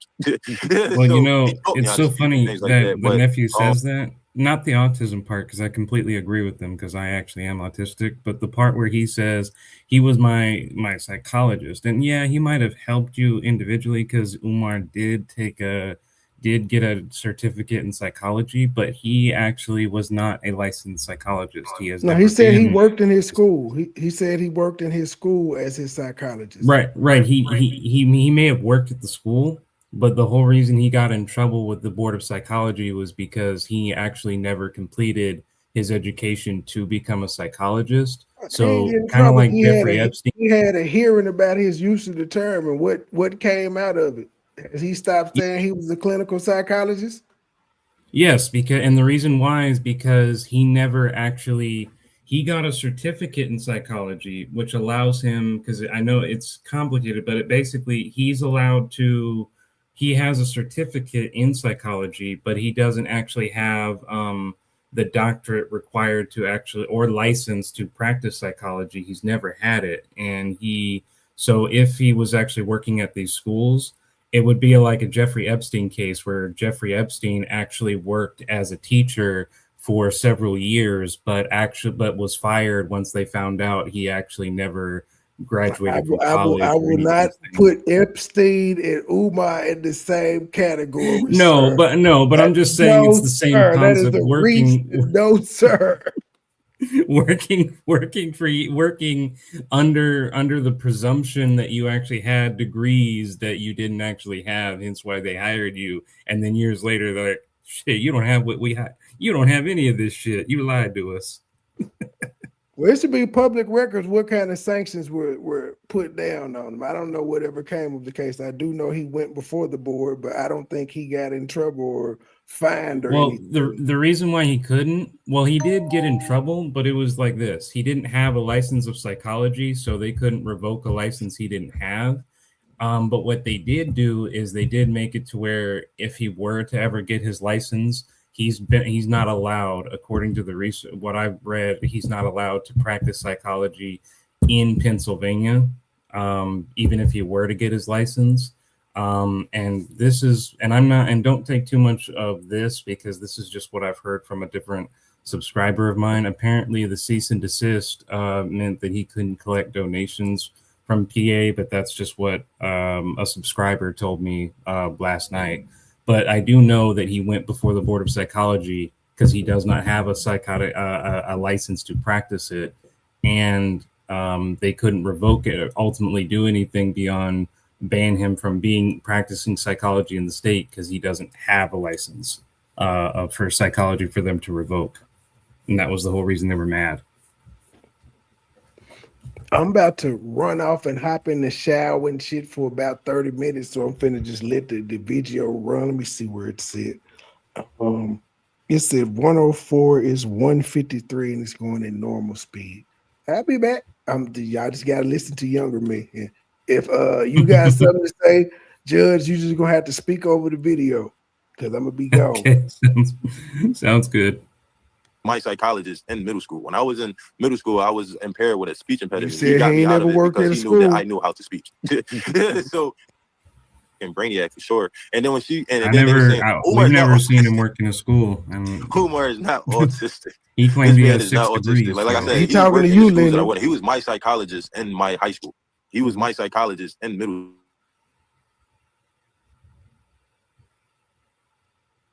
How to speak.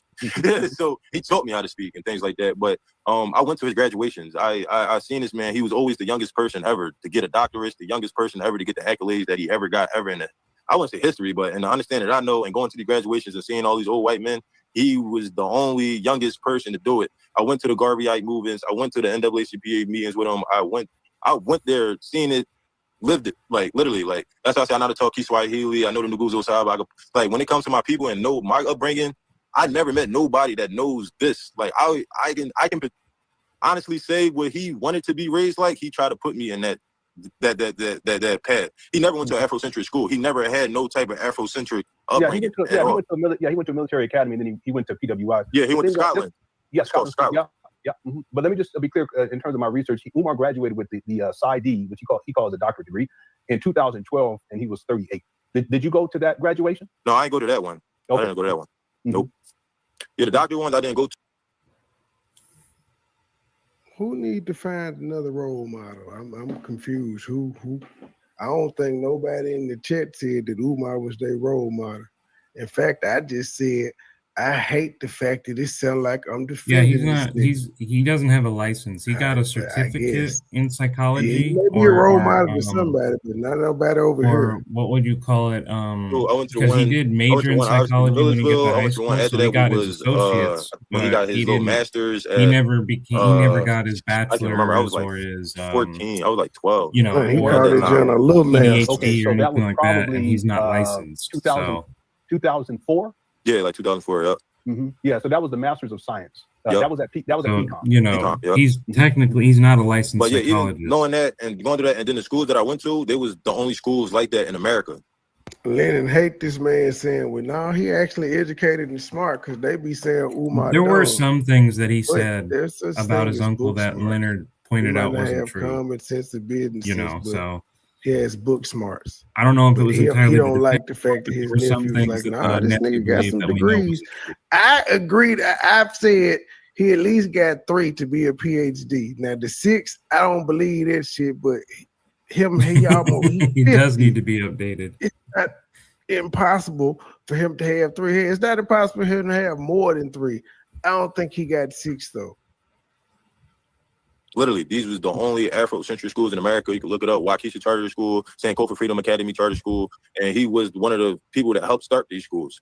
And he was a principal at a school too, as well. Yeah, there's no evidence of that. What school that was and what year? The school that he was principal of. Yeah. Look at him. Was it Mass? And the reason Lennon is asking it is because Lennon has been saying he ain't never been no principal.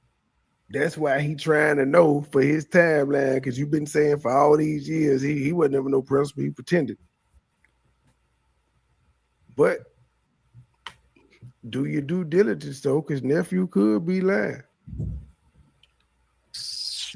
Yeah, the nephew wasn't right here because I can't remember his name exactly. A lot of schools got shut down. Well, he actually got fired though. I have information on that, but I want that makes sense. He only got he only got an associate's degree in psychology at best.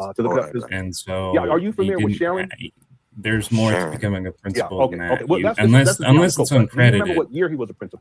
Then maybe in private, maybe maybe I could see that. He was at my high school in 2009. Mm-hmm. So I'll say he was a psychologist there.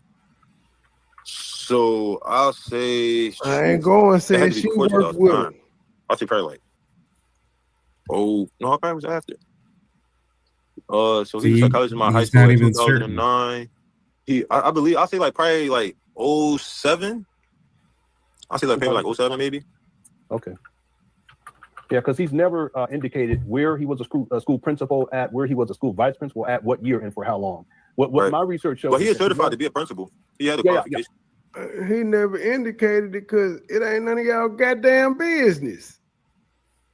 That's why he never indicated it, because it ain't none of y'all goddamn business. He don't care if y'all believed him or not. Yeah, and he also was certified as a national school psychologist and as a school psychologist, but he currently holds no certifications. Right, because Millersville had the best psychology program in the state of Pennsylvania, and he graduated with the psychology degree from Millersville. So he probably not, I don't know, certified, but he had that degree from. He was certified. Not certified, but he had the degree. And he never was licensed, and he talked about that too. My research shows that Umar has not worked consistently since 2011. Yeah, I can believe that. Yeah, I can believe that. Yeah, I think that's when so he's supposed to be this principal, this vice principal, and all these other things, but he hasn't worked. So that makes sense. Consistently. Can we go back to the time? You good on time? Yeah, I'm great. Yeah. Okay. So if we can go back into the timeline that you're painting here, do you remember when Umar first moved in with your grandmother? What year it was? I'll say it had to be was 2025. It was during a COVID. master's degree in So I'll say like psychology. I do 2019. know that he did Yep. graduate Yeah, he got evicted in from. 2019 from his apartment. Yeah, know out of that? Chestnut Hill. Yeah. Let me actually do a Google do search you on know that. about him getting evicted? Because I I don't could know have about him sworn getting it was evicted just an per associate's se, degree. but I know him getting Y'all So let me remember I know do- like let him me getting locked up for Google child that and support and things like that. And Locked up? What did he lock up? She didn't know like none of he this. not shit. locked up, but like he did some But time. she Like was they held him talking for like she knew. Because they he had held him for like bench child warrants. support. Yeah, Yeah, so they Umar so they caught him, but he wound up. I guess he had to pay whatever he paid. He paid it, so he got out. Yeah, so to but be clear, it's not like he went to have prison. a It's just that because he was back on master's. child support, they got him because he had bench warrants and he You basically said had to be in master jail for a degree while. in I get it. psychology Yeah, from And then he paid it and they let him Millersville. go. You yeah, in yeah, jail till you absolutely. pay. But yeah, so once he lost that house in Chestnut Degree Hill, that's when in like since he lost that, he's been at psychology my grandma's ever since. Mhm. Technically, from Yep, and that fits with my what was research. that called? When was the last time your Millersville. mother saw Okay. your grandmother? I'll say the summer of 2021. Man, that's hard, man. Yeah, extremely. And my mom, same thing. Like I said, when I was growing up, I always with my grandma, and that's because of the relationship that my mom had with my grandma. So like, Yeah. my grandma would be over. Okay, My mom you're would go actually out, she had a right. party I to smoke, stand she had a party corrected. to party, drink, and stuff You like are that. actually So like, right. He my grandma does would have just a come over not to master's watch the degree kids, but in literally just spend psychology time with the in kids, like just to school have fun, play board psychology games, from Myersville literally University. everything like that. And it's crazy Initially, he because earned when a double Lene major said that Umar would be undergraduate doing good degrees in at games psychology and because political science. his brothers and sisters He is all gamers. returned to Hmm. school and to Like graduate his mom is a while gamer. completing his What is She's he a gaming? board game. Like, so my master mom, she know how to put a whole computer together education in about ED. 30 He minutes. My later mom had one of Okay, the earned got top. Dr. Yeah, like she was like the PhD in top clinical scholar. She had psychology math. She from had medicine. she had Oh, full okay. round I scholarship stand to Howard corrected, on computer actually. science, on putting computers together. His Whatever the brother, guy's name he's like an was, ultimate I gamer. He know how to stand put a whole hard corrected. drive You together. know, I His other thought brother, he know how to I was do gaming, incorrect. like He top does gamers within have the state, stuff like a that. master's So degree in like school me myself, I like psychology. games. His mom He like games, like does gambling, have still games. But she was a card. you She know, like she played cards. She used to undergraduate cards chart. degrees in So like the psychology and strategic, political my family, science, we as well run as a off of master of understanding education, strategy and games. Like we understand how and to also a like it's PhD. just So it truly that feeds our mind, like I was reading and things like that. incorrect That's with. why she was saying the autism thing. I'm like, nah, it's not autism. Well, My I whole think family does that. yeah, no, I get it, but I Yeah, think that because part of the issue I'm with not. Umar is I that I was if you look at if incorrect, you go back to and Umar, I'm let's say always 2005, always and I can prepared. pull up a video and show you If someone if you wants want me to tell I can me do it. I'm wrong, I'm And always then you, prepared to look and it that's up the earliest video I have of and Umar on to record. see And if then I you look was at right or him now wrong, in because I'm 2025, not something's not right, infallible. bro. I am a person Yeah, just but like it's just anybody certain else. things like That doesn't mean 2005. I'm autism. Like What wrong, the and I'm I fuck? remember capable during of that being years, like that's when he both started like right one or of his all wrong, black, but his I'm own. not always He right started his or first wrong. black boy boot camp type situation. It was like you're talking about the boy. It was like a boy scout type of thing. Yep, I was the first kids that's in there. Me and my brother. Okay, We was the first, and that one was of the first that two was kids. yeah. Okay, That was in North Philly in the church. So I That was was in wrong, church. guys. I was And wrong that's in when he that taught regard. us how to tie tie. Like it was like on the on some Boy Scout Brotherhood black type movement. But it's just different. Like people just evolve and do different things, different tactics. Like when they were talking about the hand situation, all my family does that. Like like I don't do that, but all his brothers and sisters do that. It's a stimulation. Like they how they proceed and think about things is way different, and how they go back.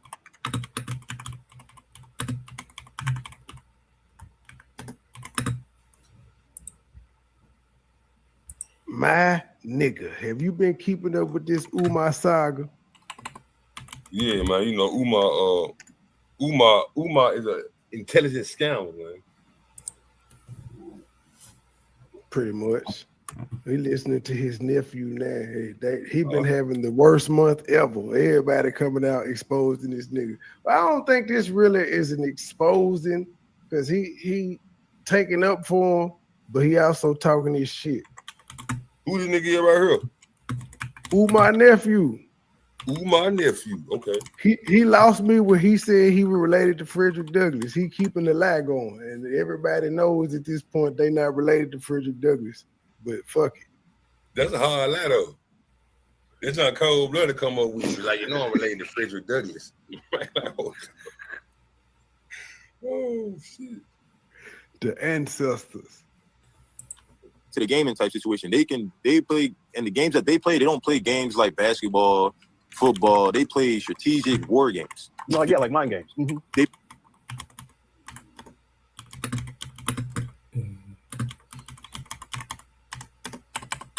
games that have to do with you need days to and win. strategy. And strategy.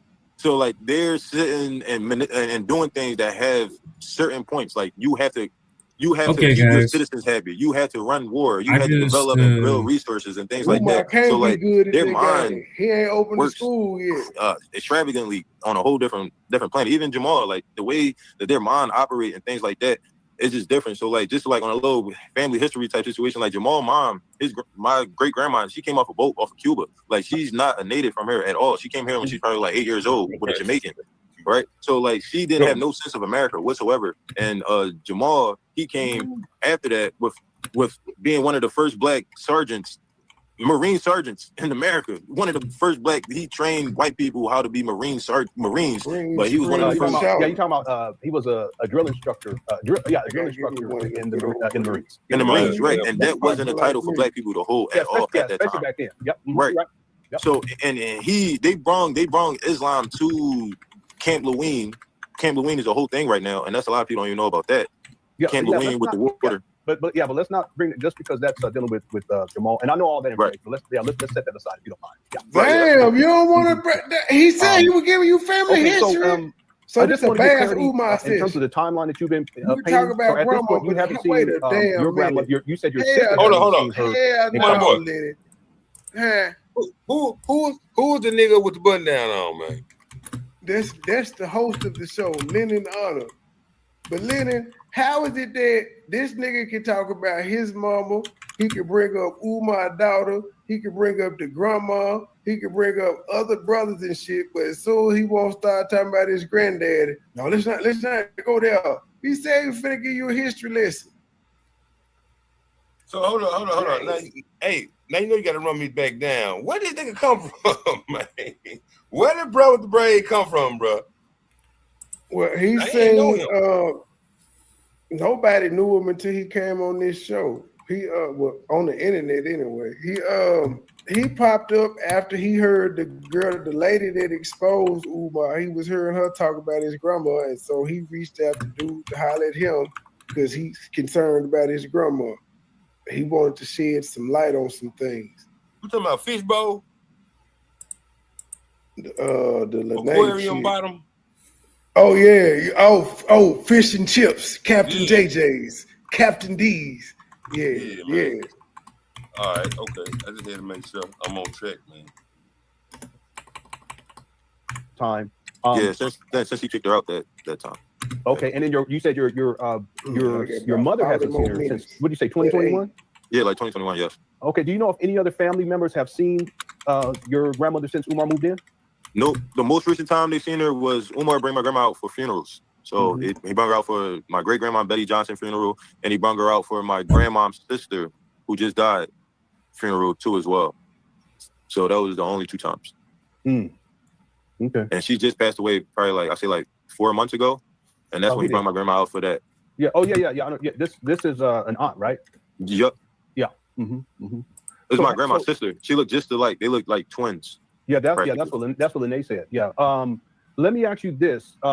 You've called the authorities to try to get some intervention with your grandmother's living conditions, and you said that they did send someone out, but they were turned away. Do you know if any other family members have done that? Yeah, they said they have.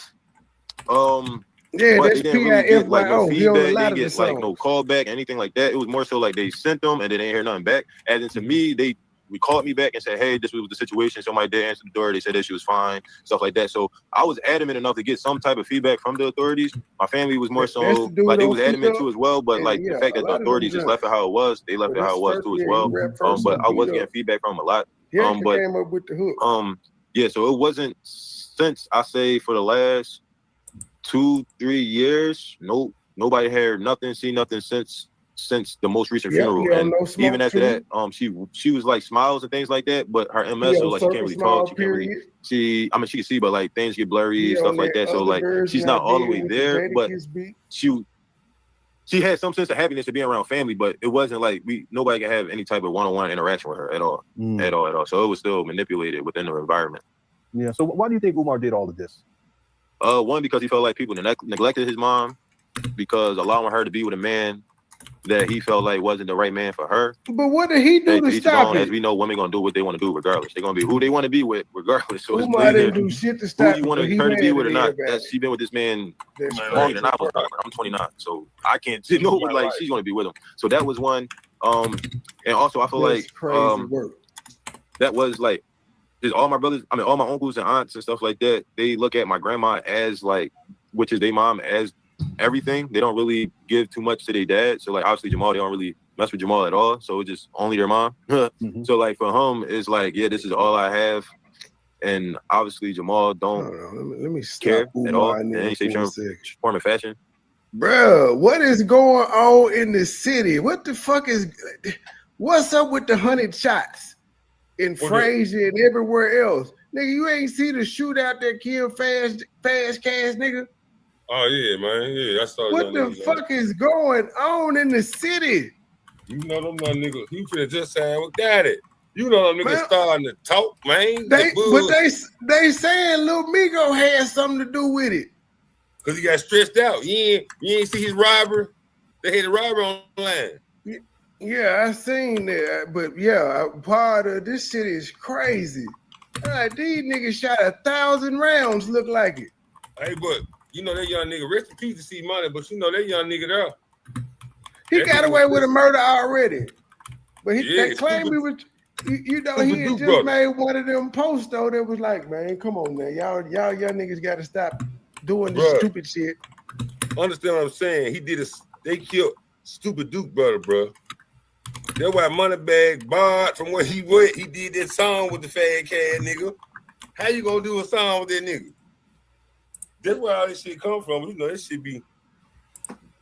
Them young niggas think they gonna respawn, and drop from the air or something. It's over with. Didn't they? But they beat the charge though. They went to jail and all that shit. I'm assuming they beat the charge. The niggas was out. Yeah, do you know him and then the other nigga went to jail with Papa Shoe? The bright skinned little nigga that with him. The one that beat the murder charge with him initially. Yeah, man, you gotta say like back in the day, man. Them folk bad. Y'all bad, bro. Nobody won't be around him. These folk is shooting up everything. Nigga can't go get a Subway sandwich. What about nigga Grove Hero? He won in Memphis. Yeah, but he got his ass blowed out. PIE affiliate. That man was like, I'm right back out here the next day. Where the fuck dog get shot at, man? About 3 times. Charlotte. Them folks plugged in Charlotte, Grove. Why are you over there open? Dog has been shot at 3 times. It's crazy, man. This nigga cannot move around safely. It's just always something going on. No matter where the fuck you at, it's just something popping off. I know you saw the fight, but hoes in the crest. This motherfucker took her shirt off, looked like they about to knock over the grill. Then when the fight over, some nigga like, man, get the fuck away from my house. I got my baby in here. And I'm like, what the fuck is going on? He up in the earliest bitch. Big Mama. I guess so. Yeah, no prime release. What about Hey, Money, you back? They keep me out the loop. What about I am, and I'm trying to skip through the fluff. Well, I'm kind of back. Right. Kind of. Well, you know, the person in the comment section actually corrected me because when they said that my information was wrong, I decided to go on to Google AI to, determine, what the fact of the matter is. And I was actually wrong on a few things. I was wrong about, him only having an associate's. I was also wrong in that he didn't work in any school. But what I can say is that we don't have any actually, even though he worked as a psychologist because his certificate allowed it. What it doesn't establish, though, is that he ever worked as a principal, because even though he was given what it says, what does it say right here? He was given a 12K something. What are the requirements to be a principal? PK certification in 2008 for valid for 5 years of service. Even though that's there's no public record of him being an assistant principal. That's just what he said in the interview. But he did, in fact, get awarded a principal PK-12 certification in 2008 that was good Well, for his 5 nephew years. said that he was the psychologist at his school, so we know at Yeah. least one school that he worked at as a psychologist. Right. Exactly. The psychologist part was very true, and I was wrong for saying it wasn't. We just don't have it confirmed that he was ever an assistant principal, even though he did get a PK-12 principal certification. So he did have the background for it. We just don't have any public record of him actually working as a principal at any point.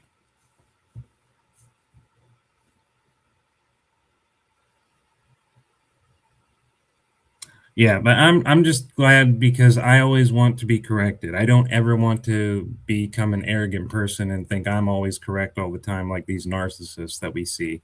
So I'm not sad or feel bad. I'm grateful to be corrected. Please let me know when I'm wrong. And I will do my research to determine if I'm wrong. I will always admit it because I'm not just going to assume I know everything.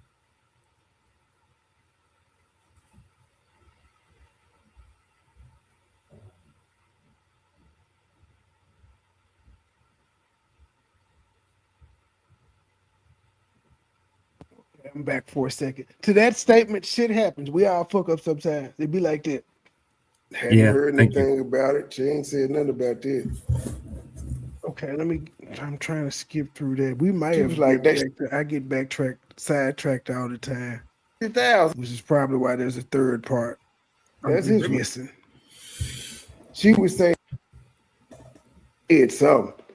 I know she ain't just say lawyer. Nobody ever says lawyer. We wouldn't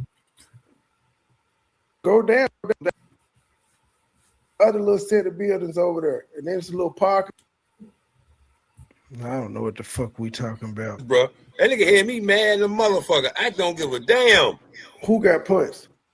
Yeah, I don't know what the fuck we talking about. Don't want to find out either.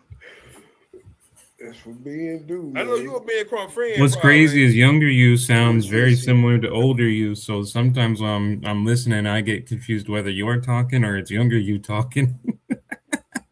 Like, shut the fuck up. It's the same. Why does she get her ass whooped till she can't get whooped no more? Yeah, I don't know what the Who's fuck that? we talking. We definitely are not talking about Umar and them no more.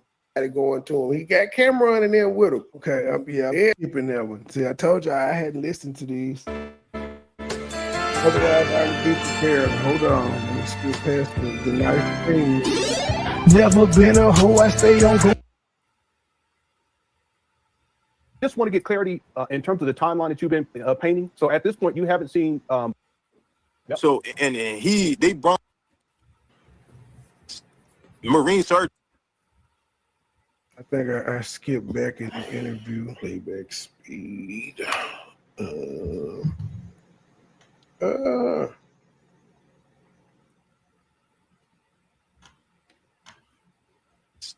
Marine sergeants in America. One of the first black, he trained white people how to be Marines, but he was one of the first. You're talking about he was a drill instructor. A drill instructor in the Marines. This in the is Marines, Umar's right? dad, And that yeah. wasn't a title for black people to hold Yeah, at all. his dad at that was time. definitely in the Marines. Right. Yep. So I was talking about Umar for a minute. I'm like, they what? brought Islam to Camp Lewin. Camp Lewin is a whole thing right now, and that's a lot of people don't even know about that. Camp Lewin with the water. But let's not bring it just because that's dealing with Jamal. And I know all that information. Right. But let's set that aside if you don't mind. Yeah. Right. Yeah, that's cool. Mm-hmm. Yeah. All Okay. right, So have a good I just one. want to get clarity in terms of the timeline that you've been painting. So at this point, you haven't seen your grandmother. You said your sister hasn't even seen her in quite some time. Yeah, since he kicked her out that time. Okay, and then you said your mother hasn't seen her since, what did you say, 2021? Yeah, like 2021. Yes. Okay. Do you know if any other family members have seen your grandmother since Umar moved in? No, the most recent time they seen her was Umar bring my grandma out for funerals. So he brought her out for my great grandma Betty Johnson funeral, and he brought her out for my grandmom's. I disagree, Scotland Yard. More women like the way he talks sexually than not. That's just the type that's the world we're in. But nah, it ain't stopped him from his career. Women like this shit. Speaking from experience, they like it. Not all, but he don't need all. He just need the ones that like it. And every time he goes to a speaking engagement, we see no shortage of women wanting to take pictures with him that he posts on his social media and they post on theirs. They're not his pictures. These are people wanting to take photos with him. So now it makes them moist. Sister who just died, funeral too as well. So that was the only 2 times. Okay. And she just passed away probably like 4 months ago, and that's when he brought my grandma out for that. Yeah. Oh yeah. I know. Yeah. This is an aunt, right? Yep. Yeah. It's my grandma's sister. She looked just alike. They look like twins. Yeah. That's what Lene said. Yeah. Let me ask you this. You've called the authorities to try to get some intervention with your grandmother's living conditions. It's a reason. This is real time. It's a reason why they say nice guys come in last, girls like bad boys, and why women that be cheating on their dudes be like, he boring. And you said that they did send someone out, but they returned. And they like to be choked and shit. Away. Do you know if any other family members have done that? Yeah, they said they have, but they didn't really get like no feedback. They didn't get like no callback, anything like that. It was more so like they sent them and then they didn't hear nothing back. And then to me, they called me back and said, hey, this was the situation. Somebody did answer the door. They said that she was fine, stuff like that. So I was adamant enough to get some type of feedback from the authorities. My family was more so like they was adamant too as well. But like the fact that the authorities just left it how it was, they left it how it was too as well. But I was getting feedback from them a lot. Yeah, so it wasn't since I say for the last 2-3 years, nobody heard nothing, seen nothing since the most recent funeral. And even after that, she was like smiles and things like that, but her MS was like she can't really talk. The authorities left it as she was well. So the authorities checked it out. They deemed she was well. All was cool. And then he said during this interview, which was in July, she said 4 months ago, Umar's mom was at the funeral because Umar took her. But Lene would have y'all believe she don't never leave the house. She don't come out the house. She can't get out the house. There's no way Umar getting her out the house because this shit stacked everywhere and all the ramps and shit are blocked. But Nephew saying 4 months ago, this was July. I don't feel like counting back 4 months, but the beginning of 2025, she was outside at her mama's funeral. Via Umar. Via Umar. Y'all can't come over, but I'm bringing her to funerals and stuff like that where y'all can still see her and talk to her. Y'all just can't pull y'all mustache up. You better get your time in now. I'm vindictive like that too. So I get it, especially if I got trust in this situation. Get your time in now, he says. If my brother is on drugs and he can't do it, okay, you can't do it. Nigga, you still don't got no say, so your ass shouldn't have been full of drugs.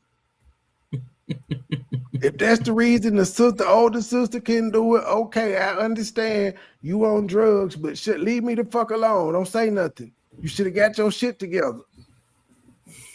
That type of discipline just doesn't exist anymore, unfortunately. She can't really see. I mean, she can see, but like things get blurry, stuff like that. So like she's not all the way there, but she had some sense of happiness to being around family, but it wasn't like nobody can have any type of one-on-one interaction at all. So it was still manipulated within the environment. Yeah. So why do you think Umar did all of this? One, because he felt like people neglected his mom, because allowing her to be with a man that he felt like wasn't the right man for her. Hey, to each his own. As we know, women gonna do what they want to do regardless. They're gonna be who they want to be with regardless. So it's neither who you wanted her to be with or not. She been with this man longer than I was born. I'm 29, so I can't know what like she's gonna be with him. So that was one. And also I feel like that was like all my brothers, all my uncles and aunts and stuff like that, they look at my grandma as like, which is their mom, as everything. They don't really give too much to their dad. So like obviously Jamal, they don't really mess with Jamal at all. So it's just only their mom. So like for him, it's like, yeah, this is all I have. And obviously Jamal don't. Okay, y'all. So I was just doing my going to IG and going to check on my Dr. Umar stuff, but I'm subscribed to the Nay too, or following her just so I could keep up with some of the shit that's going on. Now, again, now I'm finna just start saying this bitch is crazy. Now, she took a speech of Umar doing something, and she writes on her now every time he moves or speaks against something happen. I told this man I'm powerful. We gonna see. I ain't been wrong yet. I'm blessed. I'm favored. Leave me be. You stupid bitch. By that logic, everybody is blessed and favored. You're no more powerful than the next person. She really thinks all this shit that's going on is because of her. She's starting to get annoying at this point. So now, I don't even know how old this goddamn video is, but the fact that she says every time he moves or speak against her, something is gonna happen. Ain't nothing happened to this nigga though. He ain't been in no car accident or no wreck or nothing. He going through the same shit he been going through for 10 years. What's new? And These he's still hoes not is in crazy. trouble. You I gotta watch who mean, you 6 put your months dick in, after he Umar. posts this, he's still not in trouble. So Care at all, just and he's proves trying that just to proves it even fashion. more. Yeah, if you don't mind, I have to ask about that because Jamal is aware of what's been happening. Yeah, Y'all heard that this is me real time me. This is me back then saying I'm just scrolling. I'm scrolling IG because I'm subscribed to it, and I find out this bitch is really crazy. She is still fucking with this man. And I'm like, I'm just gonna go and say it. And she getting annoying at this time. I still had not went through her videos and broke that shit down. I did not. I think she may have peaked. I think that when I was saying this shit, I think that's when she either popped in my chat and told me I got it wrong. She was under. I don't think I said. I may have said something under the post, or she may. Or it was either we was going back and forth under her post. She was in my chat, or she DM'd me.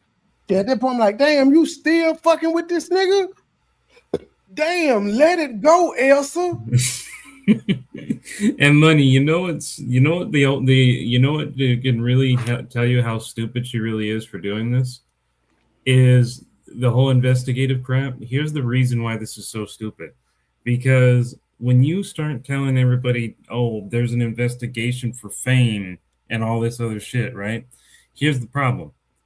At some point, people are going to say, hey, you said this at this point in time. You gave us this timeline of when he's going to go to jail. It's been 2 years, 3 years, 4 years. Nothing has happened. You keep delaying and pushing it back and what have you, and you don't provide us any evidence. Eventually, the lie is going to collapse on you.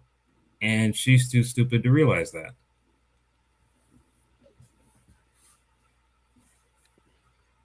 That dude fluid had her feeling good last night. The real feelings came. I'm glad the real feelings came out for y'all because they've been coming out, but they came out in little short spurts in interviews, and I was able to see that shit a long time. That's the main reason she don't like me because I seen what it is since day one. I ain't judging for it, but I'm like, okay, how many times can you tell this motherfucking story? This nigga ain't did nothing to you. After listening to it, I have determined this nigga ain't did nothing to you but take his mama away from you.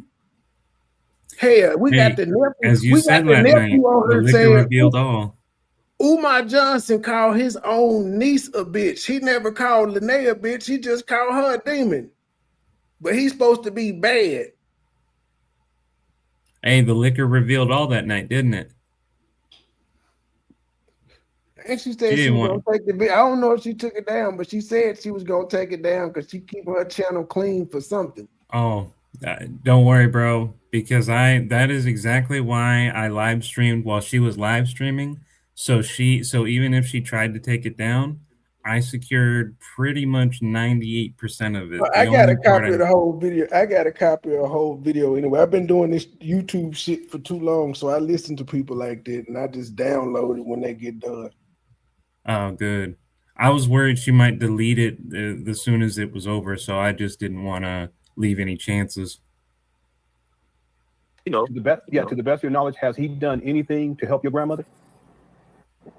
Nah, no. He don't. He said, man, that's crazy. Umar I just hope that she putting up fine. these text messages from supporters. He give good, like, this lady is a sincere, stalker, though. I'm inclined to believe Umar at this point. He's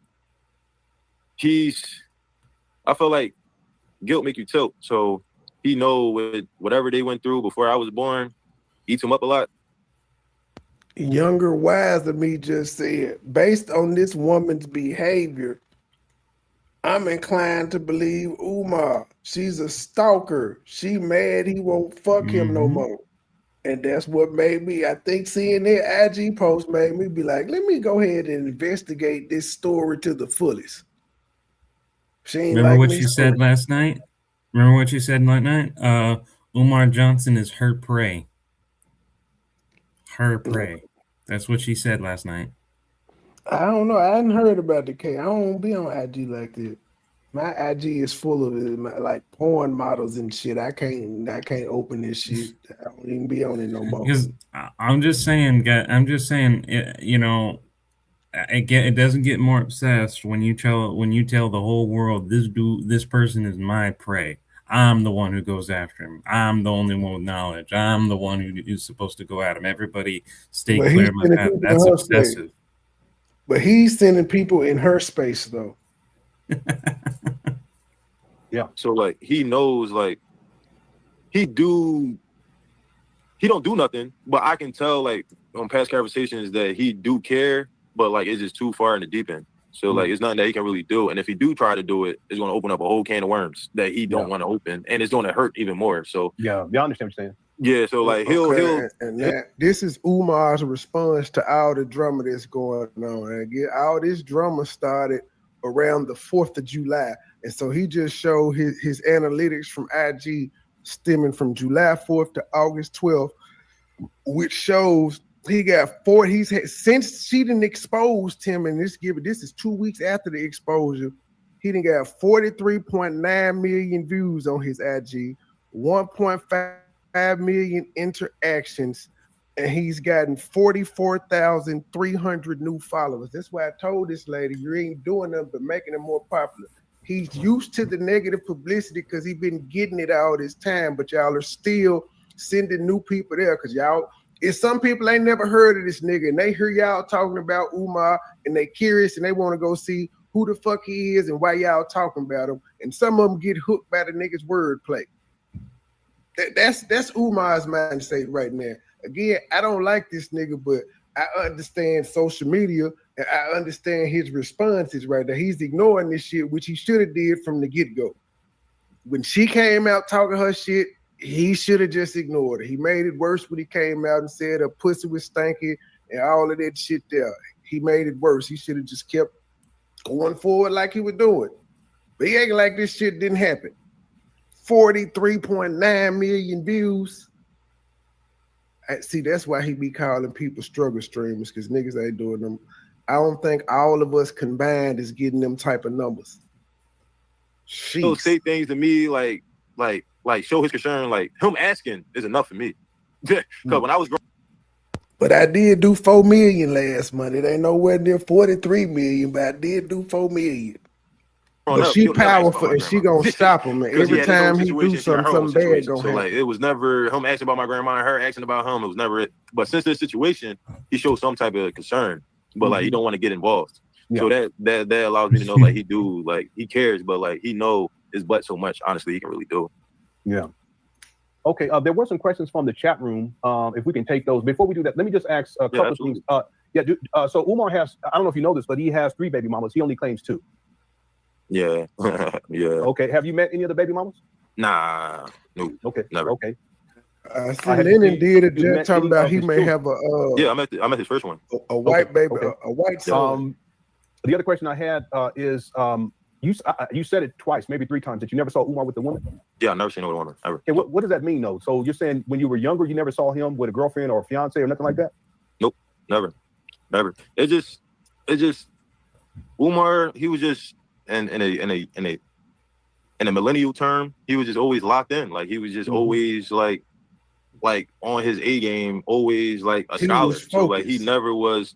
You can't never. If I seen him, he had a book in his hand, or he's speaking to people with a book in his hand. So like he never was on any self pleasure at all. I never seen him do any type of self pleasure outside of like education ever. Okay. Let's take. Well, let me just talk about this. So Umar got the money, then he got the power, then he got the hoes. Yeah. See, Umar he is the primary caretaker at this point. He has power of attorney. Yep. I also had asked, has any other family members taken care of your grandma? You answered that one. And then you also said that he was a school principal, so I got that too. And then I asked the question, when was the last time that you? Okay, you answered that one as well. These were just some things that I had written down here. Okay, so let me go. Yeah, let me go into the chat room, and if people, if you have questions, just type it inside in all caps. Okay, inside the chat room. Okay, this one is from. No, I'm not that first one. I'm not going to read. Fairchild Republic says, does he truly believe that he is a direct descendant of Frederick Douglass? If so, what proof does he have? Because the Douglass family has denied this repeatedly and has asked Shoemake to cease and desist with this claim. So this is a big controversy dealing with. So go ahead. So the Frederick Douglass, the Bailey's family have a group chat, right? The Bailey Carson family have a group chat. I'm in that group chat. You talking about on Facebook? That one? Yeah, I'm in the group chat. We talk about the same stuff. Everything like that, post of family, stuff like that. Most of the people in that group chat look just like me. Light skin, light eyes, different variations. But like, yeah, we have family reunions. We have the whole. Bruh, they whole denied nine, y'all. He just said they denied y'all. Yeah, are you aware that Jamal descendant Johnson either. took a DNA test and the DNA test came back that there's no blood relationship or genetic relationship to Frederick Douglass? he is the kin of the cousin. He is related to the cousin of Frederick Douglass, which is like an offspring per Which se. is a lie. He's not related to Douglas no at all. That connects the nigga that made all of y'all be able to say that y'all descendants of Frederick Douglass. You not related to him, nigga. The only way you would be related is through your granddad who told Umar that shit, and he took a DNA test. He ain't related. See, this man is telling you what the family has come out personally and said. Don't nobody give a fuck about no group message. Y'all ain't related. Shit. It's still in the same kin. Definitely same kin, but not the exact directly. So he's saying fuck well, DNA. The DNA shows that there's no genetic relationship. None. No DNA relationship. No, I don't find it weird. I find it either the shit social media says about him is incorrect, and or they just some women who got their own shit going on and they above that shit. They're not chasing social media clout. Yeah. Very much so. Yeah, Hell, Lene ain't out here talking about her goddamn baby daddy, but she talking about Umar. I can take that. I mean, I can pull up the post. Want me to pull up because Jamal actually. I got access to our DNA, our ancestry. Like we got the whole thing carved in wood. Okay, because the thing is that Jamal he did a video to explain that. He took the video down, but he also did a post and he stated specifically that that he's not a descendant and that none of the children are descendants of Frederick Douglass, and the DNA test proved that there's no genetic relationship whatsoever. Yeah, directly to Frederick, but we are the descendants of the cousin of Frederick Douglass. Okay, I see what you're saying. Yeah, you're talking about DNA. He's just trying to find DNA says there's no match. You're not going to be related to the actual descendants of Frederick Douglass. They actually state that there's no evidence that Stephen is related to Frederick Douglass. But yeah, they never caught any. They never got DNA from Stephen. Like it's more so for like books and stuff. I'm saying like him saying that he's related. Like this is my family. This is my relative. But they don't have no DNA. Okay. All right. The next one is did any of Umar Johnson's siblings try to get custody of the grandmother? How come grandma is still in Umar Johnson's care? Does Umar Johnson's mom specifically want to be with Umar Johnson? You answered the first part, right? That you can't. Yeah, it go by the age. It go by the oldest. And grandma's still in. Yeah, she's still in Umar care because once you have full right of the person, once a person have MS, they have no ability to understand of anything. Yeah, so you are their mouthpiece. Yeah, he's the power. That's the whole purpose of power of attorney. Yeah. Yeah, do you think she wants to be? Do you think that she wants to be under Umar Johnson's? Oh yeah, no, not at all. But once you have a power of attorney, that person is your brain. So like you can't even speak for yourself. Yeah, so it's a legal issue, right? Yeah, it's a legal issue now. You can't really go against it at all. Yeah. I wanted to ask too. This is kind of leading a little Umar, bit. He wasn't asking him to for his explore. He was literally leading him to that conclusion. I'm just noticing Lynn's rhetoric when he's talking. You can actually kind of notice because you can notice the difference between an open question to explore and then a leading question that is predetermined to come to the conclusion. Because he didn't say, "Do you think that's a legal issue?" He said, "That's a legal issue, right?" That people don't know that, but that's a very important distinction between an exploring question that's meant to see what you actually think. There's objection. There will be objection in court. Leading. Exactly. Leading. Objection. Leading. because that's what Lennon is doing right now. He's leading. But as I've said before, there's no way he has watched Umar for 10 years and not picked up on speech patterns, habits, mannerisms, and all that shit.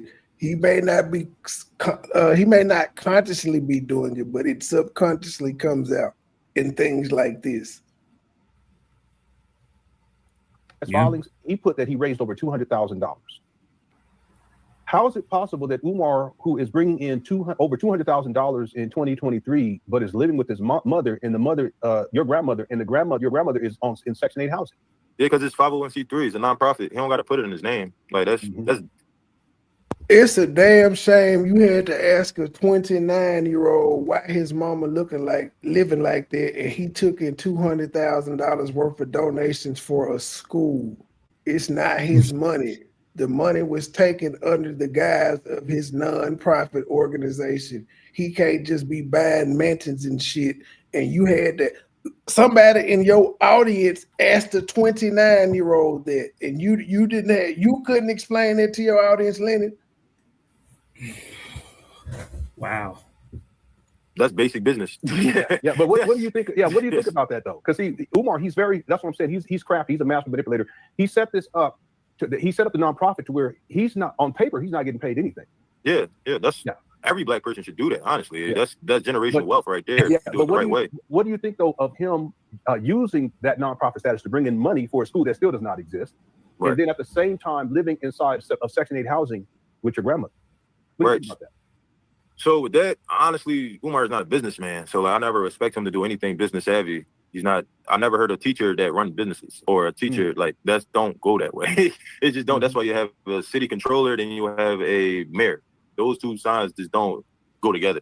So I would never expect a man that's a principal to be good in business, honestly, unless he went to school for business. So if he didn't go to school for business, I wouldn't even understand why we running the school is like running the business. And in my technically, and it's just certain things like that just make like it should be common sense in certain situations, but people just that was younger me that said that. I know, but you were still kind of right in a way. It is technically because it does involve management. It does involve budgeting, funding, finance, stuff like that. Exactly. So it is. So even younger you versus older you, that remains true. It is kind of a business. It's not maybe a corporate business, but when you deal with all the management that's involved, the laws that are involved, everything involved, it's pretty much a business. Just believe whatever is told. But yeah, I feel like if he would have done it right, he could have done something great. But same thing like the last lady said, or whatever the case may be. But obviously he's doing the way that he think that is the way it should go. But I feel as though him still being with my grandma is definitely not a good look. Yeah, and it should not be like that as whatsoever. I haven't lived with my parents since I was 17. So like I don't but he is taking care. Well, that's his ideal version. He's taking care of her, things like that. If that's the case, then it makes sense. But if that's not the case, then yeah, it's a lot of contradictory, and he's going to be a shit show. And the thing is, he spends most of his time traveling, so most of the time out of the year, he's not even there to take care of your grandmother. Right. I just think, just from my perspective, and again, this is your interview, but just from my perspective, I think it's. Which means he's not living there full time as you would like to spend it. That he just living at his mama house mooching, but then you also say he gone most of the year. So how is he there living mooching off of him? Yeah. He ain't there taking care of her. He ain't leaving her in the house by herself for weeks at a time. Somebody's hired to be there. Yeah. Just like she fell on Lene, I'm sure she fell on somebody else too. Lene's file wasn't the first one. Yeah, you can't be gone traveling most of the year and then say it simultaneously at the same time, I'm staying at a specific location, mooching off of another person. Those two statements can't both be true at the same time. Unethical to be bringing in $150,000, $120,000, $200,000. He's raised over $1.6 million for this FNG school scam. But then when he can't be inside the hotel or motel, he's back inside of living inside your grandmama's Section 8 housing, and he's taking up the whole upper floor. Ethically speaking, he's 50. There's something wrong. That man was going to jail. Newsflash, Lennon. Most of the people, when they book Umar to come out and speak, they pay his expenses as well. Meaning those hotels you see him in, those are typically paid by the people who paid for him to come speak. He ain't spending his own money. That's my main issue with him. I know he making money, but he never spends any of his own money on the school. That is my primary issue with him. And just to let you know, Money, because I actually did some research on the side. What Umar doesn't like people to know is that for all his claiming of, oh, I'm the most well requested scholar and what have you, a good portion of his attempts to appear at places, especially in places of academic settings, actually get canceled on him because they realize who he is and they realize how batshit insane he is, and he winds up getting canceled, or he winds up canceling himself, collecting the money, saying, "Yeah, I'm gonna go." And Yeah, then, but at that point, if the cancel school canceled and they didn't already pay me, I don't give a shit. Y'all already paid me to come. right, and then he'll cancel on it, and they'll be like, "Well, I already got the money," or If he gets kicked out cancels because shows, they don't he's want him. wrong for that. He's stealing money. If he's canceling shows, he's stealing money. That's wrong. Yeah, But if y'all book me, y'all send me the money, and then it's a boycott at the school because I'm coming, and y'all decide I ain't coming. Okay, I done already got paid. I'm not sending shit back. That's y'all issue. yeah, exactly. But It that's just would me. have Okay. happened right No, with the it scam records. definitely is. It's just Yeah, like they it's lock just up motherfuckers I don't every know day for how, tax like evasion and shit. What are they waiting I on don't with know this how. nigga? So, like, say for example, like child support per se, like child support can exert all your assets. They can take things away from you, stuff like that. Once you owe the IRS and you own wares, automatically they're gonna take things that or repossess things that is your assets. So him having that Chestnut Hill house, which is one of the richest communities in America, FDMG for him to be scam there records. is crazy This to nigga me. ain't going to But jail. the fact Y'all been that saying that shit for 10 years now. so it's just things happen. I don't know how it happened, when it happened, where it happened, but things happen. He definitely did live in one of the richest communities in the country. How he get there? And then he obviously and then he lost it. Obviously, child support can definitely do that to you. And then child support keep child supporting, you gonna have nothing. So Well, the it thing can though, definitely hit rock bottom. yeah, let me just say this though, in terms of Umar's child support situation, on paper he's not making any money. Yeah, that's So the school making the money. Dude, I already told you that's that's all smart Republicans. business. Well, I'm just saying he's not on paperwork. You On paper, said it's even though he's unethical, bringing in but hundreds of thousands millions of of dollars, he's Americans raised do over this $1.6 shit. million. My best estimate though is $2.6 million. But in terms of IRS filings from 2019, 2021, 22, and 23, $1.6 million. He was raising money back in 2014, 15, 16, 17, and 18. We're not counting that, and we're not counting 2024 or 2025. The point that I'm making is that $2.7 million is my best estimate. And on paper, he's still listed as if he's not making any money. So the reason why this is relevant is because he doesn't have a salary. Therefore, he ain't got no taxes to pay because he doesn't have a salary. You know, when you're on the board and you give yourself a salary, you got to pay taxes on it.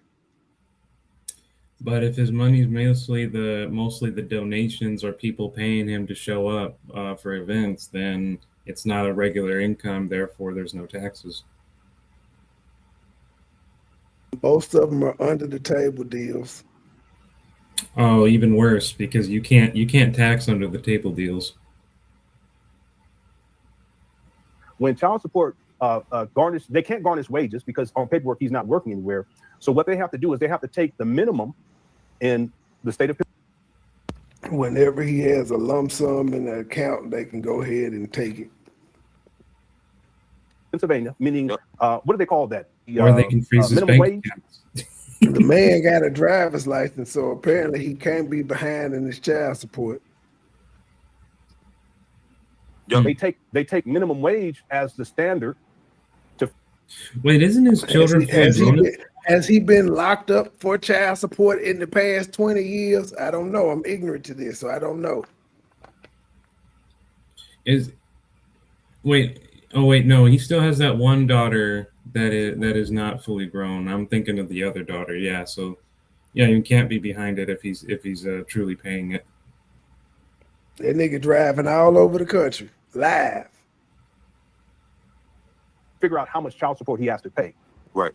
Meanwhile, he's raising millions of dollars at this point, and he's living with his mama, on Section 8 housing. Okay, that But he's not living with his mama because it's by choice. It's because he's the executor. You just said he be traveling, and the millions of dollars he raised was for the school, not for his personal wealth. There's one thing y'all could say about Umar. For y'all to say he done collected all that money, he does not live a lavish lifestyle. He don't wear name brand and shit of that nature. He's very frugal when you come to looking at what the fuck he wears. He ain't wearing no Dolce & Gabbana. He ain't wearing no Balenciagas. He ain't wearing no red bottoms. He a normal nigga. That's why it be funny. Y'all thought the school was gonna be gone saying he spent it and then he paid the goddamn taxes. Still got the school. Y'all can keep believing this man ain't got no money and he done spent it all y'all want to, but he keeps showing y'all differently. Yeah, I mean, the smartest thing you can do if you have a lot of money, in this case, my research shows he got millions, is to give the appearance that you have none. That's bullshit, real talk. You see? Yeah, that is bullshit. But it's hey, white people do it. But again, if the nigga is taking care of his mama, he living with her. She was on Section 8 before he got control of her. It's not like he got control of her. He said, look here, mama, fill out for Section 8 housing. She was already living there.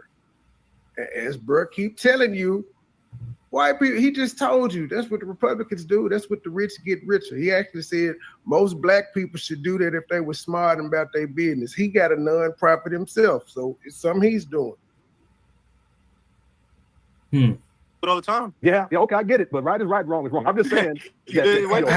How do you get it and say right is right, wrong is wrong? It's a tax loophole. It's called a loophole. It's not wrong. It's legal.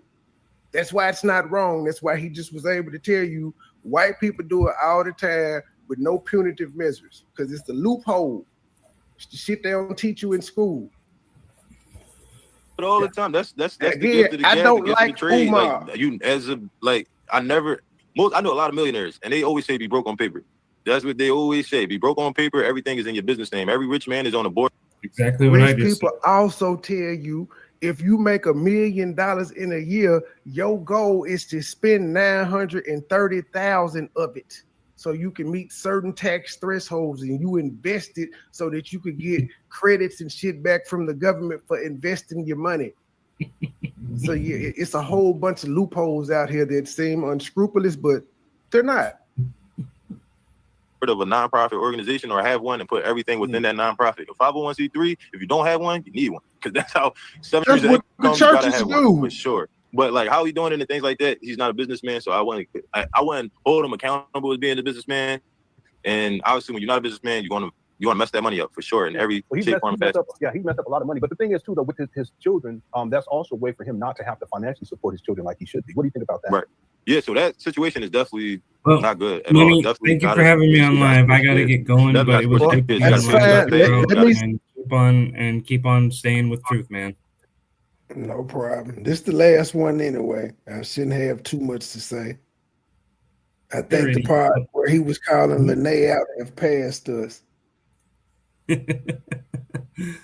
Oh man. If nothing else, people should learn. I call out every goddamn body. It's my job. And I must say, I really enjoy your style of calling people out. Never change.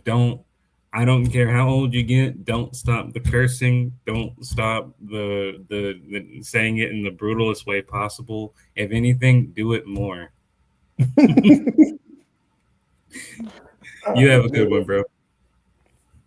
Sound like him. Not trying to work the system, honestly. And even with that too as well, I know it was a lot of like tours and things like he was doing, like so like the back like the summer camps and all that stuff, the trips to Africa. When I was growing up back in like 2010. I don't understand you niggas. I just said I don't like this man yet because I can say something he doing ain't illegal. I sound like him. Get your dumb ass out my chat, sir. Because apparently you don't have you can't hear. You said he going to jail, and I simply pointed out Well, y'all been saying this shit for 10 years. So what the fuck are the police or the feds waiting on? Because it don't take that goddamn long. You ain't got no response to that. Oh, you sound like him. Let me sound like him then, sir. How about that? 11, 12, 13, 14, 15, he was taking kids to Africa for free. Oh, I didn't know about that. I haven't seen that. You said what year? Yeah, like 2011, like 2011, 12, when he was on a trip to Africa, he was taking at least a group of kids to Africa for free. He was doing a part-time. Feel better now? Yeah, I haven't seen any video evidence of that. I clearly said, yeah, so like when he first started, when he was doing the boys boot camp and stuff like that, it was a point in time was though he was taking a group of kids just to Africa for free, everything paid for, everything like that. You had to sign up, you had to do all this other stuff, X, Y, and Z. But he had a certain point in his time, and that's what helped him blow up in Pennsylvania too, as well. That he was taking kids out of the country for free, taking them to trip. Nigga, when I said what I said, you didn't have a response. Oh shit, Young Me is doing crowd work. This is what I told her today. I'm rusty. I need practice. I'm glad she came up, but Young Me is doing crowd work. Let me listen. Your response was, dude, you sound like gutter, scammy dude too. Umar is a scammer, period. Did I ever say he wasn't a scammer? Have you heard me say one time Umar wasn't a scammer? We was talking about his use of the 5013C on paper to make it look like he ain't making no money, just the goddamn just the 5013C. He ain't even saying he paying himself out of it. I never said he wasn't a scammer at all. Let him talk. These I don't care. I'm just pointing out niggas is stupid. Niggas don't listen. Niggas can't say, well, I don't like this nigga, but he got a point right there. That's what's wrong with niggas now. If you don't like a motherfucker, it's just nothing they can do is right, and that's stupid. And stuff like that, everything like that for free. So like, and that's before he got like his name and everything like that. But it's just that there's certain things that he was doing, but that's obviously before the millions or whatever the case may be. I don't know how that money comes. Yeah, that has to have been though before 2010 as well. The reason why I say this is because there's no record, digital fingerprint of him promoting or showing pictures or videos of taking children. Yeah, no, he don't have pictures there, but he got like flyers. You can fly flyers at home promoting, saying like, "Hey, I want to take 15 black boys to Ghana. I want to take this amount of black boys to Ghana." Yeah, but the thing is, Umar, he says he's going to do a lot of things that he doesn't do. Did you ever go with him to? Nah, I never went. I mean, I had my passport at the time, but I definitely went to like DR. I went to like a lot of these. I went to Dominican Republic. I went to Africa. I went to I went to the school. Yeah, I went to the school. They put me there. Yeah. Okay. Yeah. Okay. User 225 says both Lene and this man, meaning you, talk good about grandma. Honestly, wholesome that these streams are becoming a way to honor Umar Johnson's mom more than what Umar Johnson ever did. I know, and that's what I tell people all the time. Like it was a time like 2020, like when he was going on the Breakfast Club, he was doing like all these interviews and certain things that was like how. Again, I think that's unfair because none of you motherfuckers sit up here online and talk about y'all goddamn mamas. None of you YouTubers sit up here and talk about y'all goddamn mamas. None of you motherfuckers in the chat sit up and talk about y'all goddamn mamas. Now y'all saying y'all talking about this man mama pussy being stanky and her health condition is honoring her. Niggas are delusional. How in the fuck is y'all talking about her, honoring her? Really? And y'all don't talk. I guarantee you can't find damn motherfucker in there talking about their goddamn mama. Where's the live stream that Lennon done where he just honored his mama and talked about her all goddamn day? You keep some shit private. Like Umar did until he let that crazy bitch in his house who's now telling his goddamn business. Platforms, and I always comment on them. You can probably see comments, type in my name. I'll say, ask about his family. And that's how when I started realizing that these interviews was geared to a certain way, because there's no way that you can ask a man that's talk about family and not ask about his. Like if he talking about black families, black excellence, black everything, and none of y'all is asking him the simple question like, okay, where's your nephew? Where's your niece? Where's your brother? Where's your mom? Like it's just, that's a simple question. So for them not to ask that, I knew he told them not to ask him that. Because that's the most easiest, fastest. And then if you ever notice, at a certain point, Umar changed his voicemail, not to Jermaine Shoemake, but the one to Barbara Shoemake. He added my grandma to the voicemail. because I started calling the agencies. Yeah, so once, and this was December 2023, he changed the voicemail. So if you call him right now, you're going to hear he say Jermaine Shoemake and Bob Shoemake, the voicemail of both. Why would he do that though? Because he still had his show. I'm guessing that the agent company or things like that, the people that was looking for my grandma didn't have no recollection on how to contact her. So he had to make it seem like that's her contact too as well. So I'm like, if y'all calling this man phone and he's saying Barbara Shoemake, y'all not gonna ask him who is Barbara Shoemake? Like, I don't it's just simple things, simple questions that nobody ever asks. And I just be like, wow, you can't be. I mean, that would be common sense. Who Barbara Shoemake is.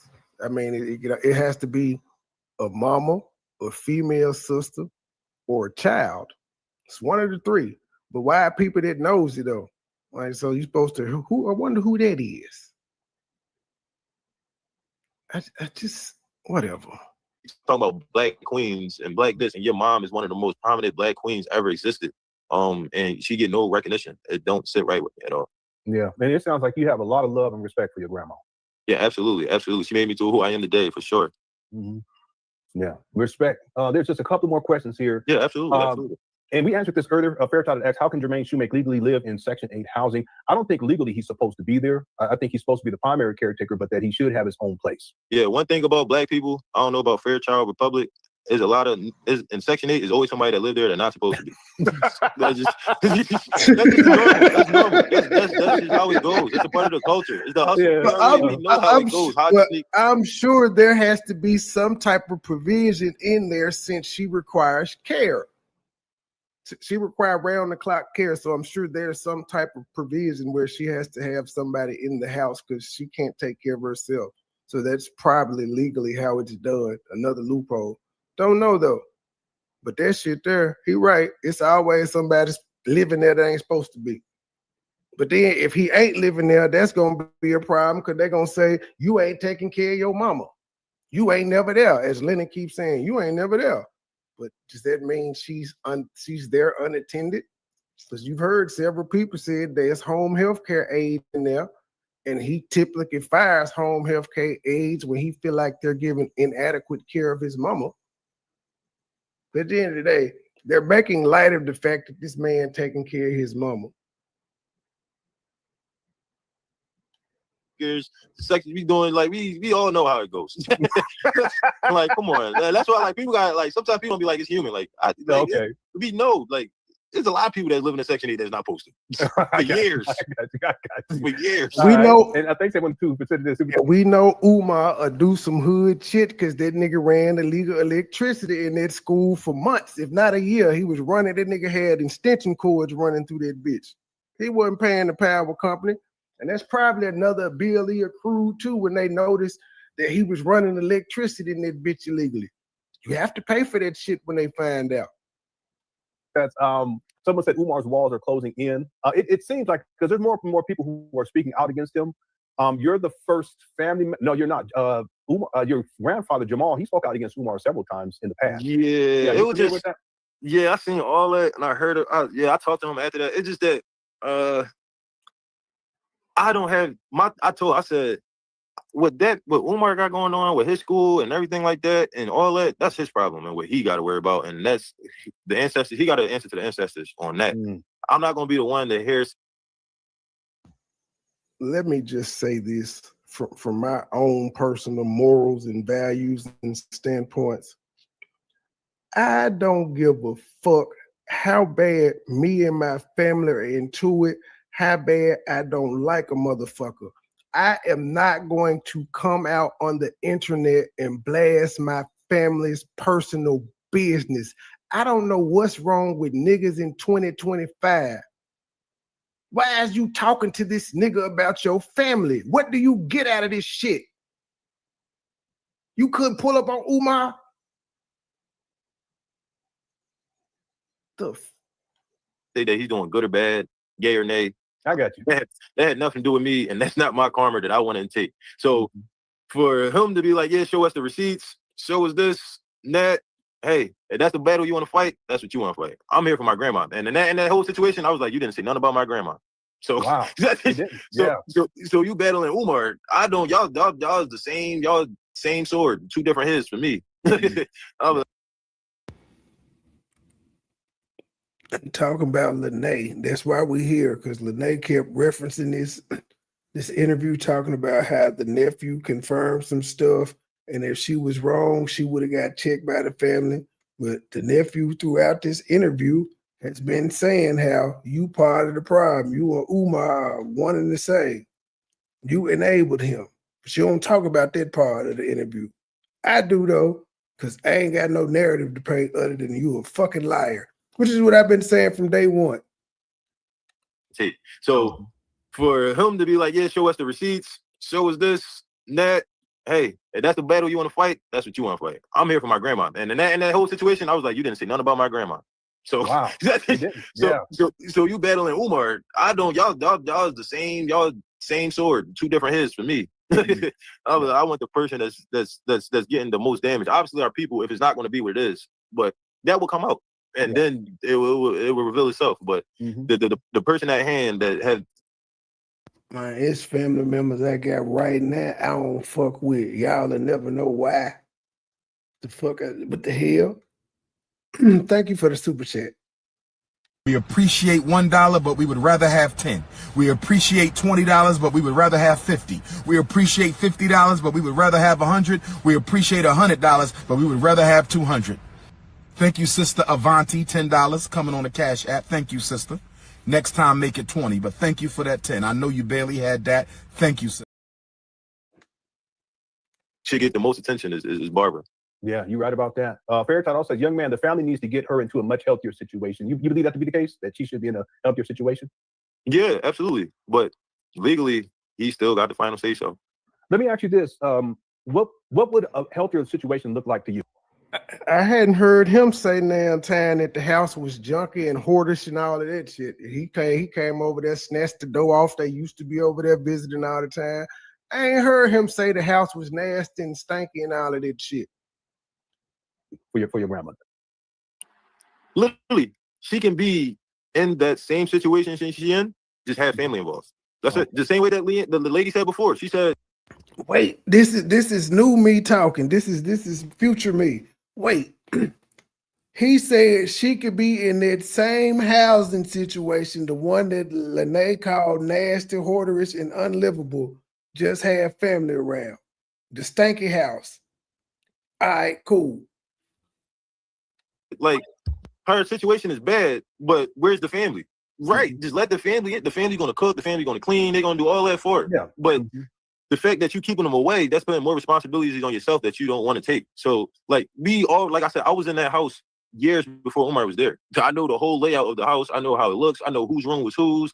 I spent the night there. I got pictures in there still to this day. So, like, I know how it is in there, and it was always like my grandma. She's naturally a hoarder. Like I said, she like to go thrift shopping. She like to have collectibles. She said like Umar probably had some old sheets that was there. That was from Ninja Turtles. That probably wasn't even Umar. That was probably my grandma that she had from Umar when he was a kid. Oh, it's probably Again, I don't like Umar, but I said this shit when she was saying hoarder and all of that. I said, well, it was her house before Umar got control over her. And anybody that had never watched that show, Hoarders, these old people will whoop your ass. You try to throw their shit away. That's why it's a disease. But see, we appreciate $1, but we would rather have 10. We appreciate $20, but we would rather have 50. We appreciate $50, but we would rather have 100. We appreciate $100, but we would rather have 200. Thank you, Sister Avanti, $10 coming on the Cash App. Thank you, sister. Next time, make it 20, but thank you for that 10. I know you barely had that. Thank you, sister. Shit about his uncle, but he defended him at the same time. Let everybody else tell it. That's all Umar shit. Umar made the house junky and filled and up and shit like that. It's his fault. Yeah, my grandma, she got all the toys that they had when they was kids. The G.I. Joe, the moving man that they don't make no more. She still got it. She still got, she still got the furniture commercial people bobbleheads. The bobbleheads. Yeah, you said G.I. Joe. That's from my child. I know what you're talking about. Right. So like the one that when you walk past, they got the sensor. She keeps all that. My grandma, she's a hoarder, but she understands like same way like she like to gamble and be scratch offs. She understands how to invest in things that she know they're gonna appreciate over time, appreciate value over time.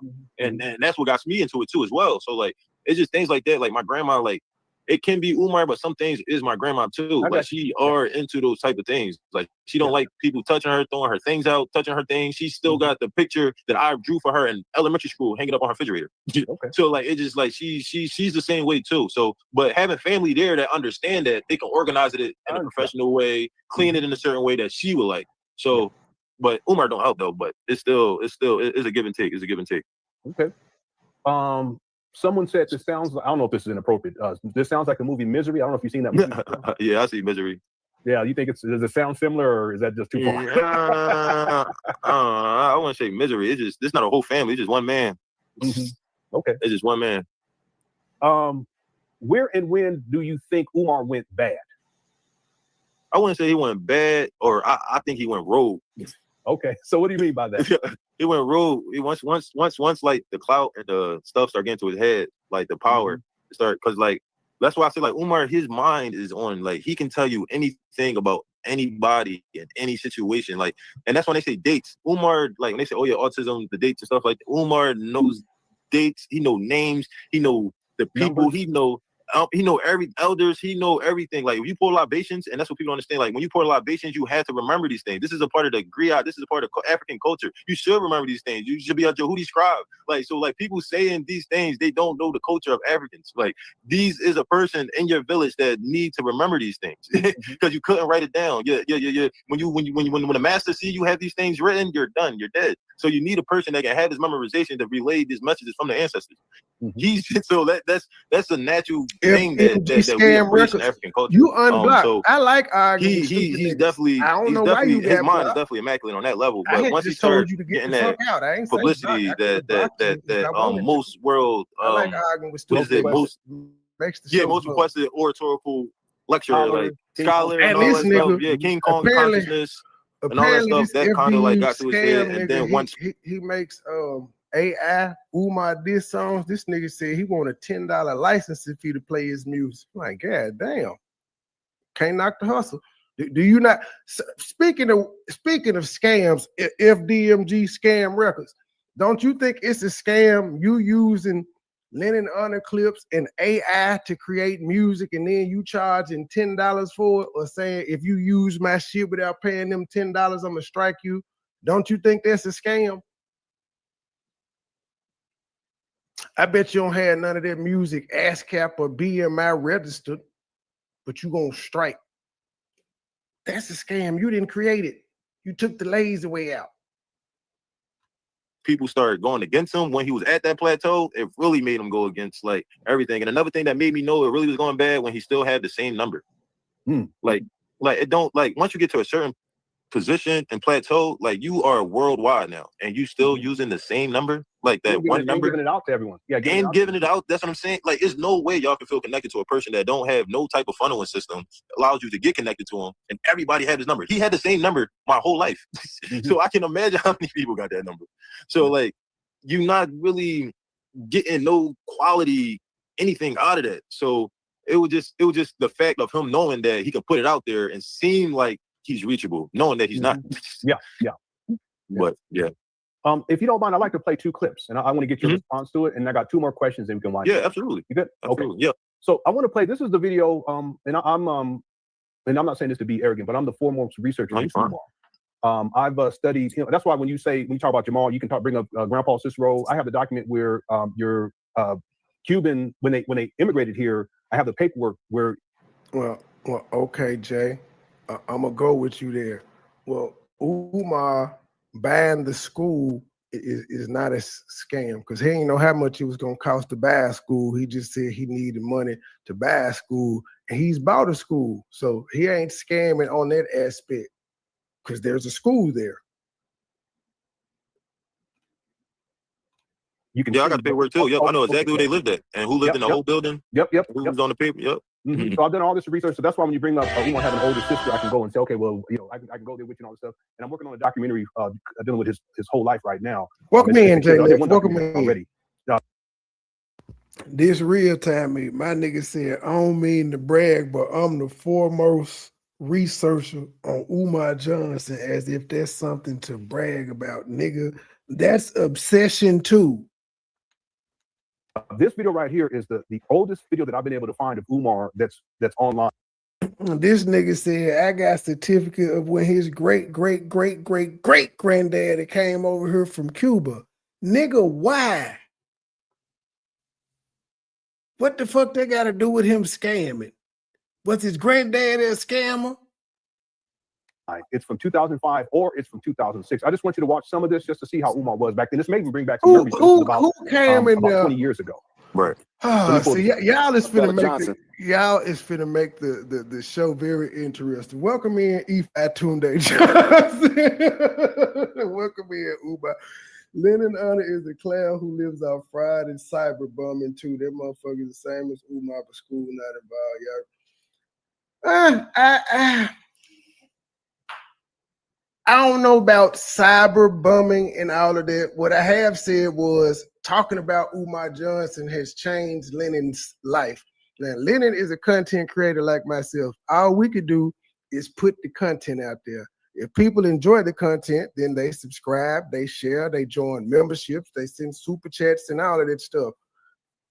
But I've said it several times.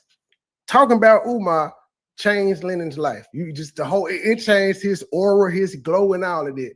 You go back to Lennon's first videos before he started talking about Umar, and when he talked about Umar, this nigga done glowed up.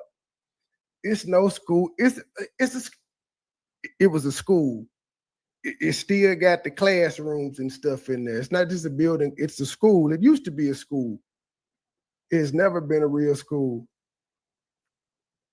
It was a school when he bought it, sir. What the fuck? It was called the Moyer Academy. It was a school. But hey to you too, Utmost. I don't know. Welcome in, new people. And I ain't even in goddamn verbiage yet. But no, it's a school. It's just not a functioning school. Can we agree on that? It's not a functioning school, but it's a school because it has classrooms, it has a gym, has a cafeteria, and all of the stuff that schools have. You got places for whiteboards. There's still whiteboards and shit up in there. It's just not functioning. And I'm a member of the organization founded by the Right Excellent Honorable Marcus Mosiah Garvey, the Universal Negro Improvement Association. I belong to the Philadelphia division. By trade, I'm a school psychologist. And in the city of Philadelphia, I'm the youngest of only 4 black male school psychologists, although Philadelphia is the 5th largest school district in the city. But Utmost, how in the fuck you gonna come in my chat and tell me to be quiet and I'm running the goddamn show? I can't be quiet, sir. It's my job to talk. It's no school exactly. It's no school exactly. Well, it's a school. It's just not functioning. It can be, sir, it could be an abandoned school. It's still a school. It could be a functioning school. It's still a school. It could be a non-functioning school. It's a school. Like, do words escape you? That's just like saying a warehouse ain't a warehouse because it's abandoned. Motherfucker, it's still a warehouse. You would just call it an abandoned warehouse. Good grief, niggas and words. In America, I'm sorry. I actually happen to be a relative of that man hanging on the wall. You Frederick said Douglass, no students. whose real name was Frederick Okay, Bell. sir. But he changed it to Douglas when he escaped to slavery. If I build a school tomorrow before people can be registered, would it still not be a school without students? Before I have to get one student in the building and I build the school, is it not a school? Y'all niggas just like talking. I ain't responding to you no more, Utmost. Get your troll on. I see what you're doing. I ain't gonna respond to you no more. Type away though. I ain't mad at Family's you. name is actually a blood cousin. But I just want to give you some information that I hope can help you as you help children and families and parents in your communities and in your neighborhoods. School psychology, exactly what is that? The reason you probably don't know is because it was never intended for you to know. School psychologists are the psychologists who are responsible for evaluating children and determining whether or not they have educational disabilities.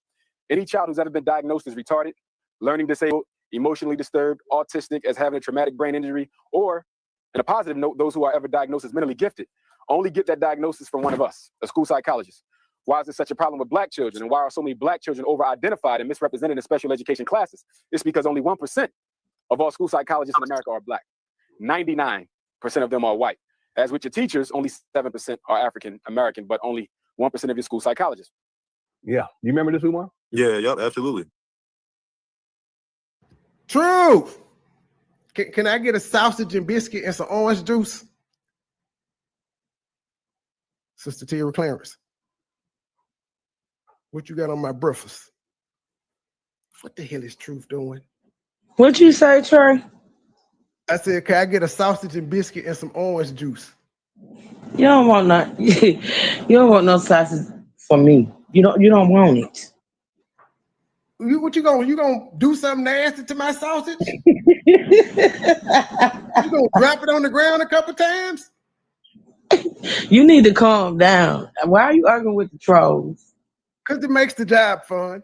I don't know if Oh, they okay. trolls or not. I won't necessarily say they trolls. They just got different opinions.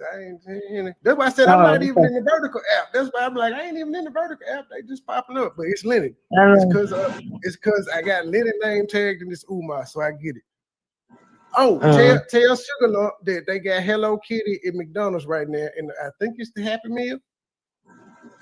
Sugar Lump, first of all, Sugar Lump don't even do a damn Happy. Are you crazy?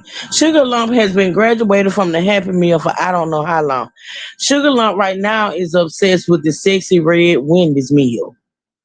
Oh my good, Sexy Red got a Wendy's meal? I think it's sexy. No, Glorilla. No, I'm sorry. sorry. That's Checkers. Yeah, we fuck with Glow. That's the Checkers Glorilla meal. But tell I them they thought got it Hello was Kitty. Wendy's. No, I thought it was Checkers. It's Checkers / Rallies. Oh, well, hell. Wendy's might be next, but she'll get a Happy Meal if you tell her Hello Kitty involved. Listen, a Happy Meal do not do my grandchildren. My grandchildren ain't got a Happy Meal in years. Well, I think you could just buy the toy. I believe you could just go there and buy the toy. Hey, the toy. It's Hello Kitty, ma'am. That girl ain't been into Hello Kitty since she was 3 or 4 years old. She's 10, Trey. 10. Them collector's items. Well, Grayson losing her damn mind.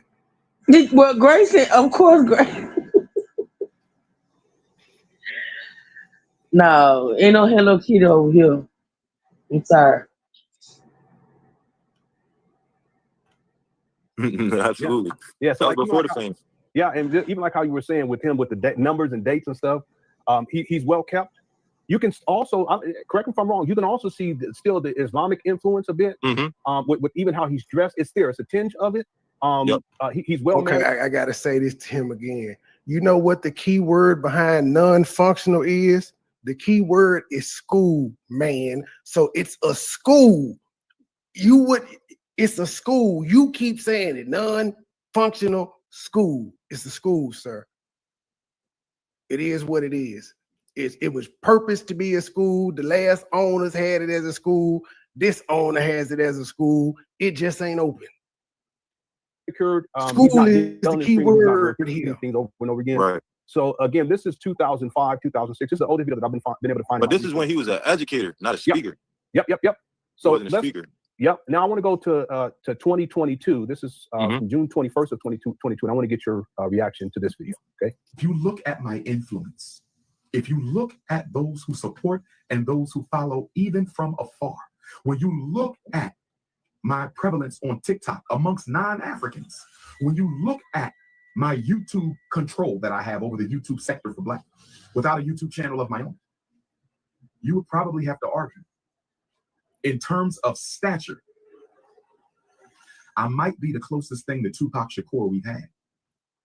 What's your thoughts on that? Yeah, he would never said that back in the day. It's just the King Kong of consciousness. That's what that's where the ego. That's when once you start getting accolades, just off of just anybody. Once you start getting, I did something for you, Utmost. I asked, is a non-functional school a school? And it says, in general, the term school implies a functional establishment dedicating to providing education. If a building previously used as a school is no longer functional due to issues such as structural damage or lack of resources, it might still be referred to as a school building. So it's a school. It's a school. It's just non-functional. You could Google that, and I'll tell you what I Googled. Is a non-functional school a school is what I asked. You can't get around words. Just say you don't like the nigga. I don't like him neither. But since we was on top of words, and the other guy was saying something about scam, he bought the building. Now, is he still the whole scam to me is this nigga ain't using none of his money to help build this motherfucker. He ain't spent none of his goddamn money on it. That's the scam to me. Start, your ego just rise as until once you start. That's before he accomplished like he did like in that first video. He acknowledged what he accomplished. I agree with you on that, Utmost. Which I is agree. being one I don't think the he's few ever black gonna open psychologists in America. Things I've like been that. saying that This for is forever 22 too. years. It ain't Well, not coming. 22 years, but about 18 years of him developing his accolades. We appreciate $1, but we would rather have 10. We appreciate $20, but we would rather have 50. We appreciate $50, but we would rather have 100. We appreciate $100, but we would rather have 200. Thank you, Sister Avanti, $10 coming on the Cash App. Thank you, sister. Next time, make it 20, but thank you for that 10. I know you barely had that. Thank you, sister. He perceived his accolades is now at now. Next to Tupac. He ain't gonna explain it all now. He's just gonna say, I am here. He's not explaining it now. Yeah. So that's the ego. That's definitely the ego. And then him knowing like he got that's all that it's definitely a big difference. And you know where he did the live stream from? Yeah, he did it for my grandma. So that's I know that's it. Yeah. Yeah, and then you can also look at his appearance. It's very much different. I know there's a lot of time that has passed, but I want to play another section of this video to get your I want to know, did he ever in a kingly manner? Don't who married? This is what I want to know. He had all them people sending in resumes and shit. I wonder, did he contact anybody back? Is there anybody out there that sent the resume that said this nigga contacted them about actually working? Did he set up an interview with anybody? Because that's another thing too. He talking about filing for certificate of occupancy and shit, and he still hasn't hired a staff. Black men have to come. Hey, listen, I love you, but I have to go. And who would want to work for this nigga? Seriously, who would want to work for this nigga? Drops this trifling interview filled with lies.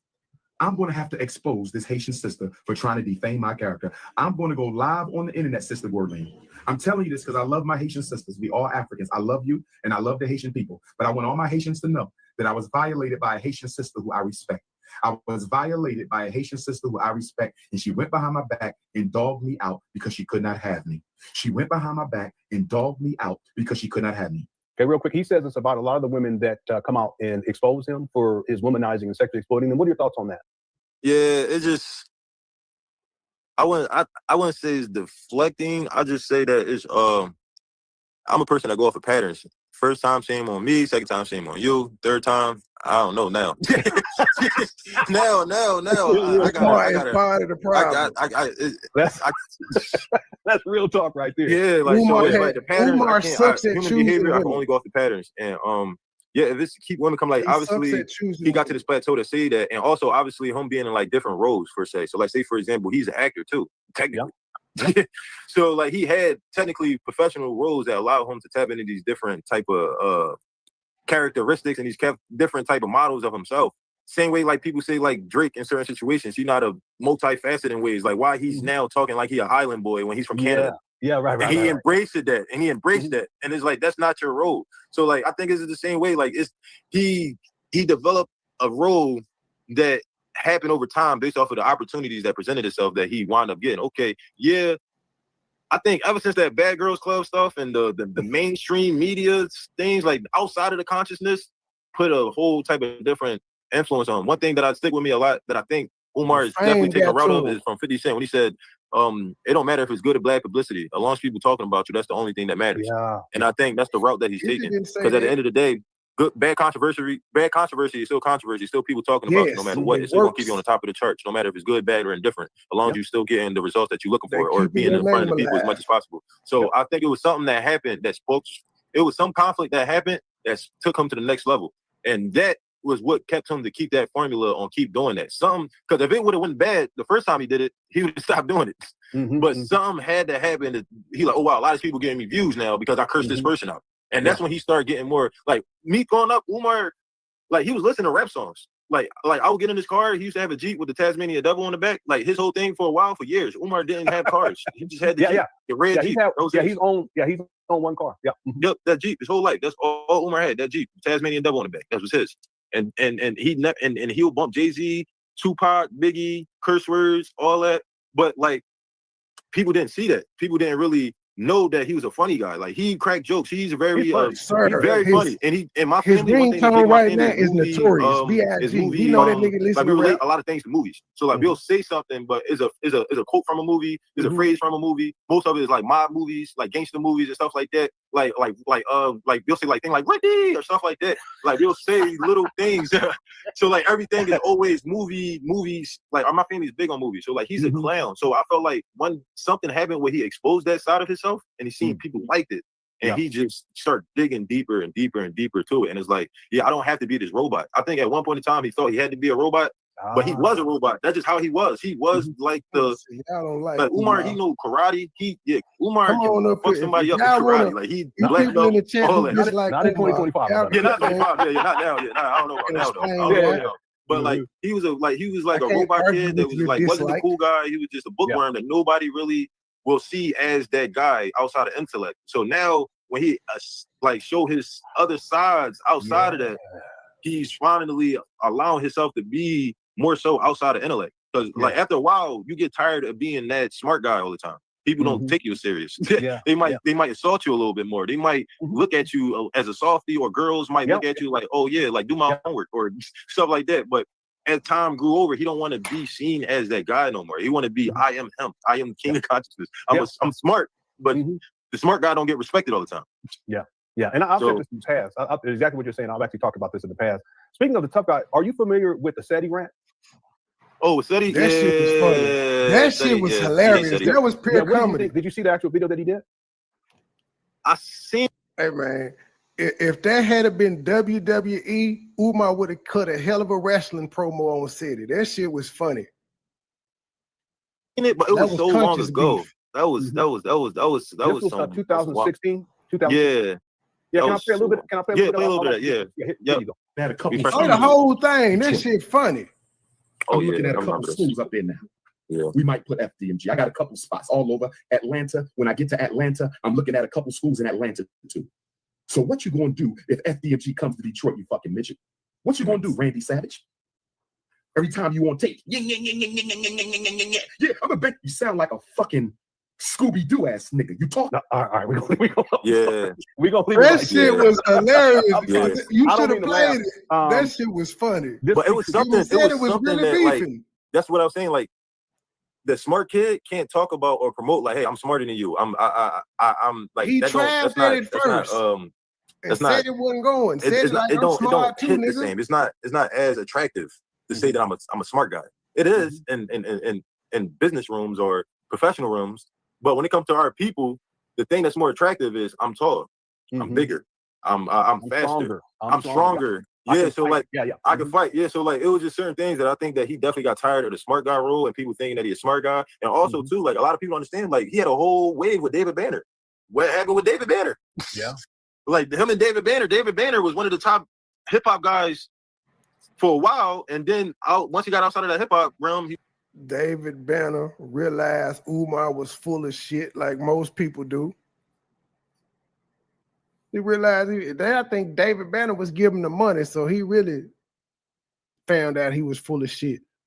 Yeah, and LeBron, I think LeBron and them still follow him. He got a lot of celebrities that follow him, but they not giving the money because they see ain't no progress going. They like, you ain't gonna spend none of your own damn money, none.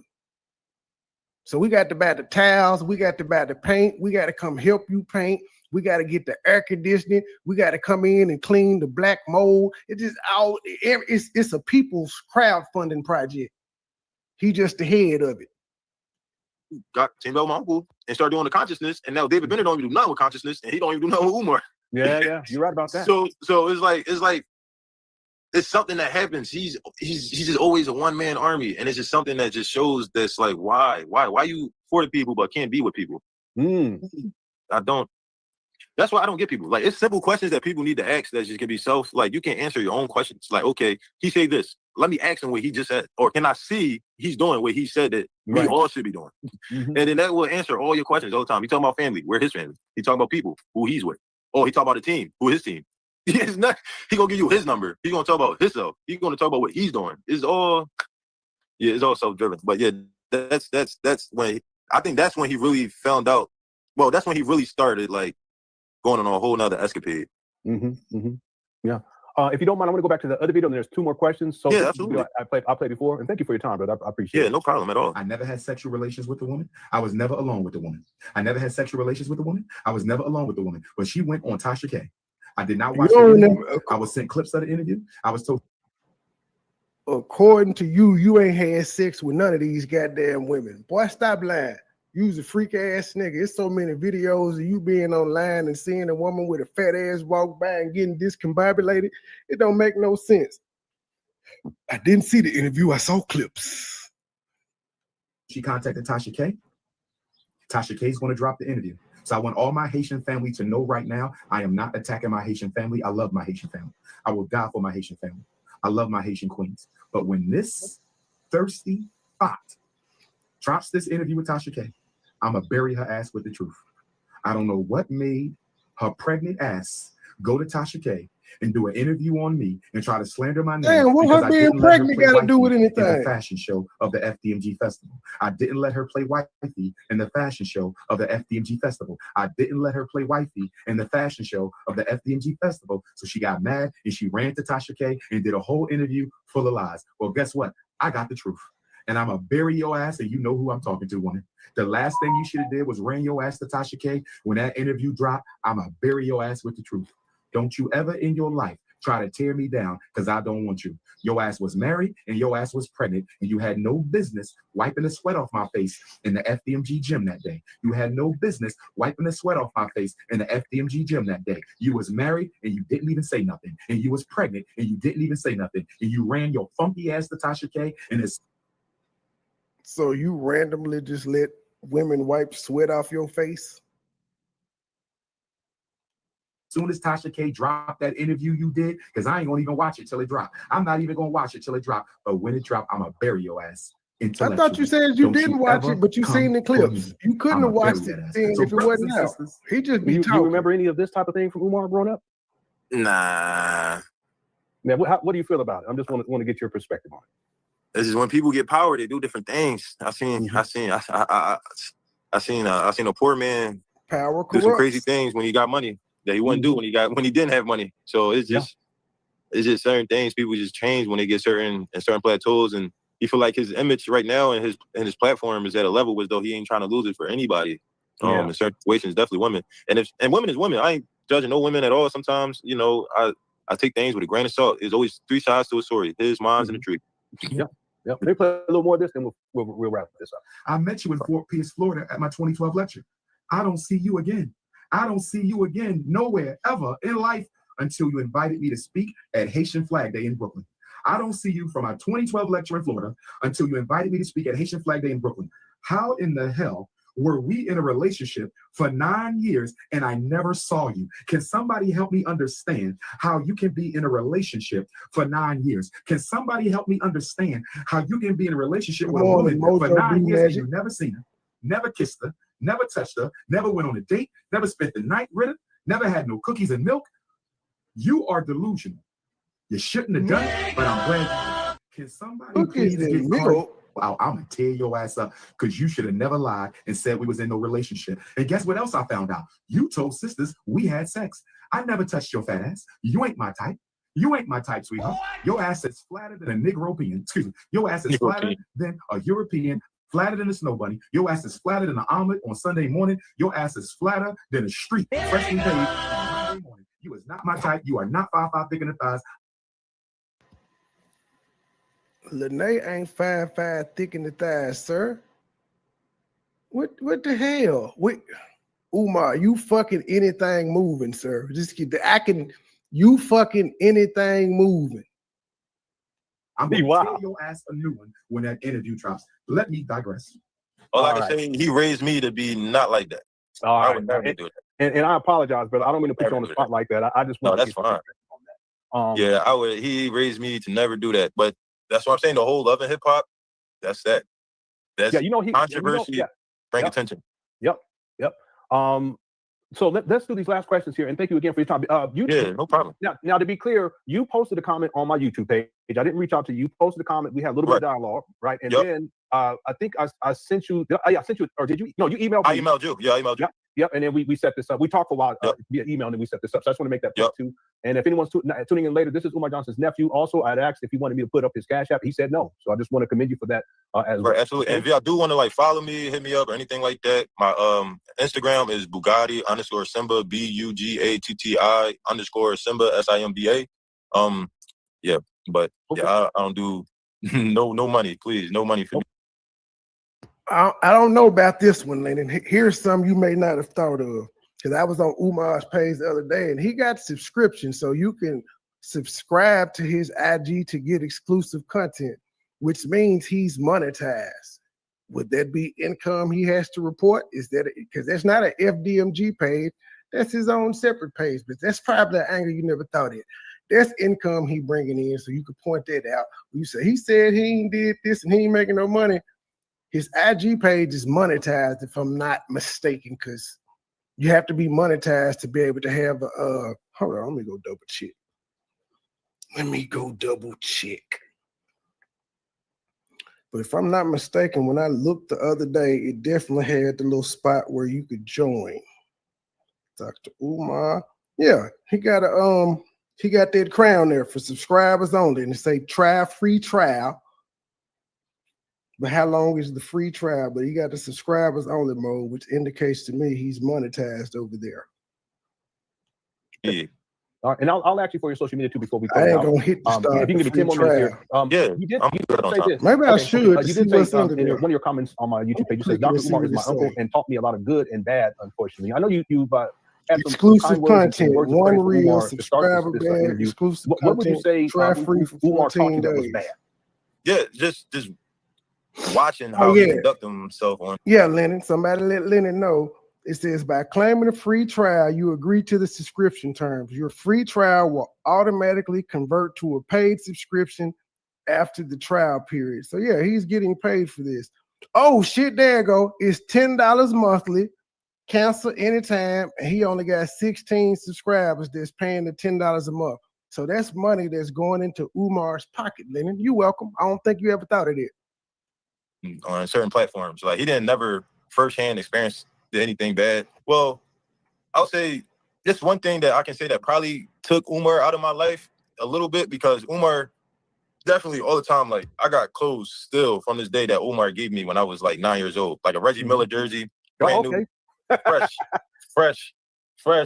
But see if I can probably find it. But yeah, like a Reggie Miller champion, like Umar's, like literally he gave it to me. I had it since I was. He upset his uncle stopped talking to him. 9 years old. Literally. Oh, right on, man.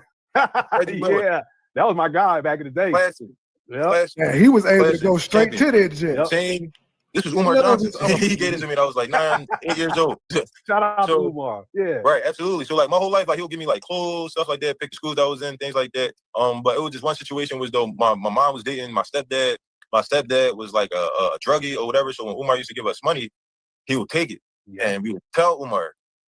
And he would take out to eat, take a shopping, all that good stuff. And me and my brother wound up telling Umar. He was like, "What?" Came home one day after we got done eating, told soon he came in the house, looked at my stepdad, literally said, "If you ever take anything from my nephews, I'm gonna just basically beat your ass." Literally, straight like that. My mom wasn't for it, cursed him out, air him out, and then that's when like the separation really broke. He wasn't there as much, but he was just there enough to be like, okay, your mom is tripping, but I'm gonna just convince her enough to put y'all into these schools. So, and that's when we was interacting with him at school because my mom wasn't for him at all. Like, you're not coming to my house to tell me what I'm gonna do with my man type situation. Yeah, well, shout out to Umar for that. Yeah, shout out to Umar. Absolutely. Yeah. So, like my interactions with Umar's, like I said, he told me how to teach the tie, put me Afrocentric schools, I was the first kid to graduate from an all-black Afrocentric school ever in the history of America. I was the first person to graduate from that school. But I got scholarships and things like that. So like my direct interaction with Umar was always great. And that's why he put me in his book. So you go and see his book. You and was the first person, so it wasn't graduating class? I am. They say Robert and You was the Quincy. only one that graduated? So he seen, like, he knew the path that I was going to go because he put me there. But as time got older and as I've developed myself as a man and stuff like that, and to see like these interviews and things that he do and stuff like that. And the schools, like the school that he worked at, that he put me in, I wound up working there too.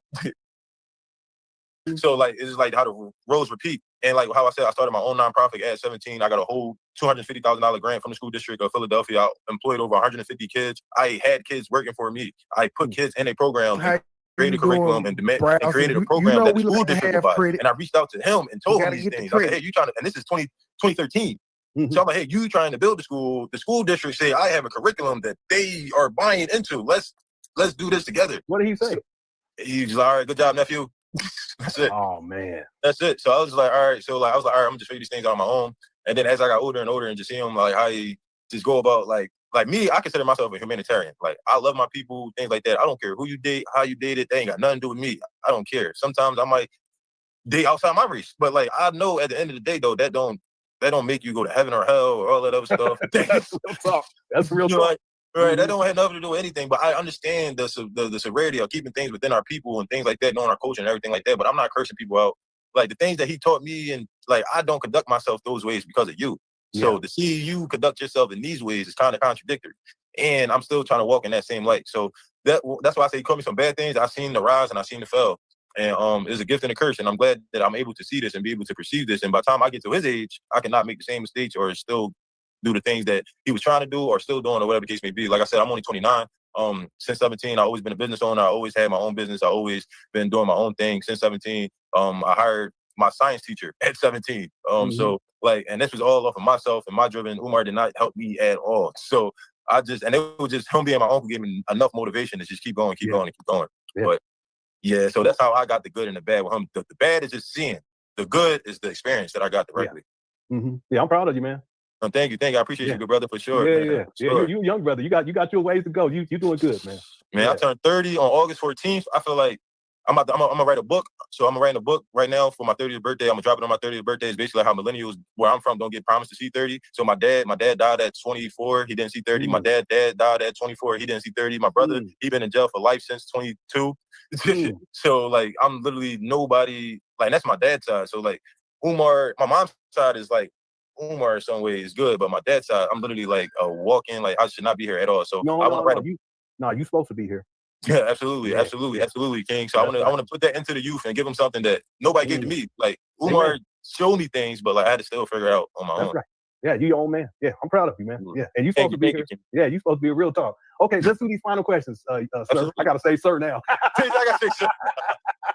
Thank you, man. I'm still a young lad, man. But you doing good, man. I'm proud of you. Okay, so somebody that asked, well, some of these people were clowning Umar. I ain't gonna read those. Somebody that says, has Umar ever offered to help or discuss FMG, or have you ever offered to help or discuss FMG with Umar? What does the family think of FMG?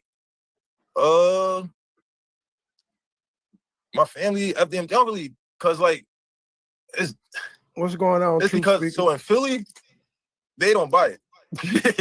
In Philly, they don't buy it because they know me and they know that's my uncle. So it's like, Rob, you did everything your uncle said he's doing, but you're actually over there don't like. You say you got to open up a school. You employ 150 kids. They don't want to give them credit you for about anything. to change the education system. You have a curriculum that the school board bought into.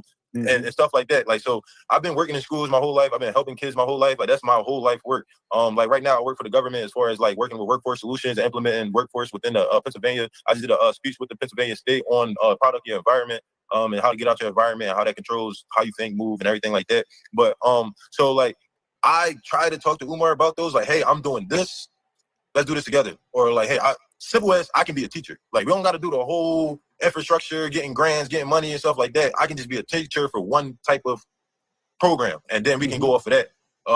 But nothing, dude, nothing. So after that, if the school district, these white men is able to give me a young black 17-year-old from Frankfurt, $250,000 to help the city, and my uncle was just telling me, good job. That's enough for me. I don't need to ask for no more. I don't need nothing. I'm gonna just keep conducting myself. Umar ain't got no money to give you. That's the manly thing to do. You have he coming to the people asking for money. Do you think he's gonna ever open up a school? Hell no. He can. He definitely can. He got the certifications, the accolades, and the knowledge to do so. No, but the thing is, and this is the things that a lot of people understand about schools. Could 5 years when you accept money from schools like grants, you got to have a certain qualifications to get those grants, which means you have to teach what they're telling you to teach within that grant. Which is what he don't want to do. You can't teach what you want to teach when you accept people money. Yeah. People money comes with a toll. Which is exactly why Umar has been on record saying he don't want to take no grants and no loans and shit from the government because of that reason right there. which that's not I think that's a good thing because he wants to control it himself. But typically when you make moves like that, you have your own money to be able to back your dream, not depend on the public to give it to you. Because if the public stop giving this nigga money right now, what the fuck is he gonna do? If the public say, we ain't got no money to help you with these taxes, what is he gonna do? The public say, we ain't got no money to help you put this floor tile down, what is he gonna do? So like schools, and that's why school is in the state that is in right now, because public schools have to take money from the government and teach what the government wants them to teach. And then there's charter schools that get money, but they can choose their own curriculum. And then there's private schools that get their own money, but they can do whatever they want because they got private funding. And that's why a lot of these schools, different our counterpartners can do whatever they want because they have alumni that can give back to those schools and give them the stability to implement any curriculum or program that they want. So that's why Umar is going on the route of like, we need our money to do it ourselves, so we don't have nobody overseeing anything. But schools is not going to last a year. You need hundreds of years. Like it's going to. So you need mad donors. You need mad alumni. You need a lot of people to contribute into that. So the fact that he's not getting, like the lady said before, he cut his bridges with like millionaires, celebrities, and stuff like that. The people that would give you that private funding. Now you asking poor people, and that's why I say the business. He's not a businessman, so I wouldn't expect him to think like that. I wouldn't expect him to think that you asking low income people for a high ticket product. It's not going to happen. You just help him. It's working backwards.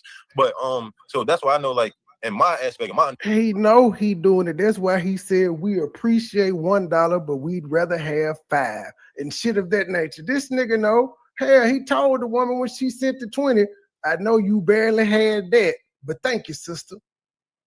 Next time make it 20. I know you barely had that. That nigga know he asking poor people to help him.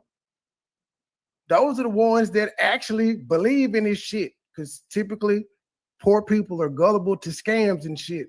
That's why niggas like David Banner and them cut his ass off because they got money and they realize, oh, nigga, you just trying to grift. And I don't think that it can happen, but the way it's been going, I don't think it's going to happen. Like it's just the math is not mathing for me. Yeah, that's real talk. Math, not math. And he conceptualized FMG in 2004. He stated that he started working on building FMG in 2005. So we're talking over 20 years. Yeah. Did you know that? Because the school that I went to, it was the first school of its kind. So I was the first graduating class of that school. So Umar helped them in the process of opening up that school. So I knew he knew the process of opening up schools because he helped my school open up. But my school only took, I'd say like 2-3 years, probably like 2 years to open up. Yeah. So, and it's a charter school. So that charter school was able to implement their own curriculum by accepting public funds. But so in my head, I was like, so you know the process, and my school is still open. I graduated. It's been open since 2009. It's 2025. They had about I say 9 graduating classes. So it's like that. I seen it. Because a lot of people never seen a school start.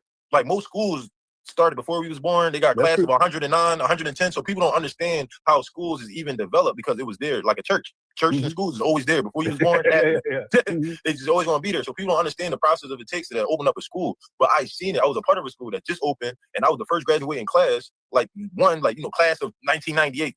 Like that, our first class was the class of 2013, and then within that class, I was the first student to walk across the stage to get my diploma in that class. So when did that school open? Do you remember? 2009. Okay, so Umar helped out in 2009. Like 2008. Okay. So he helped out in 2008 and it opened up in 2009. 2009, he was working there as a psychologist. Okay, see, and the timeline makes sense. Like I can pull up a timeline in terms of Umar when he was working as a school psychologist. That ended in around 2011.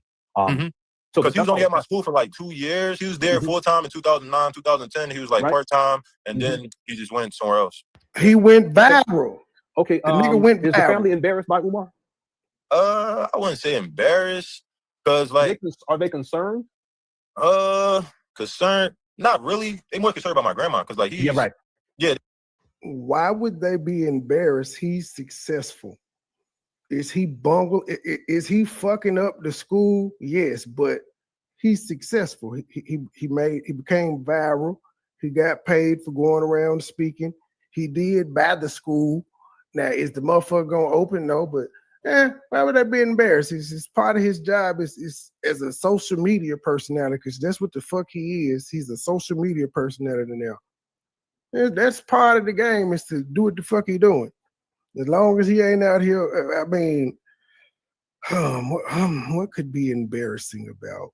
Because I mean, he's just done normal shit. He done cuss motherfuckers out. He done went on rants. This normal shit. He ain't crashed out yet. He ain't online doing OnlyFans and shit of that nature. He ain't cussing the family out and saying they ain't shit and all of that. So, overall, he's a success. If we took the whole school part of it out, because that's the part that got everybody on Umar ass, is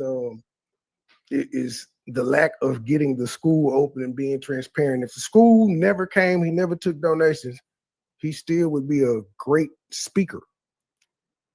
Still would be going around doing lectures, selling books, and whatever else the fuck he was doing. He's his own man, Why and be technically nobody never embarrassed seen of a that? black man reach the plateau that he's at. So technically, you always gonna get some type of kudos for Umar being your family in some shape, form, fashion. Yeah. But it do come with a gift and a curse. But a lot of my family don't have the knowledge that Umar has at all, so they can't even get on that level on the positive of Umar. So like, as into me, I went to the schools that teach Umar the information that he knows. So when people come to me and be like, yo, your uncle, and then I speak the way I speak about like the Afrocentric, the Kiswahili and things like that, they be, oh, so Umar really did raise you. And I'm like, nah, not really, but he put me in those type facets of schools that allow me to know this information. But I wouldn't say my family is not the hang on that. flame. It's more so, and like I said, this is more so like a, oh, I know somebody famous, or oh, my type situation, but it's not really embarrassment until something catastrophic really happens. But like you said, your family's more concerned about your grandmother. Yeah, they more so about my grandma. Yeah, they all more so about my grandma for sure. They don't really care about that man at all until he's around. Yeah, obviously face to face, people act different. But nah. Okay. Some of these questions I'm not going to ask. Someone think of one inside the chat room. Everyone's quick or said who sent in. That's fine. Ask anything, man. I'm an open book and I'm iron, and my skin iron. Okay, well, I'll ask this one. In your opinion, in the coming years for Umar, jail, mental hospital, or millionaire? The coming years? So look, if you ever meet a psychologist, they tell you they go into psychology to learn about themselves. So there's no psychologist that ever go and take that major without knowing yourself. So psychology is a curriculum that is in college that is made for you. You are your first patient. That's just how it goes. Even if you do go to like counseling or anything like that, and you ask your psychologist why they got into counseling, they'll say because they felt like they needed counseling. So that's just a given. Millionaire, obviously he was already a millionaire, technically. Yeah. Well, he's raised millions of dollars. He raised, he's not a millionaire. So he's right. So he raised over $1 million. So but technically on paper you never want to be a millionaire. And like you said earlier, right? Right. Never on paper you want to be a millionaire, and your opinion coming. I don't know. I just think it's going to be. I just hope. Didn't I say that earlier? If your ass make $1 million within one calendar tax year, you want to try to spend $930,000 of it. Was not another Diddy situation surviving Umar, or I just hope it's not like he's in that realm of bringing down influential black men. But it just it's. I just hope it don't end bad. It's not terrible. You're gonna end bad, but I just don't hope it don't end terrible. Okay, I got you. How do you feel about the way Umar spoke about his daughter? And that would be your cousin. Yeah. So two things, because I try to reach out to her too myself. And I told her. So one, she definitely was clout chasing for sure. Because I inboxed her myself and I told her, I said, listen, if you want to meet your dad, I can send you his number right now and I can send you his address. That's what her whole rant was about. I want to know my dad. Cool. I can tell you where he live at and I can give you his number. And it went standstill after that. And then she kept on for weeks. I want to know my dad. I want to know my dad. This, and that. And I'm like my family started reaching out to her. It's like, hey, like we're your family. We know this, we know that, stuff like that. So after a while,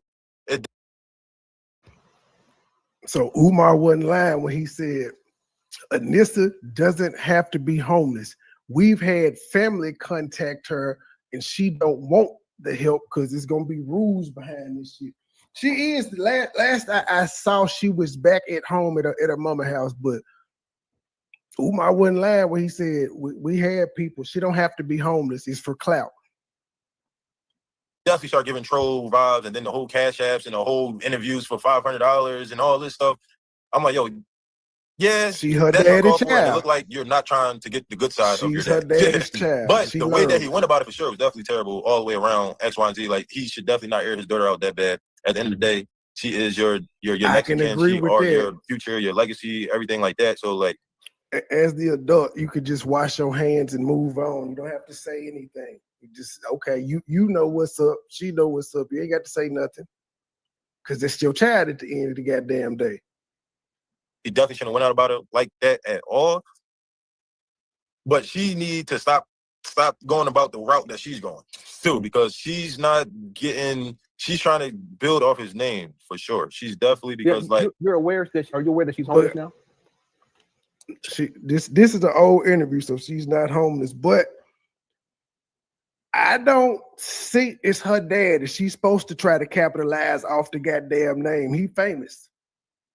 That's her way of creating her own lane to get her own income, yada, yada, yada. I don't have no problem with it. Umar, again, Umar has been doing this social media shit for a long time.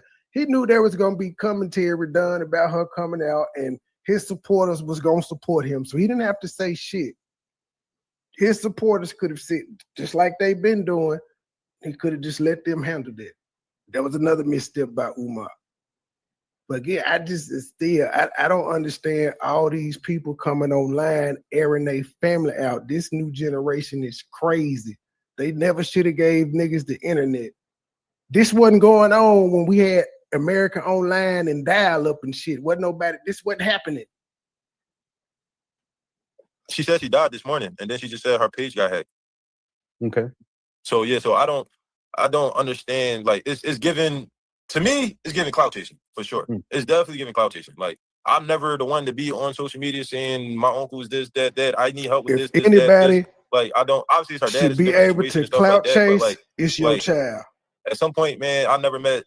And in the black community, 88% of people don't grow up with their dad. So like, it's normal. All my friends didn't have their dad. I never met a friend that I grew up with had their dad in their life. So like, I just live in reality. Like that's normal. My dad got killed in gun violence when I was 13. So like, that's normal for in the environment that I am in. So like to mess my life up off of something that's a natural state for America, black people, I wouldn't put that on any person. It starts with me. Regardless. Yeah, I get that. But remember, she's younger. She's a she's teen. 23 now, and Umar hasn't Well, been in her life 23. since. Yeah, when I was 23, I had my own house. I had my own place. I had my own everything. But no dad. Yeah, I get it. But that's you. Yeah. You're not her. Lennon. Right. But at the end of the day, who we got to answer to? Ourselves. You got to stop that, Lennon. Most 23-year-olds are in college and shit or graduated college. As he's saying, most 23-year-olds in the black community grew up in one-parent households. And most 23-year-olds persevere, I think is the point he's making. Dad in the life or not, it happens. Got to persevere. But again, I totally understand. My dad, he was out of my life by the time I was 14. My wife and I, we have 5 kids. I've been in my children's life from the beginning. Right. So no, that's not what I'm saying. I'm saying in this scenario, and this is something I've had to learn too. It's just a matter of having more compassion for people. I even have compassion for on certain levels. That some of us are built to withstand those types of things. I was built to withstand it and to still thrive in life and still be a father to my children. You were built to go through what you've gone through, and like you said earlier, like I told you earlier, you were meant to be here too. Absolutely. But we also have to be understanding that not everyone comes into the world with the same mission, experience, and the same levels of strength. So on one hand, I'm acknowledging your strength and I'm acknowledging my strength. But in Umar Johnson's daughter's situation, especially right now, I think what's really being expresses a lot of hurt, and it appears to be, and I could be wrong, that she doesn't have enough strength around her, meaning support, to help her get back on track with her life. So I just want to say that. Why couldn't it be that she just playing this shit out, as he said, to chase clout off her dad? And I'm not saying her clout chasing off her dad is wrong, because if anybody should reap the benefits of his name and him being famous, it should be his children. But why can't it be she just did that? Why can't it be motherfuckers, when they get 18, 19, 20, they be just trying to go out and figure out life on their own. They don't want our help. Why couldn't it just be that? But that's the thing. People reached out and tried though. Like my grandpa, Jamal Johnson, reached out to her, and she was like, "I don't know if that's my grandpa." And I'm like, "Listen, that's your grandpa. Like that's he's trying to help you. He got resources in the community. He can help you more than Umar." technically. So like connect with him. You don't want to connect with this man. Like, and there's like certain things like you can get walking people to the water. You can't make them drink. So like, and that's where in my situations is like, I read this. I forgot what I seen this from this book. It was like, once you learn your dad trauma, you wind up forgiving him. So like, if she learned where her dad came from, he's doing exactly the same thing that been done to him, which means you're only doing what he know. Which means and what would you say was done to Umar to where he's dispassionate. He doesn't care. Obviously, he doesn't care about his children. Like I said, that's how he felt that his dad felt. He felt like his dad did the same thing to him. So like, it's every. See, Lennon, I feel like you was being messy right there, trying to say did Umar go through some type of abuse or something? Every black story. It's not mine. It's not mine. But that's rare. That's rare though. That's rare. Most black parents, and that's how them. Well, I don't want to get into politics, but like that's how America operates. Like for you to get government assistance, Section 8 and stuff like that, the man can't be in the household. That is the natural remedies of getting welfare and things like that. America already gear you to be in that way. So you have to accept it, embrace it. And then most of the people who grew up like that end up having them a baby, and the first thing they go do is go apply for government assistance. It's a real thing. And get past it. And that's how and that's why I like history is always the cure to all things. And that's why I feel as though will help me get past a lot of things, because I learned that my ancestors have been through worse. This America has been built for me to go through this. So like, I'm not holding anybody accountable but myself, because then if I'm blaming you on why I didn't succeed means that I wasn't supposed to succeed from the beginning. It all starts with me. Yeah, it starts with me. But yeah, but people reached out though. People definitely reached out to her. People hit her up. Like I looked at her mutual friends. I got 41 family members that's following her that reached out to her. She bought followers. She did things to clout chase. Like it's things that you don't do to conduct yourself. Like it's just certain things. Like, you know, it was something they said like America's based off of showing your ass. She wanted to show her ass to get. I'm not showing my ass. I'm not going to say I'm Umar's nephew. Hen, chest out. Like I'm not. That's not the way. Like it's not. So sometimes if you want to play with the devil, you're going to get what you're looking for. And social media is definitely playing with the devil in certain situations. And I feel like Umar definitely could have helped and stopped her going all the way derailing. But at the same time, that's what she was looking for. She got exactly the route she was trying to get. So you think she wanted to be homeless and struggling like she's struggling now? No, I think that she wanted to get attention. So like, I don't know if she's homeless. Before she was homeless, she was living with her mom, which means her mom kicked her out. Yeah. That's the story. Is that so she got homeless? We ain't saying that. And here's the thing: she don't stream 24/7, so we can't say if she was ever homeless. She looked like she was changing clothes every day to me. Looked like she was kept up pretty well every day to me. She just was wilding and didn't want to listen to her mama. But she is back at home now. But she was just wilding. She got her views and subscribers and shit up. But I did notice she say they keep whatever the fuck she doing too much, because she said she's been through like 6 IG pages now. She said they keep deleting her accounts. But we can't say if she was actually ever homeless just because she said it. Obviously, he could have helped her by giving her money and stuff like that. But then it's like, why did your mom kick you out? Because you probably showing your ass. Yeah, your mom don't want that in her house no more. Well, just because, and the reason why I'm it's not that I'm defending her. It's just I'm raising children. I have younger children, and I have 2 adult children. As a father, I have a lot of compassion, especially for children who are struggling in the world. It doesn't matter whose child it is. That's why I see someone like you. Like I get. I have 1 adult son. Our relationship is great now, but from 19 to 20, it was a bit rocky because, you know, he was feeling himself as a male, as he should. And he wanted to say certain shit and do certain shit. And I was like, all right, partner, well, as long as you on that type of time, you cannot ask for my help. When you still act like you a child and you need help, I'll be here. But until the end, man, I wish you the best. Go do your thing. I'm here for you. I still got your back. We just until you get your mind right. And I told him the whole time, I understand what you're going through because I was that age myself. I said, but you got to realize, I'm only telling you shit to help you avoid pitfalls. I ain't trying to stop your fun and none of that shit. And we great now. It just happens when your kids get grown. They got to figure out how to be an adult, just like we had to figure out how to be an adult. And most of us, I would say, all of us have rebelled against our parents at some point during our teenage years. It's just what the fuck happened. I'm grown. You can't tell me nothing. Respect, and I'm proud of you because of what you're doing and what you become, despite what your past was. So you deserve respect on that. I don't know if you do know this or not, but your cousin, she's struggling with some serious mental health issues. Yeah, absolutely. That's all Black people. That's all. That's all. That's all. That's the same human. story. That's all people. We all are humans. You can be the victim or the victor. America based its success off the victim. Like people always want to be victim, but it's just you either got to get in the mindset of understanding that like I feel like I got to help people. So like for me to help people, I got to help myself, and I got to understand where I want to be and the consciousness of myself and my confidence in myself and being able to understand that I am destined for more, no matter what validation that I get from anybody. Yeah, and that comes from studying and learning where I'm from, and learning my history and learning my morals and my goals and stuff like that. She wasn't always like this. She gonna get it's like what changed? Like I said, she was living with her mom forever. What changed?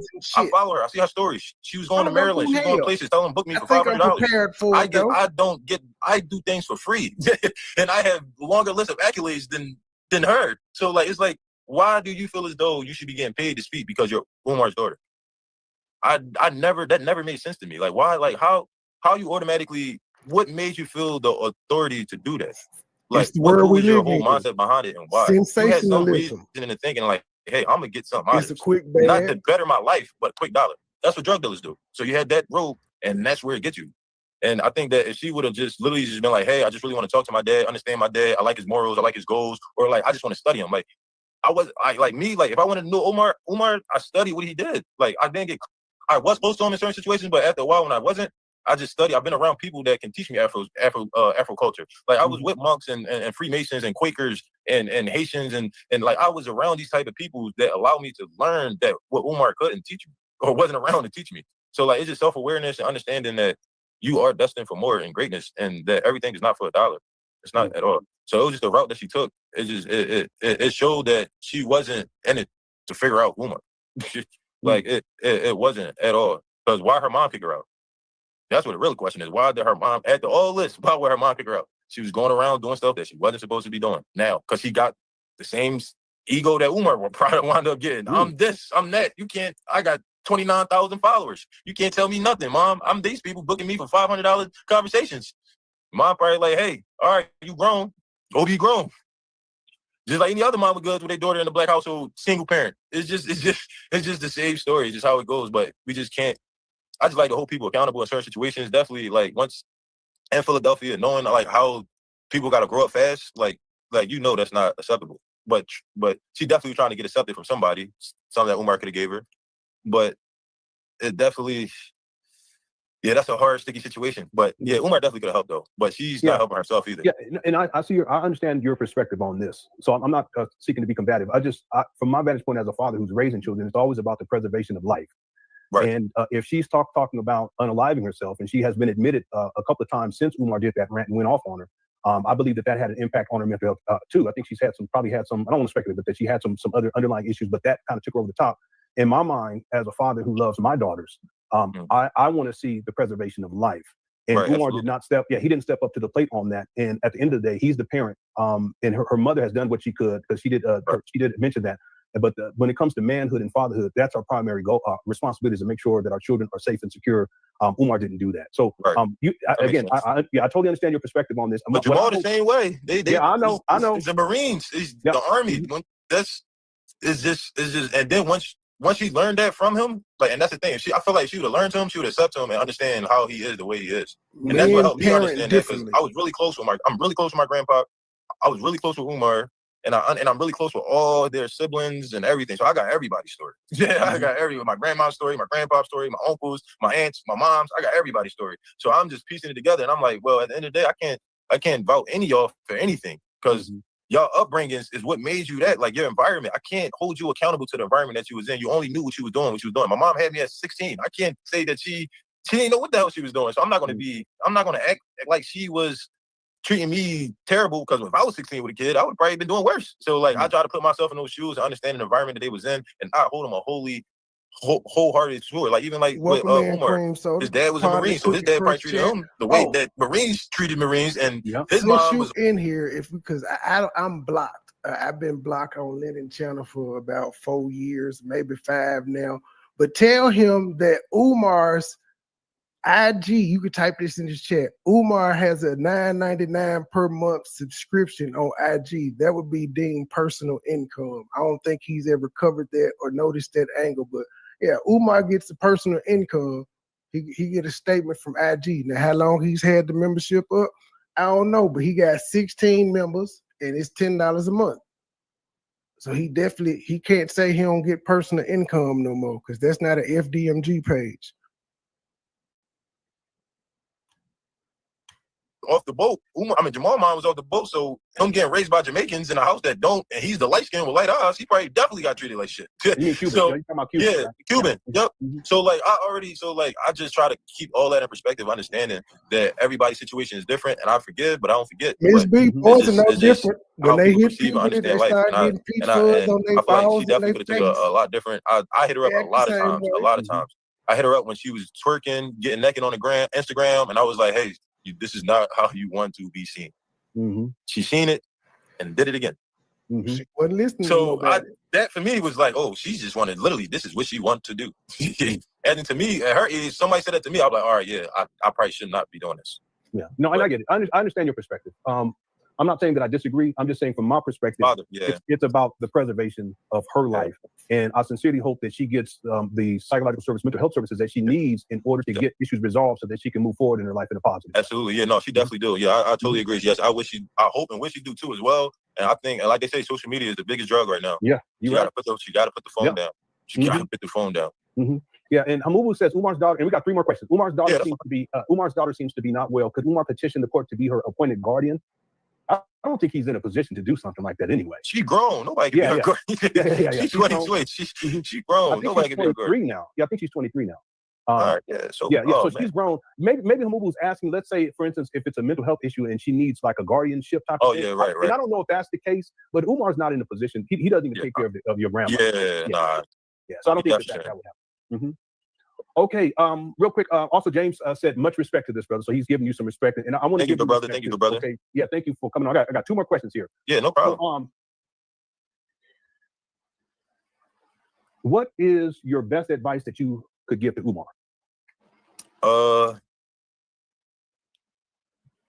I would say I would tell him he had the most profound family that he did not like support at all. Like his family, like just not even like just his brothers and sisters, just alone, like is like super extremely intelligent, like just like him, for sure. I feel Didn't like he if he would hire have his invested more in brothers his to family, do security and shit it would for have him? made his life a lot easier. And I'm not talking about investing financially. I'm talking about investing as far as time, wisdom, building a structure, generational breaking generational curses, things like that. Everything that he said, what black families should be doing, if he was doing it with his family, it would definitely been great.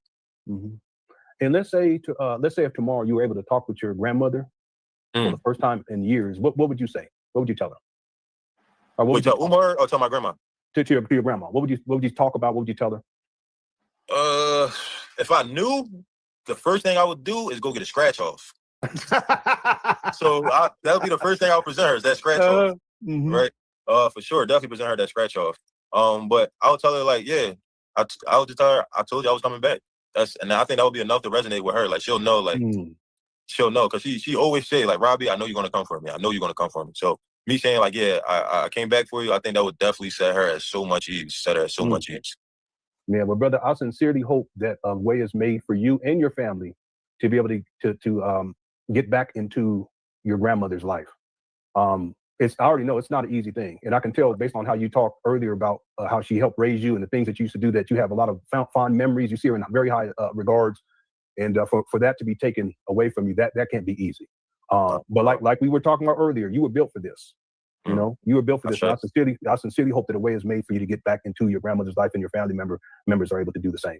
Yes, thank you. And I definitely appreciate you letting me jump on. Literally, we just talked about this yesterday, and you got me on today. I know it was definitely last minute, and I definitely appreciate you for allowing me to get on this platform and just express that as well. And honestly, I really don't care about what Umar really thinks or say or whatever. He have nothing over me at all. And my connections and calls can definitely ruffle his feathers too. So like, I'm not really bothered by him in any shape, form, or fashion. And at the end of the day, you can't really knock your nephew for just trying to see his grandmom. So if you feel as though you can attack me Umar for that, hasn't I hope his responded to followers his nephew. really think about like why. And it only takes a call. Like that's it. Like I've been asking him to just put her on the phone for years or just FaceTime, something. Like that's all it takes. So like something that small is just shows a lot. And I definitely appreciate you for allowing me to jump on and talk about this. And definitely keep doing what you're doing. I don't know about the Umar bashing and all that. Hey, I don't know about that. I ain't got nothing to do with me. Yeah. But I definitely anytime like you got anything going on as far as like implementing impacting the youth and stuff like that, I'm definitely all for it for sure. I'm always willing to help the community, everything, all for free. Honestly, like I said, I never do nothing for a dime. I got my own streams of income, and I definitely looking forward to anything as well. Okay, and I just have to say that you should expect some backlash from Umar Johnson followers. They tend to be that way. Just be prepared for that. That's why I called this the courage part. And I just have to commend you I'm proud of you as a young man at your age, not only to have accomplished what you've accomplished, but also to be willing to be courageous enough to get on this platform out of all platforms and speak your truth. All right, y'all. That's all I got on that one. We'll resume tonight with the rest of Lanae's starting somewhere because she got so many of them motherfuckers. But we're gonna continue doing all of her interviews that she did. I think tonight, I don't even know who's next on the docket, but we'll get to it. We about to head over to Truth Hurts Crime and Justice channel. Low key niggas hating but they don't want no beef. State gang, true sippers, bitch, I bet we gon' eat.